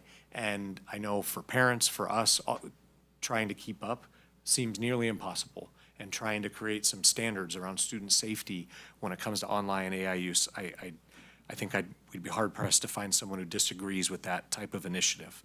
And then data privacy and technology use, and the federal government and its assistance in that to keep this data private. I mean, we've seen districts get hacked and student information get out there, and that would be absolutely horrible. I believe it was last school year, we were under, I believe it was 88 different cyber type attacks on our school district data. Not a single breach, but the unseen heroes of our district in the tech department that are fighting that fight. I mean, we consider we have 180 school days and there were 88 attacks. I mean, essentially a cadence of every other school day where there was somebody trying to get our data. And so I think that was eye-opening to me on the federal government can go further in assisting us in those initiatives. And so one of the challenges is, just to put it very bluntly, is Congress has passed very little legislation. And because of that, it has hampered the ability to assist school districts in that. The executive branch has done actions, and this goes back, this is not just the current executive branch, I want to be clear on that are driving policy decisions, but it is up to Congress to pass this legislation, not the executive branch. And we've seen the federal agencies have this increasing influence on education and the impact it can have in potential funding. The impact on schools is huge. And so with federal funding decisions being uncertain and often delayed, I got to be honest with you, in our advocacy visits with, in particular with one staff member, with one of our congressmen, it was very disconcerting to hear, and this is a near exact quote, and Kayla and James can help me with this, of we never know from year to year what will be in the budget. And we're expected to create multi-year projections to look out for our employees and their pay and all these other things. And it was he wasn't being cynical. It was just a simple statement of, we really don't know what the funding is going to look like year over year. And that to me is incredibly disconcerting. And you know, one of these bullets up here talks about budget decisions are political and negotiated late in the process. And that is, you know, again, advocating for schools is huge. So here's an example of what's going on, okay? So some of these funds are a percentage of our budget that are a critical percentage of what we do. The first one on the list, Title I. I did not have Robert put together an exhaustive list of what Title I pays for, but as an example, Title I pays the salaries of all of our intervention teachers across the district. That is a major expense that we do, and the work being done by our intervention teachers to catch students back up is actually funded by the federal budget. You'll notice Title II, Title III, Title IV in the president's budget projection for 27 zeroes those out, and the appropriations for the current year 26, you can see where they're at. They are anticipating increasing the IDEA grants. Again, too many acronyms. IDEA, the Individuals with Disability Education Act. So this is one of our larger sources of special education funding. Still woefully underfunded since it was enacted, but any increase we would consider to be a win, as there have been many years when this is flat funding. Did you want to add something? No, I just wanted to add that the fiscal year 27 POTUS budget doesn't mean that that's actually what's going to be enacted. That's the proposal, but Congress is the purse string, so they would decide what all the appropriations actually will turn out to be in that fiscal year 2027. However, it was definitely an eye-opening experience. Obviously, the goal is to fully fund IDEA. However, that commitment has actually never been met since this was actually implemented. Yeah, James, anything you want to add on the budgetary part of this? When I was sitting back listening to the presentations and certain board members and superintendents discuss and talk, I heard a comment, and Ms. Critchfield, jump in and help me. Yeah. Because you just said it similar with the IDEA grant. You said woefully underfunded. I think I heard somebody say something to the effect of, if it were funded properly, the general fund wouldn't be banged out as much as it always is. You and I were actually talking about that after one of the sessions. And this next slide, I think James hits on that bullet point, where when IDEA was enacted, Congress committed to fund up to 40% of special education excess costs, okay? And that commitment has never been met. Ever. I thought it was crazy, the comment of, if it was just funded, I don't remember the word that they used, but if it was funded how it should be, let's use that term, that the general fund wouldn't be hacked as much as it is. Because I that's think, where the I money mean, comes Robert, jump in here, but I believe when you and I were talking about it, it's crazy. Potentially millions of dollars more to our budget. Yeah, and actually, if pulling from the general fund, when we were talking about the SELPA report tonight, actually, one of the main things you saw was the local contribution. Well, that's the contribution that comes from the general fund to help support special education. And you saw it was about 66% of costs that come to fund special education actually come from the general fund. And so not from state funds or not from federal funds. So that number could be significantly less if this was fully funded. And one of the other, I've dealt with this, this is my 9th year at the district office, and one of the things I've dealt with is we start talking about special education and the funding and the unintended consequence, and I try to be super careful when I talk about this, is it can get interpreted that special education is a burden for us. And it's not a burden at all. No. But the problem is Congress didn't do what they said they'd do. Correct. Decades ago. And it's about getting these students what they deserve. It's not about, hey, it costs more money to educate a student with an IEP. That's why this was enacted, to acknowledge that and provide us with the assistance so that we can give all students a free and appropriate public education. And then we hit these budget constraints, and it becomes incredibly frustrating when you look at the potential here of what could be met and how that would positively impact all students in our district, special ed or not. Right. I even overheard somebody talking about not necessarily funding it with a huge pot of money right away, but as the years go by, hit it with a slope gradually increasing. Like, I mean, that makes sense. You would think that's logic, right? Even though they should have been meeting this for decades, it's unrealistic right. to At least expect them let's to do jump something. all the way to Right. that commitment. Right. Let's start getting closer to the commitment. Correct. Yeah. Something. Absolutely. Right. So again, these were our 4 main advocacy priorities. Again, we touched on this first one, fully funding IDEA, talked about it earlier, student safety, and responsible AI in education, and then career technical education. Perkins funding is one of our sources of funding that is used towards career technical education programs here in the district. It is not a huge pot of money, but part of this was to increase the Perkins funding that can be used for career technical education. Yeah, I think that we've had a lot of conversations today actually about AI in education, online student safety, all of those things. This is definitely not a unique challenge for Amador County. This is something that we had lengthy discussions and listened to a bunch of other people from around the state talk about the challenges in their district, some crazy things that have happened in their districts, sharing all of those kind of experiences. And it's clear that there isn't actually an answer. to these issues. I mean, there was not one actual like, oh yeah, this is what we're gonna do to like fix this. It was just, wow, these are major issues, and nobody really seems to have any sort of answer for that. But we're gonna keep pushing. But we're gonna keep pushing for it. but we're gonna keep pushing for it, which was interesting, to say the least. Yeah, and then our meetings with members of Congress.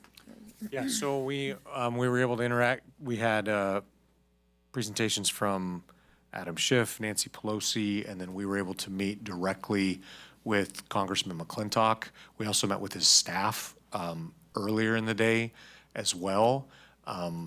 We did have an opportunity. I found this in some ways ironic, given the underfunding of education, that etched in the Library of Congress in stone, it says the foundation of every state is the education of its youth. And so I just, as we were there, Kayla, James, and I were staring up at this going, exactly. And I agree wholeheartedly. I don't know how old that engraving is, but it still rings true to me now. And I really appreciated Congressman McClintock. He took a significant amount of his time, which is incredibly busy, to meet with the three of us. We were able to separate, and James he's a mover and a shaker with this kind of stuff. He was in tight with his assistant and had a direct line to her, and we had a visit set up with a group from other counties as well, and we were able to coordinate this. So this was a meeting just with Amador, talking just about Amador County and advocating for these types of needs. I even invited Congressman McClintock out to the farm. So hopefully when he's back in California, we'll get him out to the farm as well. So that's all we had for a presentation. I know it was requested, the total cost, like obviously going back east is not cheap, and sending three of us back there. So the total cost of the conference and all related travel expenses, flights and everything came out to about $10,700 for the three of us to do that trip. We left on a Sunday we started early Monday morning, and we came back on a Thursday for that trip. I will say that the trip was definitely, it was eye-opening to how the funding and the processes all work and what you actually need to do to get funding for your district. And it is all, I don't want to say it's a game, but it almost is. It is all, you have to put a face to what you're asking for. You have to. It is a hustle. James says a hustle, and it absolutely is. If you don't do this, you will never get more money. And there's a lot of people there playing the game and for all different things. And so I thought that I am definitely grateful to James for making sure that we got that separate meeting. I think that was probably the most worthwhile portion of the trip, was being able to actually sit down and discuss Amador County's needs, because going with CSBA, well, that was nice for the itinerary. We did have our conference and we did learn a lot through that. I think that the actual advocacy portion was much better served during our own time that we kind of put the legwork in and set up for ourselves, versus going with the whole group of people that met with him we had multiple meetings, but that we met with him. So I think that was, that made the trip worthwhile for sure. James, what do you think? I think that was a nice part of the trip. However, again, I'm gonna go back to the quote, and I had to go back to my page of that week. The last meeting I had ended with a quote that relationships will get you into doors that money can never buy. Yes. I feel that the people that we have met, and like I was handing out business cards, like I was business cards, like come to Amador County, talk to us. I mean, just beating the street really is, and I like to meet people. I like to talk to them. I like to tell them where I'm from. I like to tell them what we do, what we're all about. And I'm confident that we put faces to names, names to faces, county to ears, however you want to say it. I feel that we did a very good job in representing this community and doing the best that we can for our students. And hopefully we see the fruits for our labor. Yeah, I agreed. I think that networking and connections make a lot of difference in doing this. And if you had asked me this like a few years ago, I don't know that I would have said the same thing. But after kind of going through this whole process, being on the board, I think that advocacy and getting yourself out there is truly the way. I mean, there's obviously many ways that you should be working with your school district, making budgetary decisions, all of those things. But if you want more money for education, you have to go out and get it, because nobody's just going to willingly hand it over. That's often not on either side of the aisle, I feel, on their main priority list. So, but yeah, I think it was worthwhile. Jared? No, I don't have anything else to add, just if there's any questions from the I think it would behoove the board to discuss future opportunities and possible timelines, like every year, every other year, every 5 years, every, whatever. I think it would be good for the board to discuss those at some time and try to set up a SOP, if you will, and whatnot. Yeah, I think that's definitely on the agenda for our July meeting, is to kind of hash that out with the board and decide what we want to do, what advocacy, when we want to go, who wants, all that kind of stuff, making a timeline for what we want to do. I think that's on the slated for the July meeting. We did slate it for the July meeting, where we would have, we would create a plan for the entire year, right? Where what opportunities are out there for advocacy trips, conferences, and any other board trainings, and creating a calendar yearly on here's our plan so that we can stick to it. Yes. Okay. Any questions or discussion from anybody? Peyton? Claire? Hearing that the most important meeting was the one-on-one with Mr. McClintock, do you feel like we needed to go all the way back to Washington, D.C., or moving forward, are we better served to try and see him in his office hours when he's out here? And then, in addition to that question, what did you talk about specifically, and what are the next steps? Yeah, we focused a lot on, we started with some positives and talking about, the farm. We knew that would be a good inroad, right? And we really focused on the need for more support with special education and career technical education in the budget. I mean, that was our main focus with him, was talking about that funding and how it needs to increase, and that federal government needs to do their part to get us there. And he was very receptive, but again, I mean, talking to politicians is talking to politicians as well. And so I don't want to overblow this as well. I do, now that we have access to his staff, I am going to be inviting and trying to insert myself, because I had that same thought, Ken, is can we get to him when he's in California? Obviously, that would be cheaper, right? Yes. And so seeing if that's a way to be able to meet, or do you have to get back east to get some of these meetings? I don't have an answer to that yet.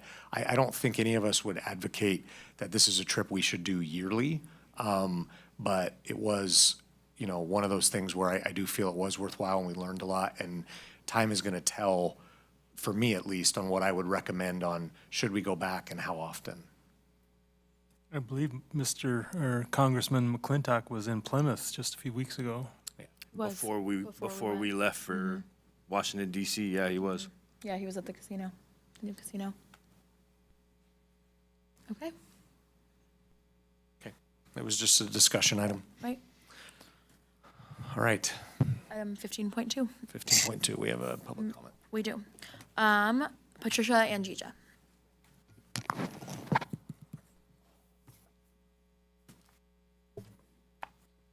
Good evening again, Patricia Angija, Ione Elementary parent. I hope the cabinet will clarify when the remaining environmental sections will be completed, so we have a timeline. And I hope that with this item, the board will make a decision soon about consolidation, because for campuses that are expected to close, for instance, Ione Elementary, it seems like basically any maintenance, especially the major maintenance, is being put off in the, not hopes, but the intention that it will be closing. But our kids shouldn't have to worry about the roof caving in when they go to school. I really do hope the board will prioritize maintaining our current facilities in the event that every facility stays open, and look forward to you working with superintendent and district staff to prioritize hiring more maintenance workers so that more than just 3 projects each summer can be done per school site. Also updating our curriculum so it can be from this decade, and ensuring we can retain and recruit teachers and support staff by putting salaries at a place where they can afford to live comfortably, rather than deferring all of these important items, anticipating closure of school sites. Our students, teachers, and staff deserve the best now, and not only when consolidation is fully and officially decided on. We already are supposed to be consolidated right now, and still we don't even have a completed CEQA determination. We can't keep deferring the maintenance of Ione Elementary School because you may close the campus or not.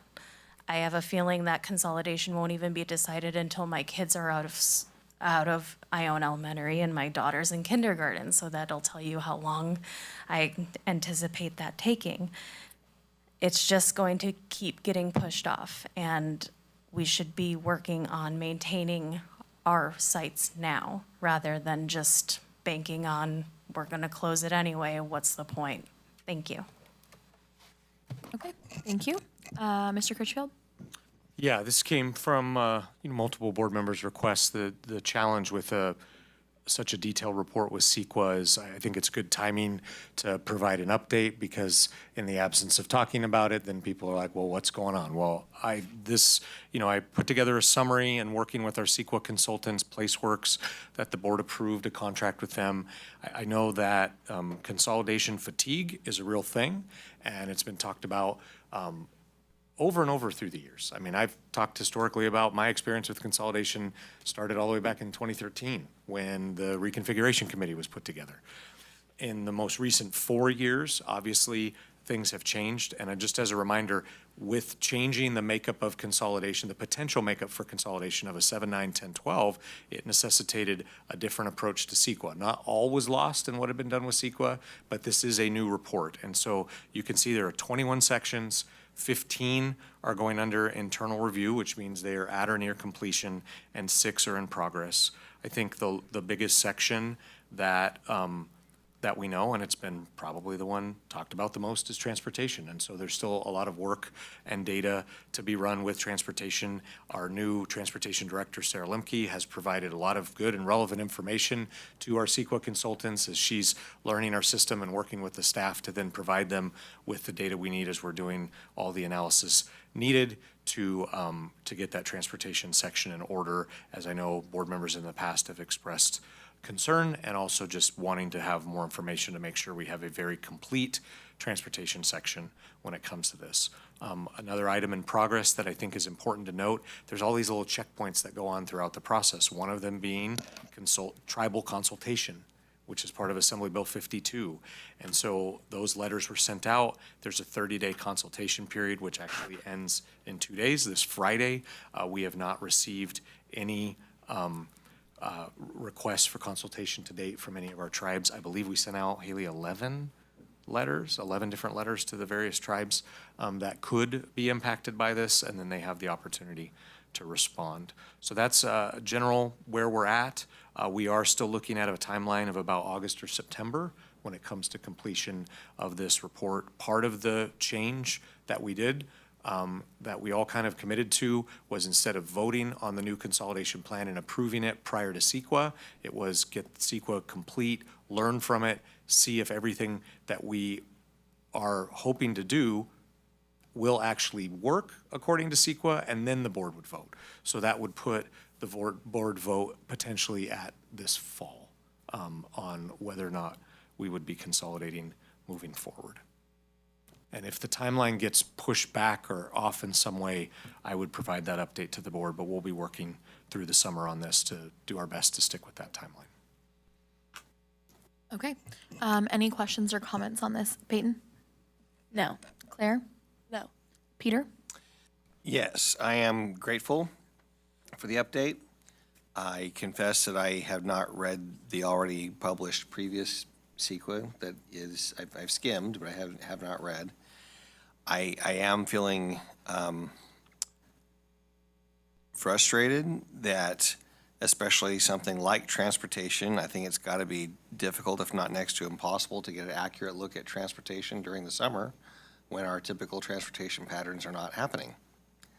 Yeah, so it's not about that. I mean, all the observations and everything have been going on, but the formulation of the impacts of that work can be done during the summer. Okay, so that's helpful. So they have done data collection. They haven't just been waiting to Correct. start the transportation Correct. process. Correct. Okay, good. Thank you. And I guess maybe it would have been better, outstanding doesn't mean, you know, I put remaining sections to be completed. It doesn't mean we haven't started those sections. What I was trying to distinguish was the first 15 listed are essentially rough draft completed and under an internal review where there's still more work to be done in those 6 sections, but they haven't sat dormant. We've been actively working on those sections. Okay. Ken? So I would just like you to put the fire to their feet in regards to this survey, because I have talked with people that I represent and told them that we would be voting on yay or nay on consolidation this year, because it can't be something that lasts another 4, 5, 6, 7 years. Agreed. So Absolutely. I want to, personally, I want to put this to bed and decide if we're going to move forward with it or we're not, and get it off our plates. Me too, Ken. Me too. Yes. Because that's one of the main things I ran on was, man, it's just, there seemed to be no consistency to it. You know, they were trying to, at one point it was just, this is what we're doing. I think we've gone about it much better this time, much more transparent. But I don't see any reason this report can't get done and voted on this year. And by this year, you mean this calendar year, not this Yes, I fiscal do. year? Okay. Okay. Shane? I'd like to see what the consultant was able to reuse. Didn't the first attempt, how would that tribal consultation be different? I mean, Well, I think it's a great question. I think, Shane, the answer is, and they haven't responded this time, because we're seeking a mitigated negative declaration, and it's a different type of CEQA report. Even though we did letters the first go around, this is technically a different project. We've framed it all as consolidation, but through the rules and regulations of CEQA, this is a different project. And so we have to go back out for the tribal consultation and the public reviews and things like that. Some of the data needs and those other things can be reused, which is why 15 of those sections are already under internal review. There's a lot, if anybody took the time to compare the hundreds and hundreds of pages side by side, you'll see that a lot of these 15 sections are gonna have similarities from the original report. But traffic impacts change drastically with this change, right? We have different enrollments at the school, student drivers in a different location than the first plan, and those things that are dramatically different than the first go around with CEQA. but there's, I mean, in my opinion, there's things that, and maybe this is what you're getting at, there's things that shouldn't change. I mean, if we're changing consolidation, we're still having the same impacts. The tribal consultation, that would also involve the historic preservation, and I mean, that shouldn't change. Yeah, I agree. It's just a requirement of this. No, I understand, but like Ken said, I think we need to light a fire and say, hey, you're hired to get us this information. We want it yesterday. Talk to you next week. Yeah, and I've been pushing them every chance I get, and then when they give us data needs, in their timeline, they'll say like, you know, in a week or two, get at this. We have been consistently getting them back their requests faster than what they're asking for to continue to push that timeline. What I would like to see happen is when we get to the point where it's going to be presented, I'm hoping that they're going to be here so we can ask them questions on how this timeline is different, and not just for us, but also for the public, because I also am constantly asked about consolidation, and you know, people have felt like, you know, where it's not going to happen.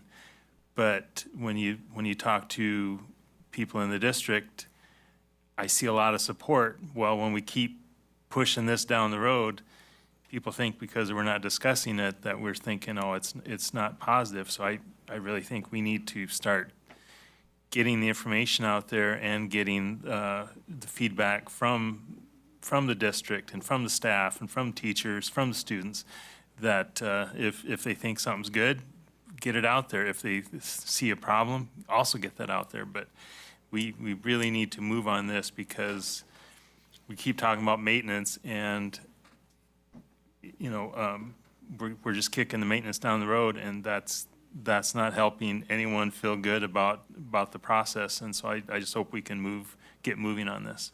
Yeah, and we are. I mean, since the contract was approved, we've been working, and I meet with them frequently. I do think you bring up a good point too about staff. I want to acknowledge the fact that I have, as of last week, that was my last secondary site, I have met with both junior highs and all 3 of our high school staffs in meetings to discuss consolidation.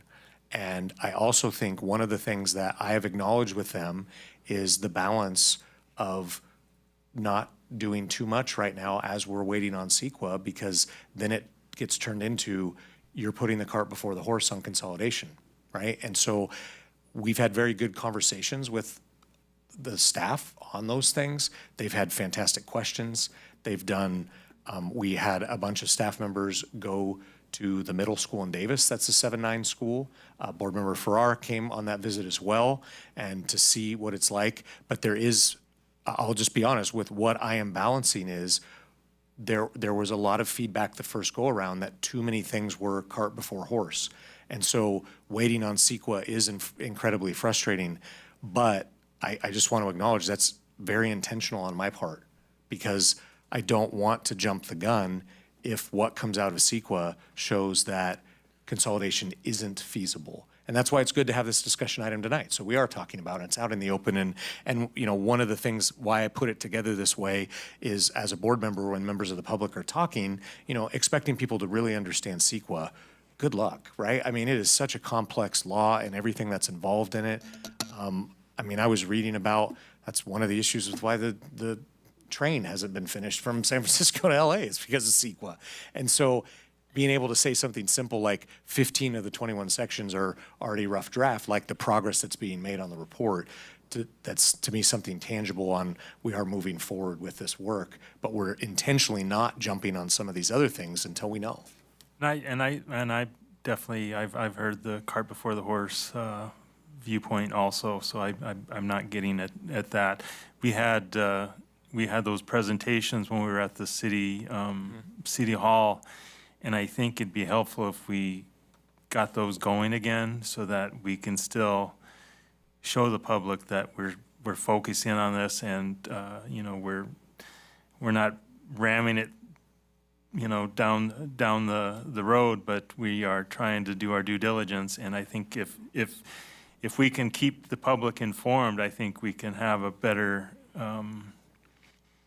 I guess, solution that we can get the buy-in from everyone, because I think that's part of the issues, is that people think that we're stalling because we're not going to do it. So I'm hoping that we can keep the discussion going. Okay. James? I want to know if what we are doing, because of the plan is to consolidate deferring maintenance. Would you have an answer to that? Not tonight on specific maintenance Yeah. deferrals. I mean, we Okay. would need Mr. Cruz to be involved Right. in those conversations. And do we, not that I'm aware of, we don't have roofs in danger of falling? Of the roof caving in? Yeah. Not that I'm aware of. If I am, we need to be made aware of it immediately. Right. Okay, words matter, and that's important stuff, I feel like, especially when it comes to do with consolidation and these topics. I appreciate that you bring forward the 15 of the 21. I'm curious to see what the rest of them are. But I too am kind of like, let's figure it out already. I've been sitting here about the same amount of time as you regarding this topic, and Yes. I mean, I'll say it another way. Our secondary employees have handled the potential of consolidation for the last 4 years really, really well. If we don't have an answer for them this fall to early winter, they're just going to throw their arms up and be like, what are we doing? I mean, that's just my honest response to that. We can't let this go on too much longer. Believe me, CEQA is incredibly frustrating. It takes way longer than I want it to take, but I'm also doing everything I can to do this in the right order. And getting CEQA done is, I mean, we can go into more detail on these sections. It is incredibly technical and boring, right? And for most people. But I just want to acknowledge that for our staff. And they have been so great to meet with. I mean, they've asked great questions. Nobody's been even anywhere near disrespectful with me in any way, shape, or form. And we've had some very frank and honest conversations about it. I've acknowledged to them, like, this has been a lot to deal with, and their consolidation fatigue is a real thing, especially for our employees, right? I mean, they all sit there and wonder, where am I going to work? What school am I going to be at? I mean, these are real concerns, and we can't keep having this go year after year. There has to be one way or the other. It's got to get resolved. Yeah, I'm in total agreement. I think that it's at the point now where it's like, if we don't make a decision by what we've just talked about, fall, early winter, that we have to be done, because we cannot keep just dragging this out. It's just not good for the employees. It's not good for the district. It's not good for the community. It's not good for anybody. And so I'm at the point where I don't even know if the CEQA people know what the point of CEQA is. I'm just like, as you said, I was just going to mention something along the lines of, I feel like we've got some like half fraction built train because CEQA stopped its own government from creating the rest of the train. So anyway, that I don't need to go on a tangent here about this, about CEQA. No, it's okay. However, bottom line is that, yeah, consolidation fatigue is real, and I think that whatever ends up happening, it needs to happen sooner rather than later, because we have to, our district needs to go in a positive direction either way, but we need to get there. We need to figure out which path that's going to be, and then determine what is the best route for our district based on that decision. So, yeah, but I am thankful for this presentation. I think that this was necessary to have an update, because I think that just, radio silence about it is also not a good thing either. So I think that this is helpful. Okay, with that, we will move on to item 15.3, enrollment update. Yeah, we don't have to spend a lot of time on this. I want to get us back in a better sequence of updating the board on enrollment. I think it's really important too, when we do enrollment updates, that we do them periodically throughout the year, because there's always an ebb and flow of enrollment. There's constant student movement. I mean, enrolling new students, disenrolling students. It's, we're a public agency. People move in and out of the area all the time. And so what this comparison demonstrates is the current school year and the last 4 school years, what the enrollment was on the exact date of May 1st in each of these school years. right? And so if people are pulling data and looking at other enrollment saying, well, this is different than that, yeah, it is, because enrollment changes day by day, but it's a useful comparison. Now that we're in the springtime, we typically drop in enrollment later in the school year. We pick back up a little bit at the beginning of the school year. There's a little bit of yo-yoing going on with that. And so I think it's apples to apples comparisons when we do May 1st. The number one takeaway that I want to highlight tonight is when we've looked at our overall enrollment, I don't know if as a staff, we've done a good enough job to highlight for you it's almost been a masking of the decrease of K-12 enrollment because of the TK age range changes. TK has gone up, and it's given our overall enrollment an appearance of, well, we're staying status quo. And that's why I pulled out TK from these enrollment numbers to show that, because this is the first school year where all 4-year-olds for an entire 12-month period are eligible for TK. And so it comes as no surprise, this is our largest TK class that we've ever had, 140 students. 5 years ago, we only had 55 TK students district-wide. Well, only a portion of that age range was available. And so when you look at our K-12 enrollment, which is a better predictor of our overall, are we growing or are we shrinking in enrollment, you are seeing that over the last 2 years, we have decreased in enrollment. And we are almost on the nose, exactly 200 students fewer district-wide than we were at this same point in time 2 years ago. Okay. Questions or comments on the item? Peyton? No. Claire? No. Peter? I just appreciate the transparency and helping us understand the perspective and that it is key to remove the TK data, especially as maybe not as much here in California, but nationwide, there's been greater pushes for school choice, for vouchers, for homeschooling, for all kinds of other things where we can't, I think, consider ourselves the only option out there. We need to work hard for quality education for our students and to attract families to want to stay with Amador County. Ken? No questions. Shane? James? Nothing. No, I think this is important. I saw an article a couple weeks ago about just not Amador County public schools, but just California public school in general. TK through 12 dropped by 1.3% in 25-26 school year, losing nearly 75,000 students across the state. It's the largest decline since 21-22, which was right around that COVID time when people did do a bunch of different things.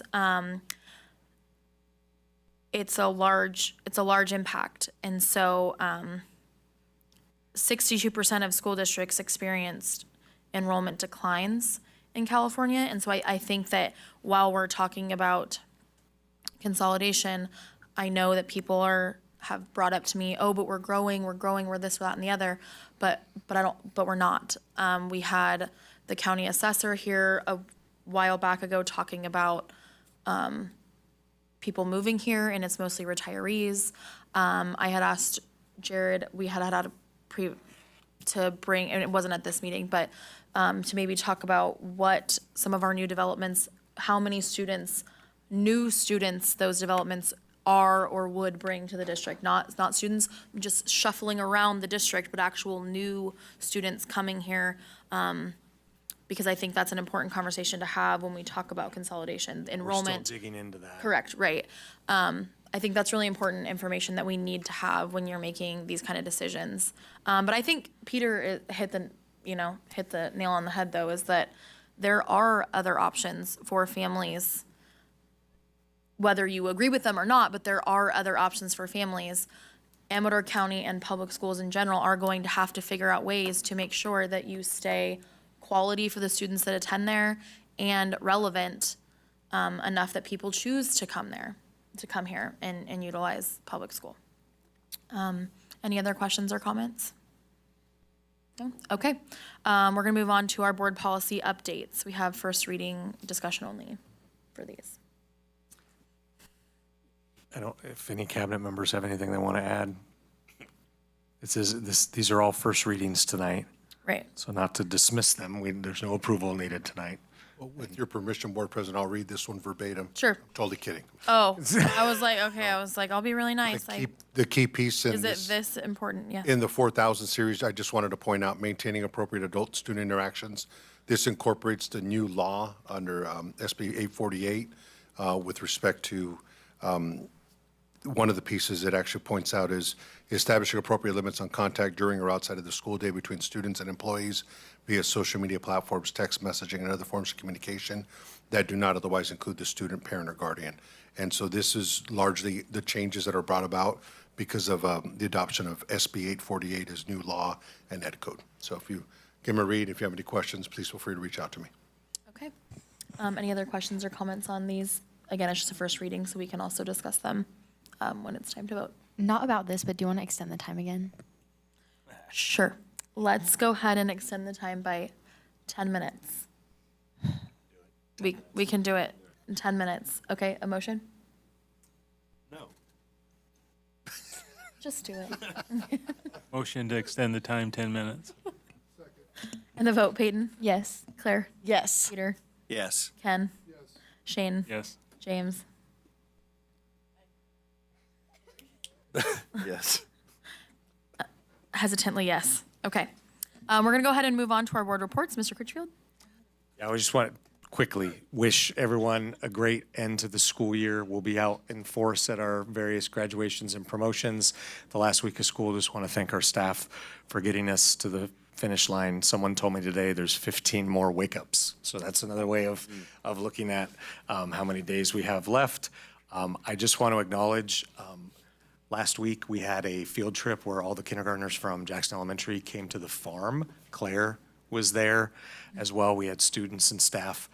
I don't know if I've ever had that much fun. It was a blast with these kids, and we actually had a whole area set up where they were picking carrots, and it was like Christmas morning with these kindergartners because they put them in the section where there's purple, orange, and yellow carrots, and they didn't know what they were going to get until they pulled it out of the ground. And watching kids pull it out of the ground, wash it, and then just start chomping down on a whole carrot was a lot of fun. I had 2 different staff members, a teacher and a classified aide, both say that that was the best field trip they've been on, and these are veteran educators. And so I just want to acknowledge the impact of this farm. We're going to continue to do great things with it, but getting some of our younger students out there to be a part of it was a blast.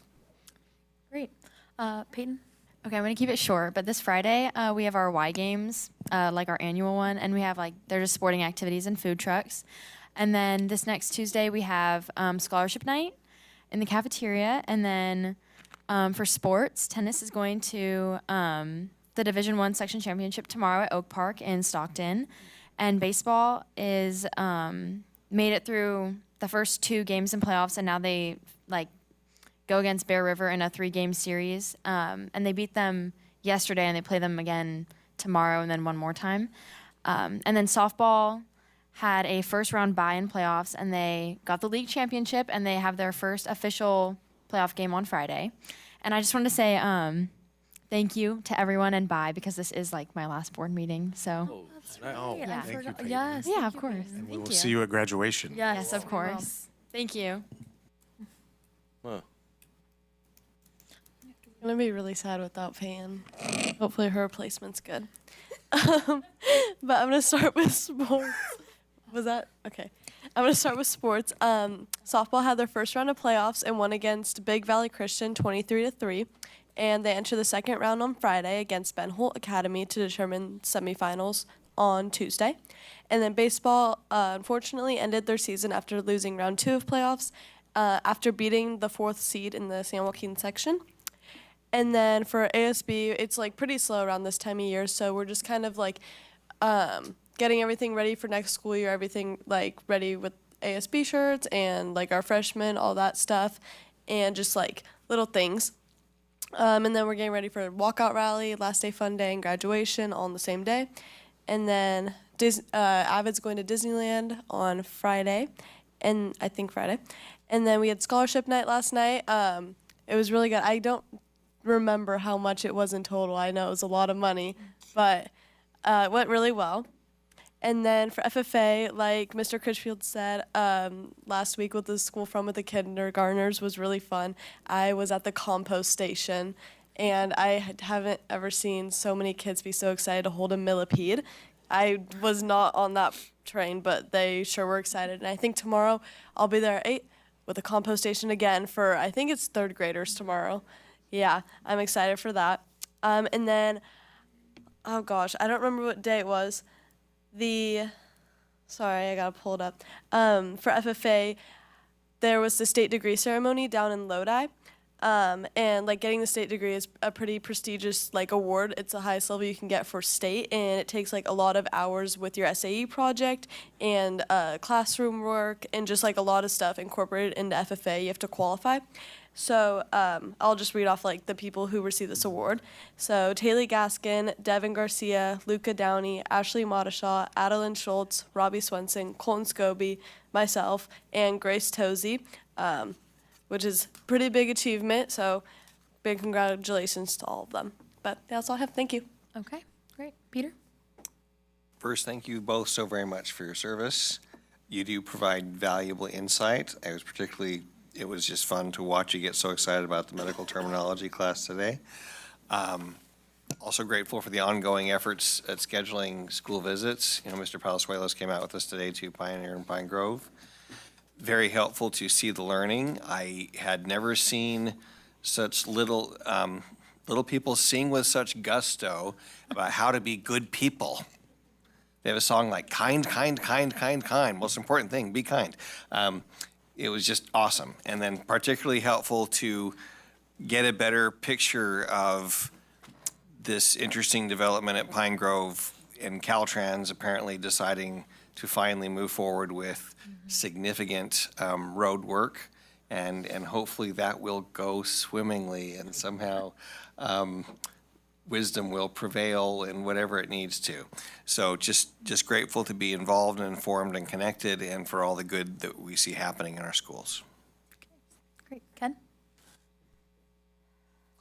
I just want to say that I recently saw a flyer for Teacher Appreciation Week, and I don't know whether it was last week or the week before, but all the different events, there was an event on every day, and I just thought that was great that the district put that together, and we do need to show our appreciation for our teachers. So I appreciate that that was done and the effort was made. So thank you for that. Parent groups were a huge driving force behind those as well. That's great. Shane? Well, thank them too. Yeah, I just want to wish best of luck to you, Peyton. You'll do whatever your next adventure is. You'll do wonderful, and we will see you next year, Claire. So, and it's always good to have your young minds up here with us. It helps me open my eyes on things that maybe I don't even think of. So I appreciate it. Like I said, at the county board meeting, had the pleasure of doing a boardwalk at the Jackson Elementary, Jackson Junior High, and Argonaut, and very impressed with everyone who I met. Was able to get the lunch from Mr. Garcia, and he is a bundle of energy at his lunchtime. So that was entertainment in itself. Was able to meet some students at Jackson Junior High, very impressive, and had to go through the tour at Jackson Elementary to get the sign-offs from my daughter Sunlin and my wife Sarah. So that was a good, also good part of the trip. Thank you. Okay. James? I had the honor of judging the Ione Elementary School costume parade. Ione homecoming costume. Sorry, it's 11 something at night. Maybe we could extend it another hour. It was a very good. It was an amazing opportunity to judge the costume party for the Ione homecoming 150th. The kids did an amazing job with their costumes. The families did.